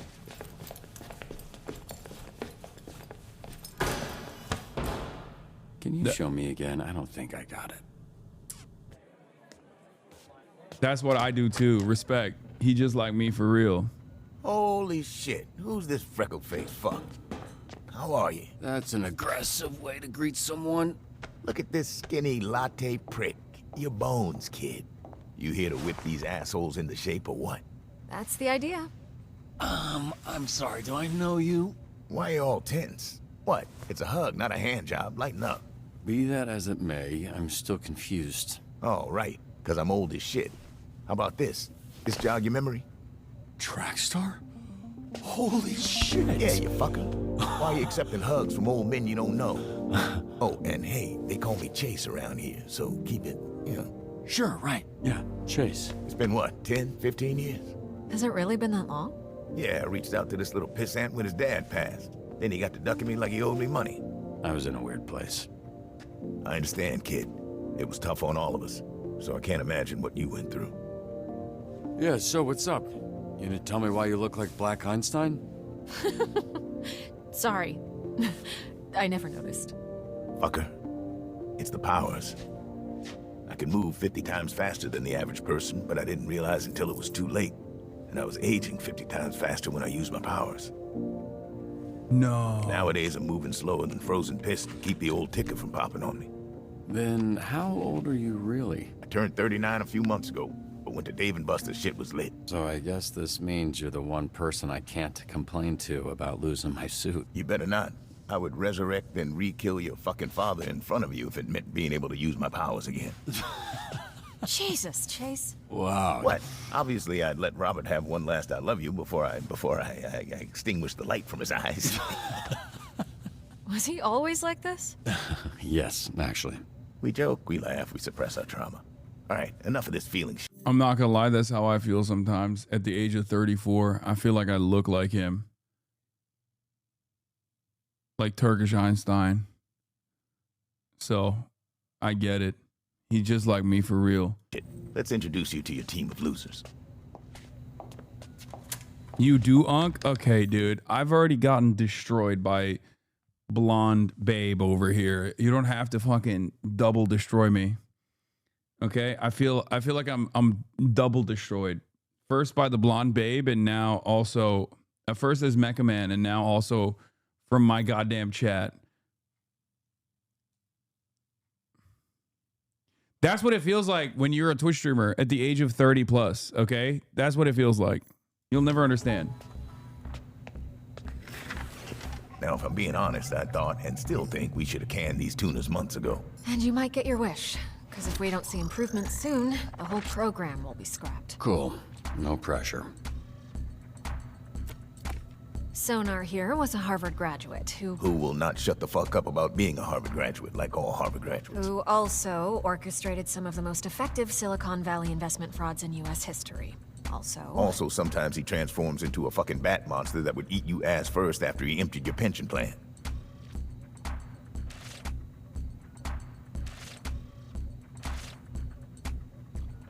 He's intellectual hybrid. When he's Mega Bat, he's a beast mode and he's fast.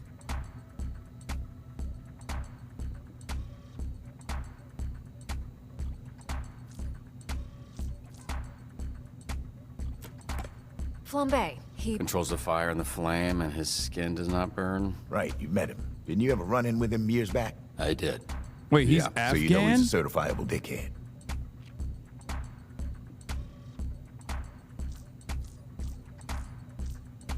He's 36 years old and he's 6'4". Me in 2 years. Invisigal, who you met. Turned herself in a few months ago and entered the program on the condition we didn't ask questions. That's a little suspicious, no? Suspicious? Really? Of a criminal that turns invisible and doesn't like to answer questions? What tipped you off, Sherlock? I thought he was Latino. The flambe guy. Here we have coupe, which I recently learned is a French ballet term that means to cut, hence the knives. That's very clever. Yeah, but it sounds dumb to say, so everybody calls her Coop. She was an assassin for the mob, then went independent. Hot. Because you're racist? Yeah. Worldwide Latino belt? Yeah, he's a part of the global Latino belt. Punch up. Carnival's strongman who made a deal with a sorceress. She gave him the strength of 10 men. His muscles grew, but his body shrunk. He's got all the charm and brains of a greasy bowling ball.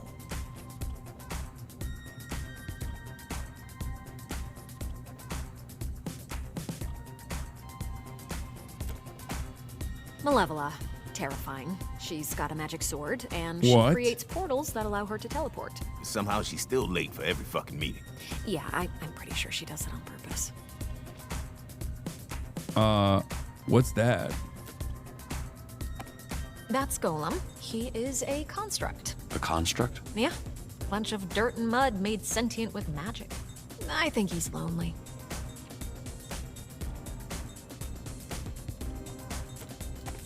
Prism, Michigan born and raised.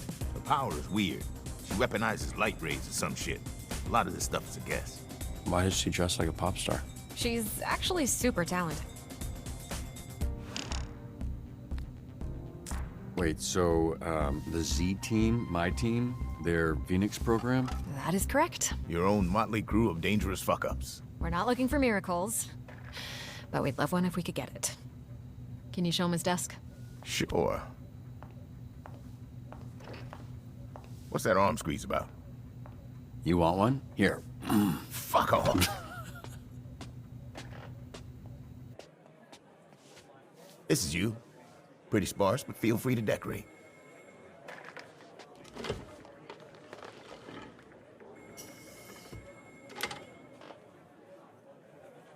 This computer's older than you look. Wait, so we're doing this? I haven't even met the team yet. We did the slideshow. First of all, that wasn't a slideshow. Look, we like to start slow. Most people don't make it past the first dispatch. And this is better for everybody's safety. What do you mean, safety? You'll be fine. And this here is our little slice of the Southland. Whenever there's a crisis in the area, we get a call, and guess who answers? Me. Exactly. Now put your headset on and introduce yourself to these pricks. This is call center simulator? In between Hey Sekasu? team, this is your dispatcher, Robert Robertson. I'm starting my first shift.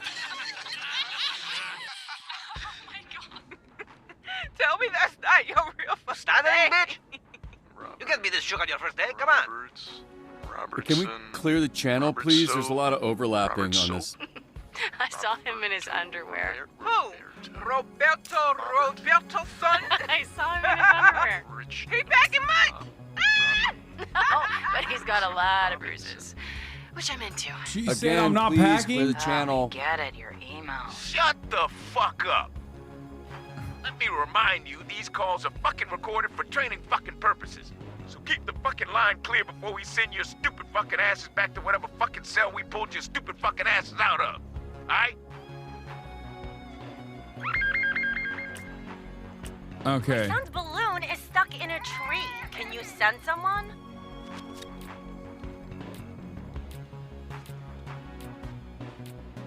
What is this again? Charisma, intellect, combat, vigor, mobility. All right, I need a mobility hero. All right, I'll send Coupe or Invisigal.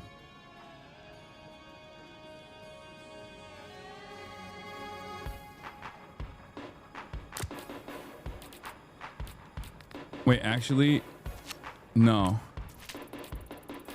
Should I do Prism? Because she can do portals, right? Or no, is it Coupe that can do portals? All right, you know what? I'm going to do Invisigal. Fuck it. Still on the clock, so okay. Trust me, I can handle this a lot faster on my own. Oh, she's even faster. Mr. On her Vanderstank own. is requesting a hero for a very important event. Who's this Vanderstink guy? Willem Vanderstank, certified genius. Literally, he has a certificate. You aren't a genius if you need a piece of paper that says you're a genius. You're just jealous. This guy rules. Who will make the fucking... I'm gonna send Sonar. Fuck it. I'm gonna send the Bat. The Bat! You ever feel like you had so much potential and you're being wasted as a cog in a corporate machine? I don't.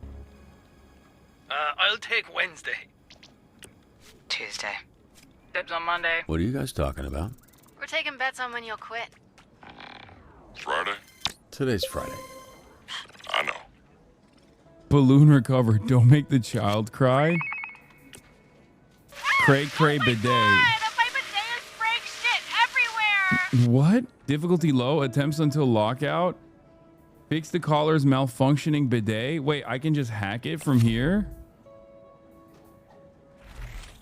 Okay.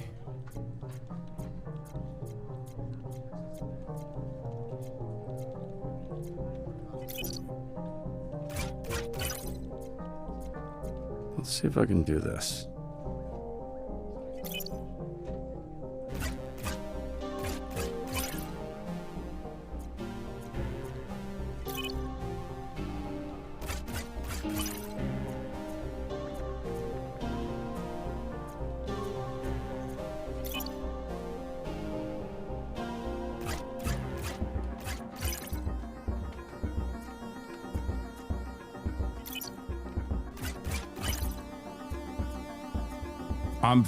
I'm Mr. Hacker Mans, dude.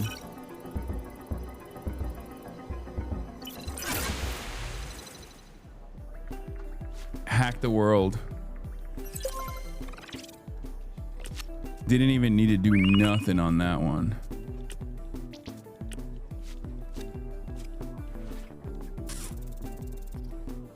%100% success rate. Smart. Sure we don't work on commission? Okay, what's going on, Sonar?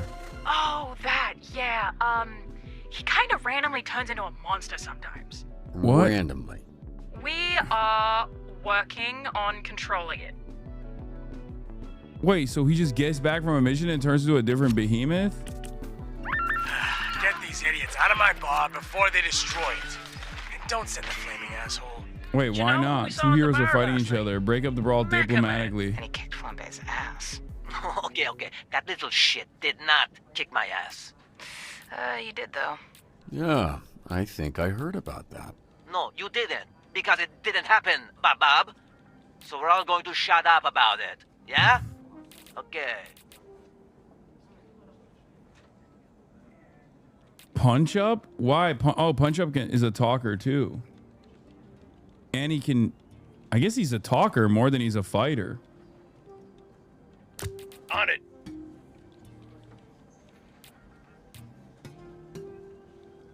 Hasan, you're too woke? Wait, why? I'm gonna try to riz them up. Golem is for muscle.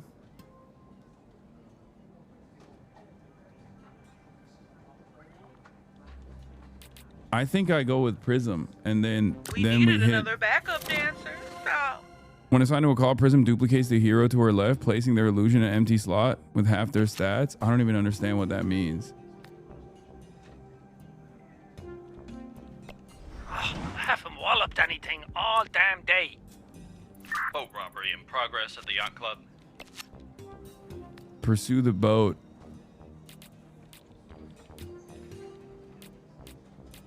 Maybe Coop.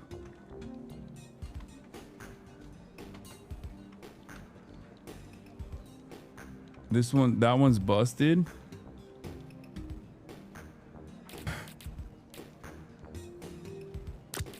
Cause she got mobility. So what was your read on this Mecha Man guy? Washed up, drinking alone. A robot guy without his robot, I guess. Uh-oh. So, just a guy? The idiots are fighting over the name Fight Man. Let's try giving them new names. Maybe that'll solve it. All of you, shut the fuck up. Give them the idol makeover.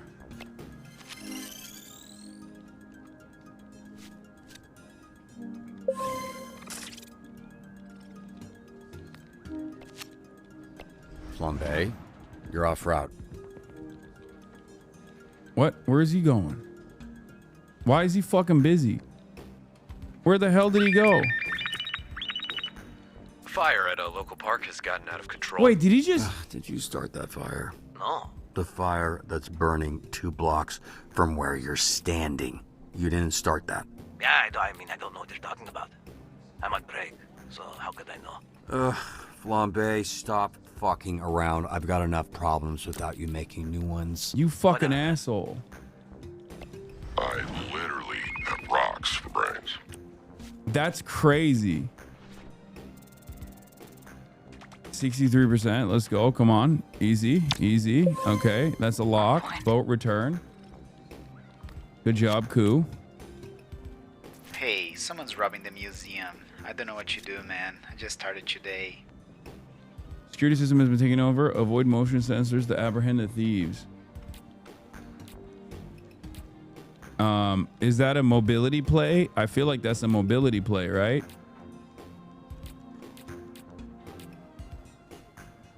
But now he's like, oh, Invisigal is invisible. True, true, true. Okay. Security here is amateur hour. Danny the Bone Zone Diaz here. Today's topic is all about SDN hiring criminals to protect us. Educate the Bone Zone on SDN's Phoenix program. Prove him wrong about the Z team. Okay, this seems... You decide too slow? Okay, calm down, dude. I'm trying to make this happen. Fucker said I was pregnant. Hell no. How should we get around the sensors? Hack into the system? Weave through the sensors? Okay, I'll just hack it. I thought she could just go invisible through the sensors, but I'll hack it because I'm hacker mans. SDN is a paramilitary unit made of corporate superheroes. What does this do?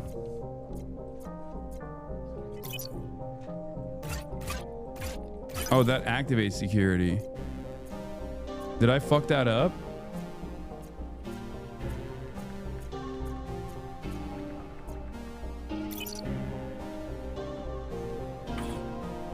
Oh shit.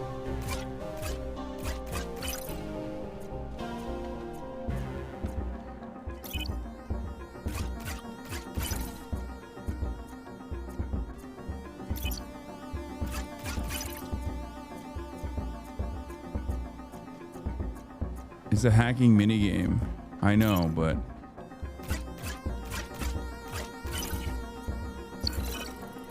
Breach successful. Hey, it's me again, Galen. Blazer told me to show you the ropes, so here we are. Hey, a hero ranked up. Good job. Go check that hero. Whoa. Every rank up earns skill points. Oh, that's why they're ass right now. I was wondering why they were fucking plus hot icon next to a ass. stat to spend a skill point. Once you confirm, you can't go back. Should I lean into their skills or should I balance them out? What's the meta here?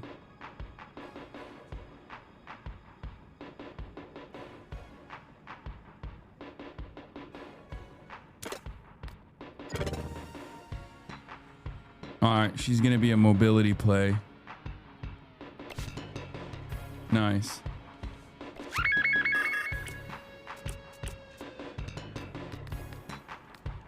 Use body to smother the flames.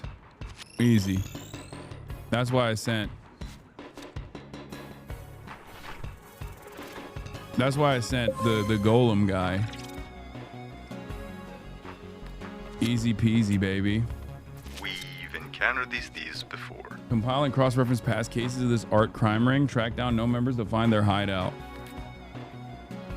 Wait, what? Okay, so intellect. This is an intellect play, and none of these guys are smart. Uh-oh. Sonar is too dumb right now.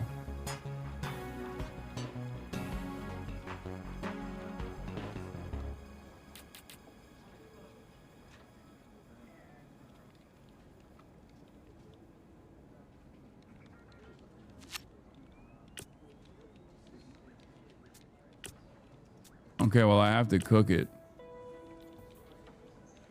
Right?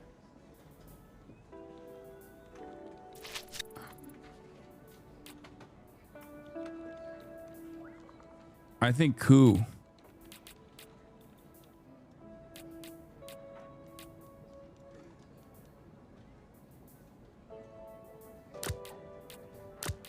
swift as the night, sharp as my knife.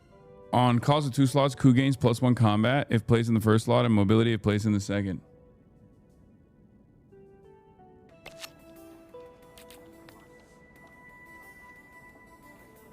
I think this is all girls team. Looks like hell out there. Figuratively, I mean. Educate the Bone Zone on SDN's Phoenix program. Prove them wrong about the Z team. CC 5%. Easy lock. Oh, great job. Finding my groove.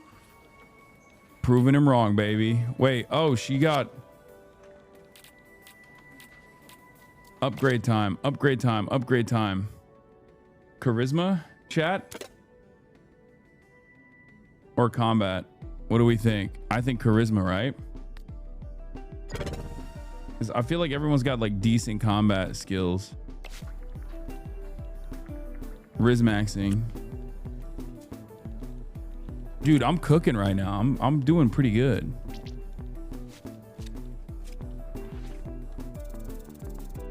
Yeah. Oh, 100%. Nice. I'm confused. I thought that would be more difficult. She's P-rism. With this one, I don't know. Maybe she's combat or intellect. Game is cool and fun. No, I really like it. You are better than Squeaks. Congrats. I mean, does that even take much?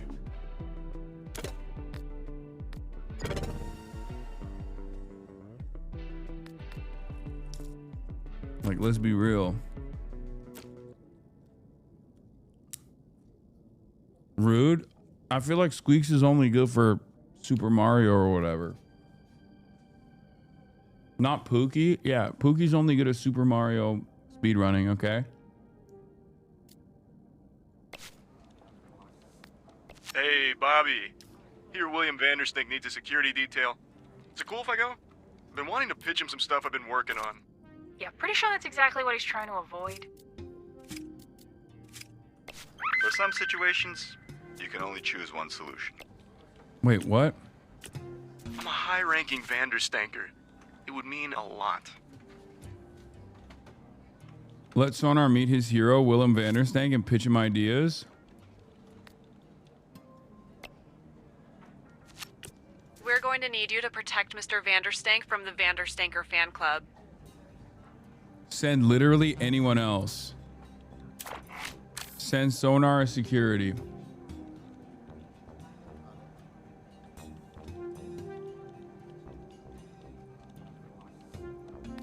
No, he's not dumb right now, is he?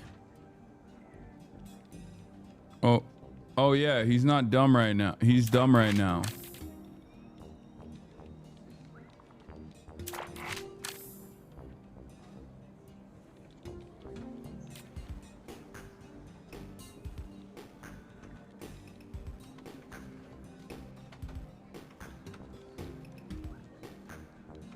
You know what? Fuck it. Sure. Go ahead. Thanks, man. You will not regret this. Well, I didn't think I would until you said that. A kid just robbed me. That little shit, I want him behind bars. Track the pickpocket and encourage him to turn his life around. Punch up, right? Or Prism. Prism probably better. Kid's a hustler. I get it. Uh-oh. The nerves are hitting Sonar as he's second-guessing his human meat alternative pitch. How should we approach it? What? Stick with your guts. Be yourself. Make it relatable. Tell a story. Just wing it. You got this.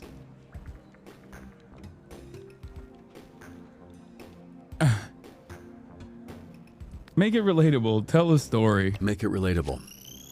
You know, tell a story. I've got a great story. Oh, God. This is gonna fail. It worked?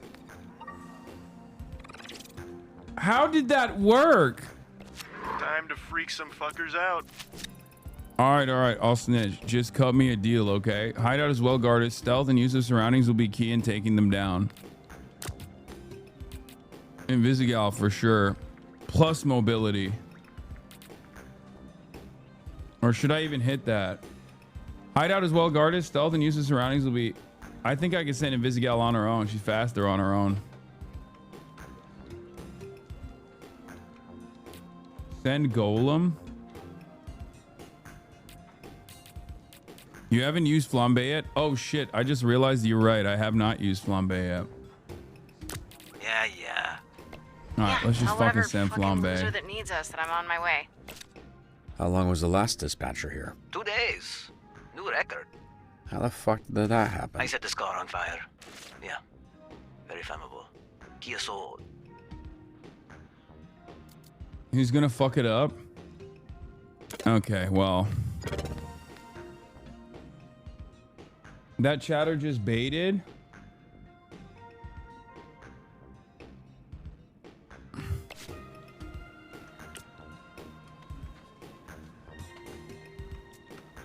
Did I fuck that up? Uh-oh.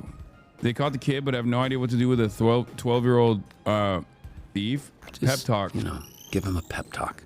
Oh, sure. I'll give him a pep talk, all right. I'm stacking mad dubs today, baby. Let's go. Easy peasy. There's a lot of thieves in this hideout. How should the... Get the paintings out quietly. Get the paintings out quietly. No promises. I'm a screamer. What? You can't say you're not impressed. You can't. Did she say no promises? I'm a screamer? I'm sorry.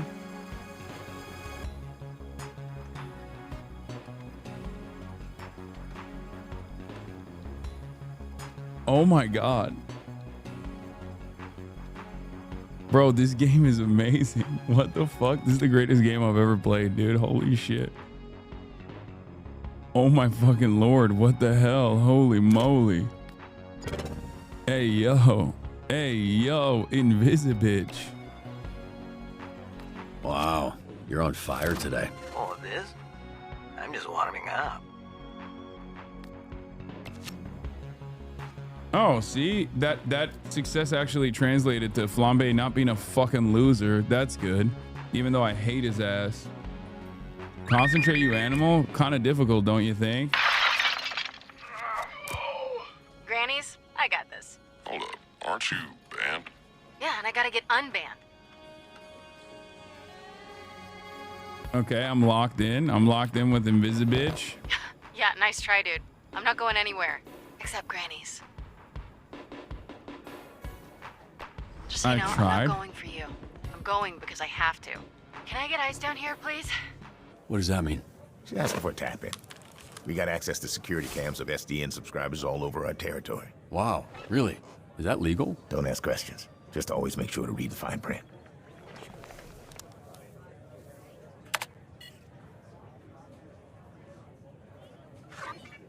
I didn't do this. Right, I feel like you've said that a lot in your life. What happened? This is how I found the place. The old guy, who I assume is Granny, was laying here when I walked in. You said you're literally a Palantir employee? Whatever, dude. Just focus. If being a Palantir employee means I get to have sex with the superheroes, I'm on board, okay? What, you got ADHD or something? Yes, fucker. Is it that obvious? Yes, fucker, it is. Well, then answer the question. I don't want to sit here and fixate on it when we're supposed to be doing whatever, superhero shit. Just a plain-ass glazed donut. You happy? Not as happy as you with that glaze all over you, huh? Oh. Slap that donut around on your face a little before you put it in your mouth, huh? Yep, you got me. I love gobbling on hot, sloppy donuts. Love them from my mouth to my butt. How's it going? First date. Thanks for asking me that, so you could get all your funny jokes out. Now, can we maybe address the body in the room? Peter Thiel really fucked up by not being a brick wall mommy? Yes. Check his pulse. Granny's alive. Thank Christ. I didn't want to have to lip this guy. So, can I go now? No, this isn't A wellness check. It's a B&E. Let's figure out the purpose still there. Perp, B&E. Okay, Lieutenant. Fuck, I can't think of a character from a cop show. Cool. Well, why don't you stay put and work on that while I get another camera up online? She's my least favorite. The worst of the lot. That surprises me. You guys got similar energy. How do I switch cameras? Just click the side here and you can cycle all the cameras in the building. It's weird getting tech advice from an old person. Bro, I'm not even 40 yet. Weird hearing bro from an old person. Dan. Lieutenant Dan? Is Is that a thing? Yes, I am the legless Vietnam vet from Forrest Gump. Sick burn. Am I doing something wrong? Pushing that button just says access denied. Ah, damn it. Sometimes people add extra security. They don't understand it just makes it harder for us to do our job. Hey, what's taking so long? Are you sleeping or something, or are you just bad at your job?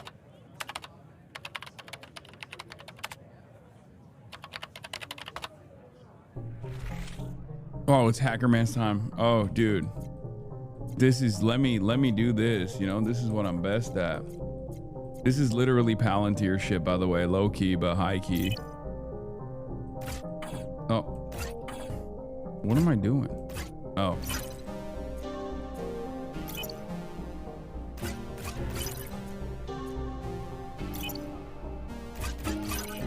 Why does a donut shop even need extra security?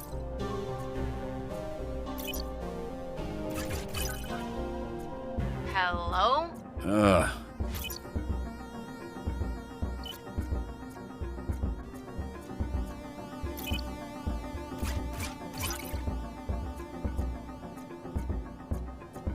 This node represents a code to use later. Remember it. Up, down, left, left.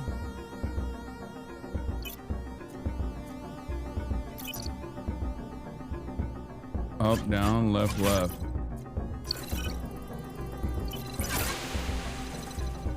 If you worked at Palantir, it would collapse in 5 days. Yeah. All right, what do we got here? Perp? Beanie? Who are you, Lieutenant Dan? Hey, shut up for a sec. You're not alone.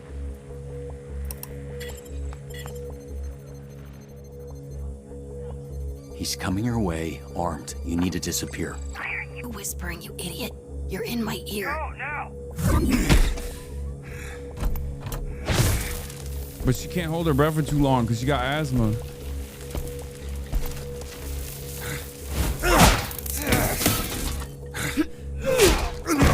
God damn it. This bitch is a gusher. Be careful. I got this, Lieutenant Dan. Never mind.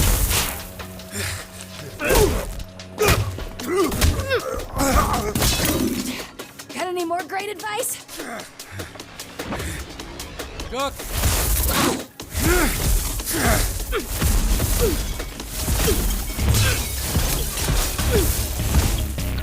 Shit. Oh no. She can't breathe while she's invisible, and she has asthma. She goes invisible by holding her breath.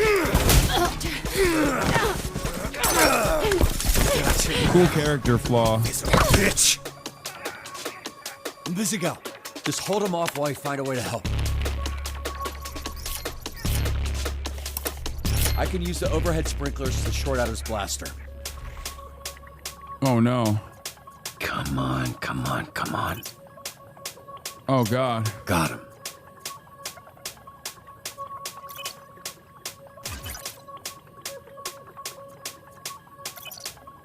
Read only. Up, down. Okay. And then left up. Up, down, left up. Up, down, left up. Up, down, left up. Up, down, left up. Up, down, left up. Boom. Easy peasy, baby. Dude, I am fucking Palantir God. Call me Peter Thiel the way I'm petering my field. I am Palantir God, dude. This shit is nothing to me.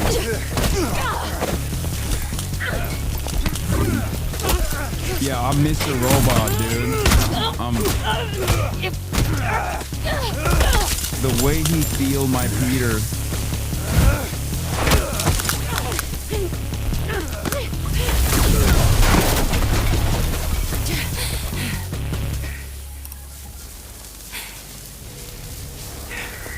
Granny, I don't think you know how to use that thing, so why don't you— Shut the fuck up! Oh, I'm one of the good guys. You? Yeah, right. Don't fuck with me, okay? Nobody fucks Granny! Nobody fucks with Granny! Invisigal, stay calm. Great fucking advice, Lieutenant Dan. Granny doesn't even know how to shoot that thing. Take out the thief first. He's the only one with his finger on the trigger. You know what? It's my life on the line. I'm done listening to you. Disarm Granny, I fucked up. Man's arm off and there's a whole building with me in it. Fuck off. I'm disarming the device. No, Invisigal, that's a direct order. Fuck.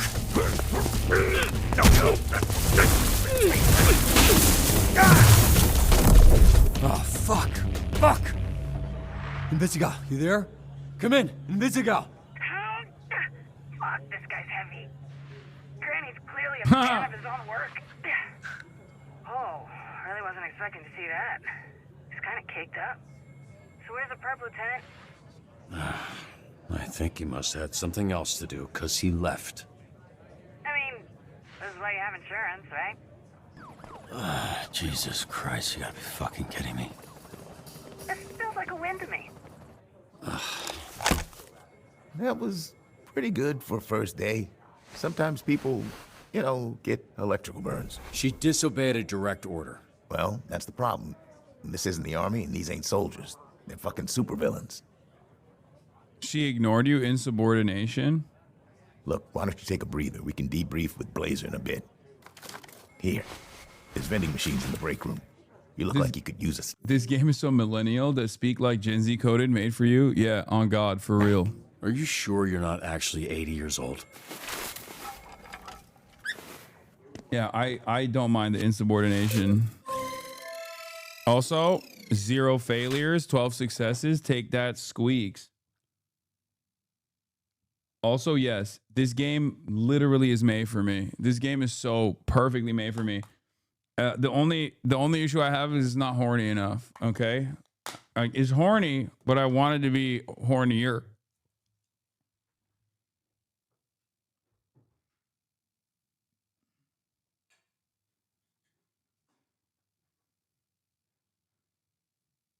Is Austin fucking spamming Quando lyrics in the chat? That's crazy. This man will not stop with the torment. I swear to God, bro. It wasn't enough that he cooked me while we were in China. He has to do it again. Take a hero out of resting. Pharmacy second win. Nice.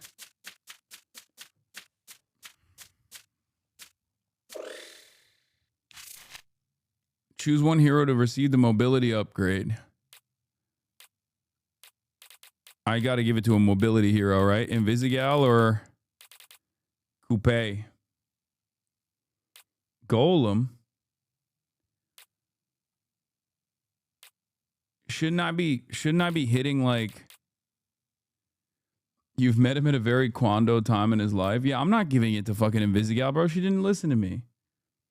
Coupe, on the other hand, is my girl.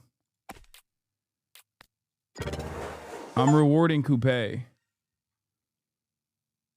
Golem is cracked, dude. Do not sleep on him.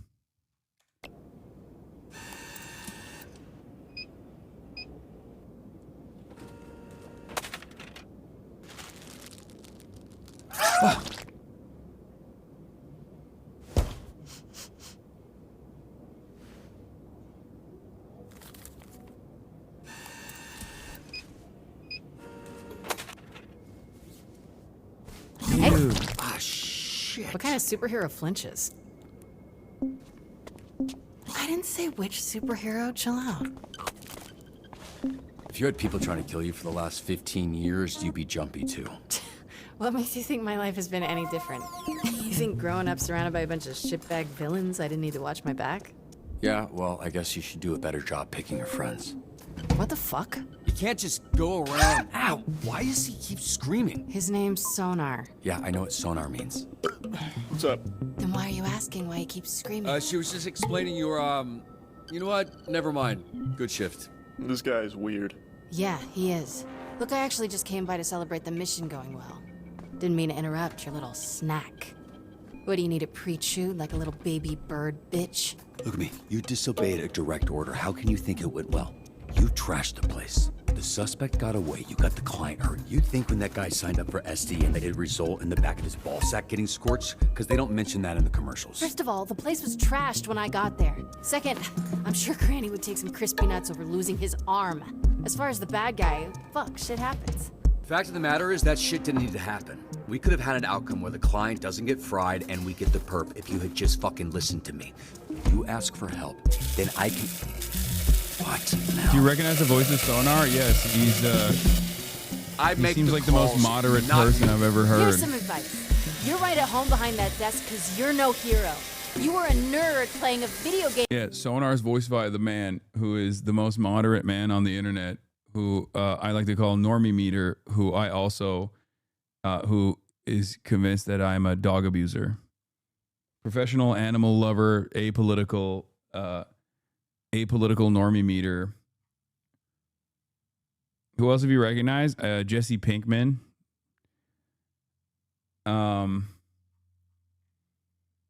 He's actually a really good voice actor, by the way, Moist, low key. Jacksepticeye, I think, is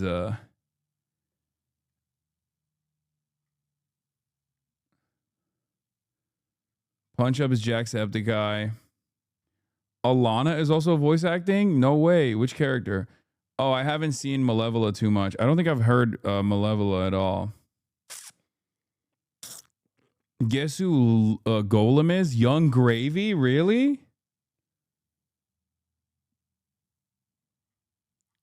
Oh my God. Bro, where are you? I don't know. Here at home, gooning to this game instead of actually voicing any of the... This cast is star-studded, dude. It's crazy. I'm in a suit your daddy built. Now you're a twitchy little bitch turtle without its shell. A real hero puts their ass on the line. A real hero can't just press a button and make their problems disappear. The suit isn't what made me a superhero. It was how I did my fucking job that made me Mecha Man. Based on what I saw today, you wouldn't last a day as Mecha Man. Because there isn't a mech suit in the universe that'll keep you from being a selfish fucking asshole. Crypto hustle? Okay, well, this is like, I'm not rizzing her at all. Feel bad. Good. Fuck you. Oh my God. Okay, maybe I am rizzing her. It's like a reverse rizz. That tension you feel is sexual tension. You gonna eat those Twinks? That's not what they're... You know what? Help yourself. What happened to your nose? There we go. You have a tissue hanging from your nose, Robert. I was trying to ignore it, but that became impossible when it started soaking in blood. I get nosebleeds when it's this dry. The air in the office, it's on the dry side. I'm defending Is it on the dry Invisigal. side? I'll have facilities look into it. All right, boys. We're here to assess Robert's first shift, and aside from whatever happened here, I thought it was pretty good. What? Told you, Robbie. I was watching on the monitor. The work you did dispatching. I don't think the Z team has ever had a better shift than that. Bro, she wants me. Can we just address the sexual tension in the air? Like, a lot of you guys were saying that Blondie doesn't want me, but like, no one has ever said, wow, the work you did dispatching as the chair hero was their sexual tension is palpable. She's literally your boss. I mean, yeah, whatever. She can dom me.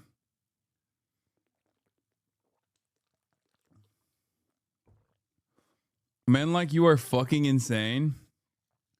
All I'm saying is, I'm not afraid of fucking my way to the top. Okay? I'm not afraid. A lesser man would be afraid. I'm not. Do you understand? Y'all are way too serious. I know. I'm fucking joking, but Hasan, this woman character is nice to him. She loves me. Also, Hasan, when woman character is mean, yeah, she wants me. Yes. The answer, did you think the strippers thought you were hot? Yes. Okay. Yes, I did. And yes, I still do to this day.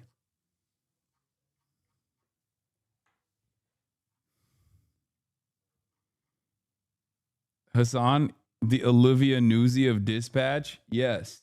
Also, yes. We just might need to confront the fact that it might be the best they can do, especially the way the granny thing went. Yeah, now the granny situation, that wasn't ideal. But I've seen so much worse with Invisigal. Let's be real. She ain't gonna make it. She's difficult to work with, sure. But I see a lot of promise in her. Really.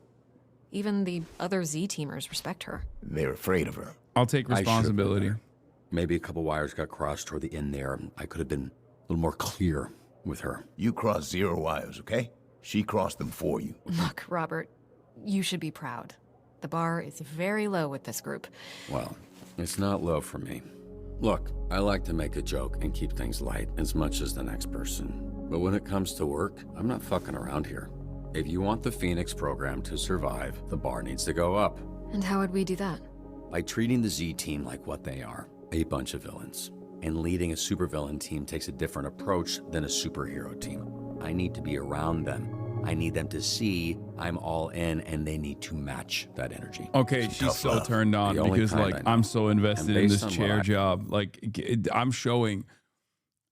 This is a classic. Okay, I'm showing how invested I am and how much leadership skill I currently have.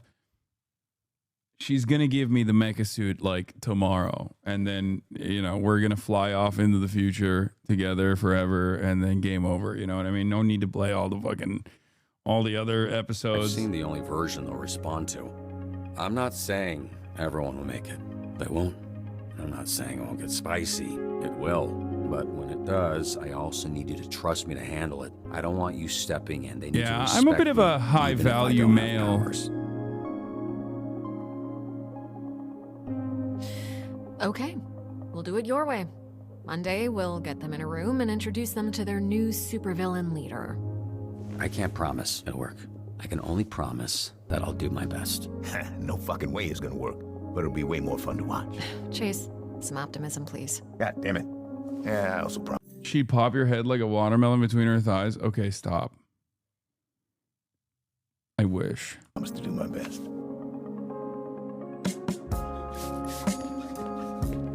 Hey, kid. What? What are you doing? What the fuck? No. I did this. It's weird because I saw this lady, smiling lady, person put a donut on your desk earlier, previously, and it was nicely on a napkin. But then she comes back and she just crazy, like evil mode, and smash the same donut. What a mess. We'll clean it. What? No. No, yes. See, I'm SDN's newest. He Hero? Helpful janitor. Okay. Cool. So, it's my... Wait, she got me a donut? Why did she smash it? I defended her. Also, how are you guys so horny for Waterboy? He seems like a fucking loser. It pleases pleasure, and it's my job, which you helped me get. So, thank you. Thank you so much. Happy to help. It's Friday. I'm not gonna ask. You headed out? Oh, yeah. She wants to go on a date? Great. Thanks, kid. It's Friday. She wants to go on a date. Waterboy? Yeah, welcome to you. You too. Oh,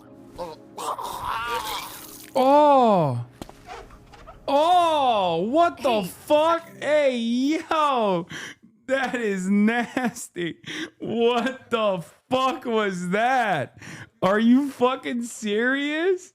He gags on it? Dude, what the? That's what you want? That one chatter who said you want to chain him to a chair and vibrate his tip until he's I don't know what you said. I can't remember. But god damn, chatter, you are busted. Oh no. Hey, yo, dude. What the fuck? It's a cleaning agent? What? I want you to know us fixing your suit is not contingent on you fixing the Z-team. I wouldn't do that to you. That's good to know. But don't worry about that. I'm just really glad you're here, Robert. I think we're going to do some great things together. See, I'm not going hard. Hey, look, I really appreciate you setting this up. I'm not It's going exactly hard. what I Dinner need is right too now, much. and it'll get me that much more excited to be back out there. Actually, there's something I've been meaning to tell you. It's a little awkward to mention, but since the... Like, look, I see the vibes, okay? She want me, but like, I gotta play a little hard to get, okay? She want me, but I gotta take it slow. It's okay. The fucking early bird catches the worm, but sometimes, you know, it's like the turtle and the hare, right? It's a marathon, not a fucking sprint. Blonde blazer. Oh, this fucking asshole. What does he want? Are you ready to go? Who is this? I thought I'd cataloged all of your work companions. Robert, this is my boyfriend, and I'm a man. This is our new dispatcher I was telling you about. Robert? The third Robert Robertson, leader of the Phoenixes. Blonde Blazer told me about you. Really? Did she, say, I don't know, what came up in that talk? She said you're a capable, honorable man that truly cares for others. Why are you so small? Hey, come on. You gotta stop asking. Small? The way you spoke of him made him sound impressive. I only seek to understand. Small? How was his first day? Was his lack of size and strength an issue? No, he was great. Oh It was my great. God, It was bro. a great first day. That is phenomenal. We should celebrate. Blonde Blazer and I have reservations in Tokyo at a restaurant where the owner dreams of sushi. You should join us. Tokyo? I'm sure they could accommodate one more. Especially a special occasion like this. Gotta get home to my dog. Actually, I gotta get home to my dog. He's very needy. Oh, of course. But to be responsible for another life is a beautiful thing. Even if that life is a dog life. Yeah, right. He said, Jiro. Bro, are you fucking serious? Are you serious? Are you joking? Oh my God, incel arc. Oh no. Oh no. Oh no. Mecha Man School Shooter Edition. What the fuck? Oh no. But she was throwing work my way. What did I wasn't misreading the chat. I wasn't misreading the signs. Okay. I was not misreading the signs. I know what I saw. I know what I felt. Oh my God. Chad Vice this Saturday. Postponed permanently. Oh my God. That kissy poo was real, dude. That kiss was real. What the fuck?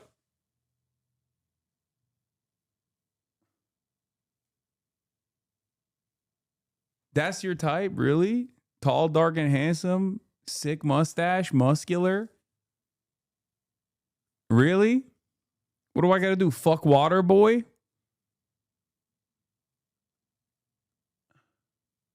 Really? Not me. You don't want old washed up me. That's fucking bullshit. That is bullshit. That's bullshit. I need to save her. Good guys always lose, you know what I mean? Chat, us good guys, we're always losing. Okay, I'm done. What the fuck are you gonna do when Superman finds out you're cheating with this girl you kissed her? Bro, put me in the mecha and I will rip his super dick, okay? Put me in the fucking mecha ASAP. Accelerate the mecha process. I'm beating his ass, dude. Okay? Us short, skinny guys, we can do work. It's not the size, it's the motion of the ocean. You know what I mean? Just, I'm ripping that fucking nasty ass stash right off his face. Oh, look at me. I'm so tall. I can fly to Tokyo on a whim. I know Jiro. He dreams of sushi. Fuck you. He should have been called Phenomena Bitch.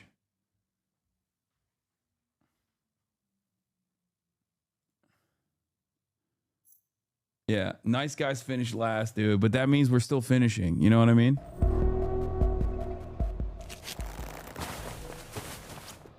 No. He flies a little faster. No. It was very nice to meet you, third Robert Robertson. Oh, no. Oh, no. Oh, what the fuck? It's so Jover. Are you serious? Oh, no. She said he flies a bit faster. I'm going to be in his tall, sexy, big old bicep arms, dude. Oh, no. Please open.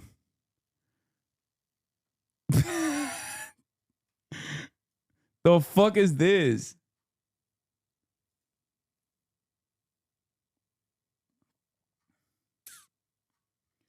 This is how your haters see you?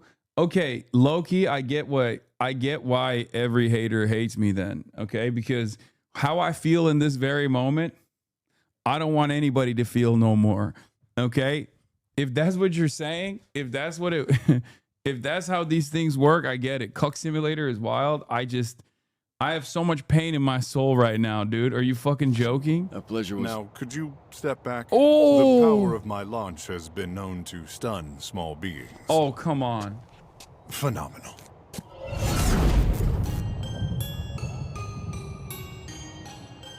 I'ma show you how to make a pound cake. Get the fuck out of here, dude. He said you're a tiny, puny little ant. Oh my God. He said, I will crush you with my impact.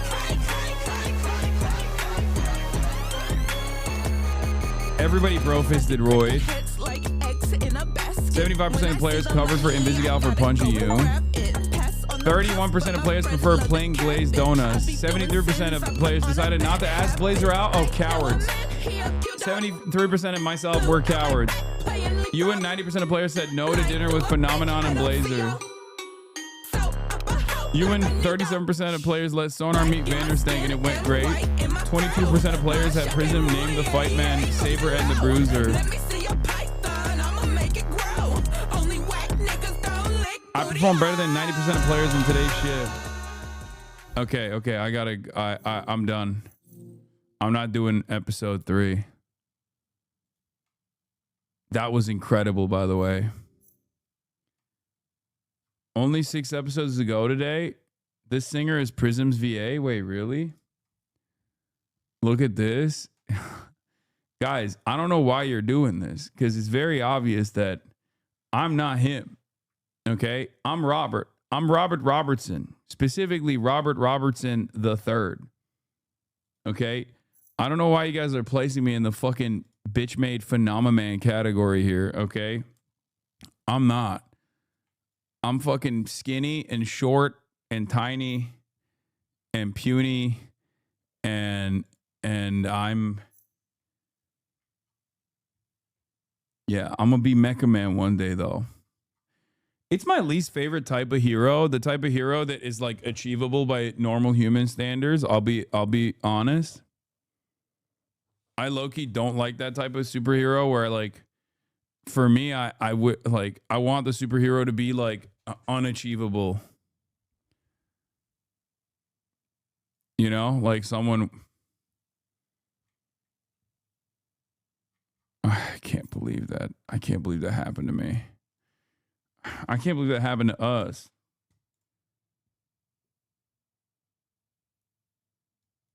You missed this, so it isn't a spoiler. There's an Easter egg for a hidden side mission where you can have the team go to the local park with unsalted peanuts and hard-boiled eggs to feed the crows. Most players miss it, but it's worth doing on your second playthrough. Thanks, chatter.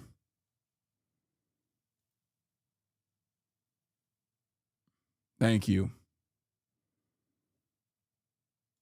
Don't pull me into your cucking. I mean, we all got cucked together. Don't even act like that's not the case. Don't even act like that wasn't the case. Anyway, I'm going to go spend time with the fam. She's going to give you pepperoni pizza tomorrow. Acknowledge it. Okay, I will. Hey, Anyway, love you guys. What a day. What a day. Stunning lo-fi 8 hours. introduction, Not too bad. We're kind of back, baby. Anyway, love you guys, and I will see you tomorrow, okay? All the chatter's trickling in. Just take the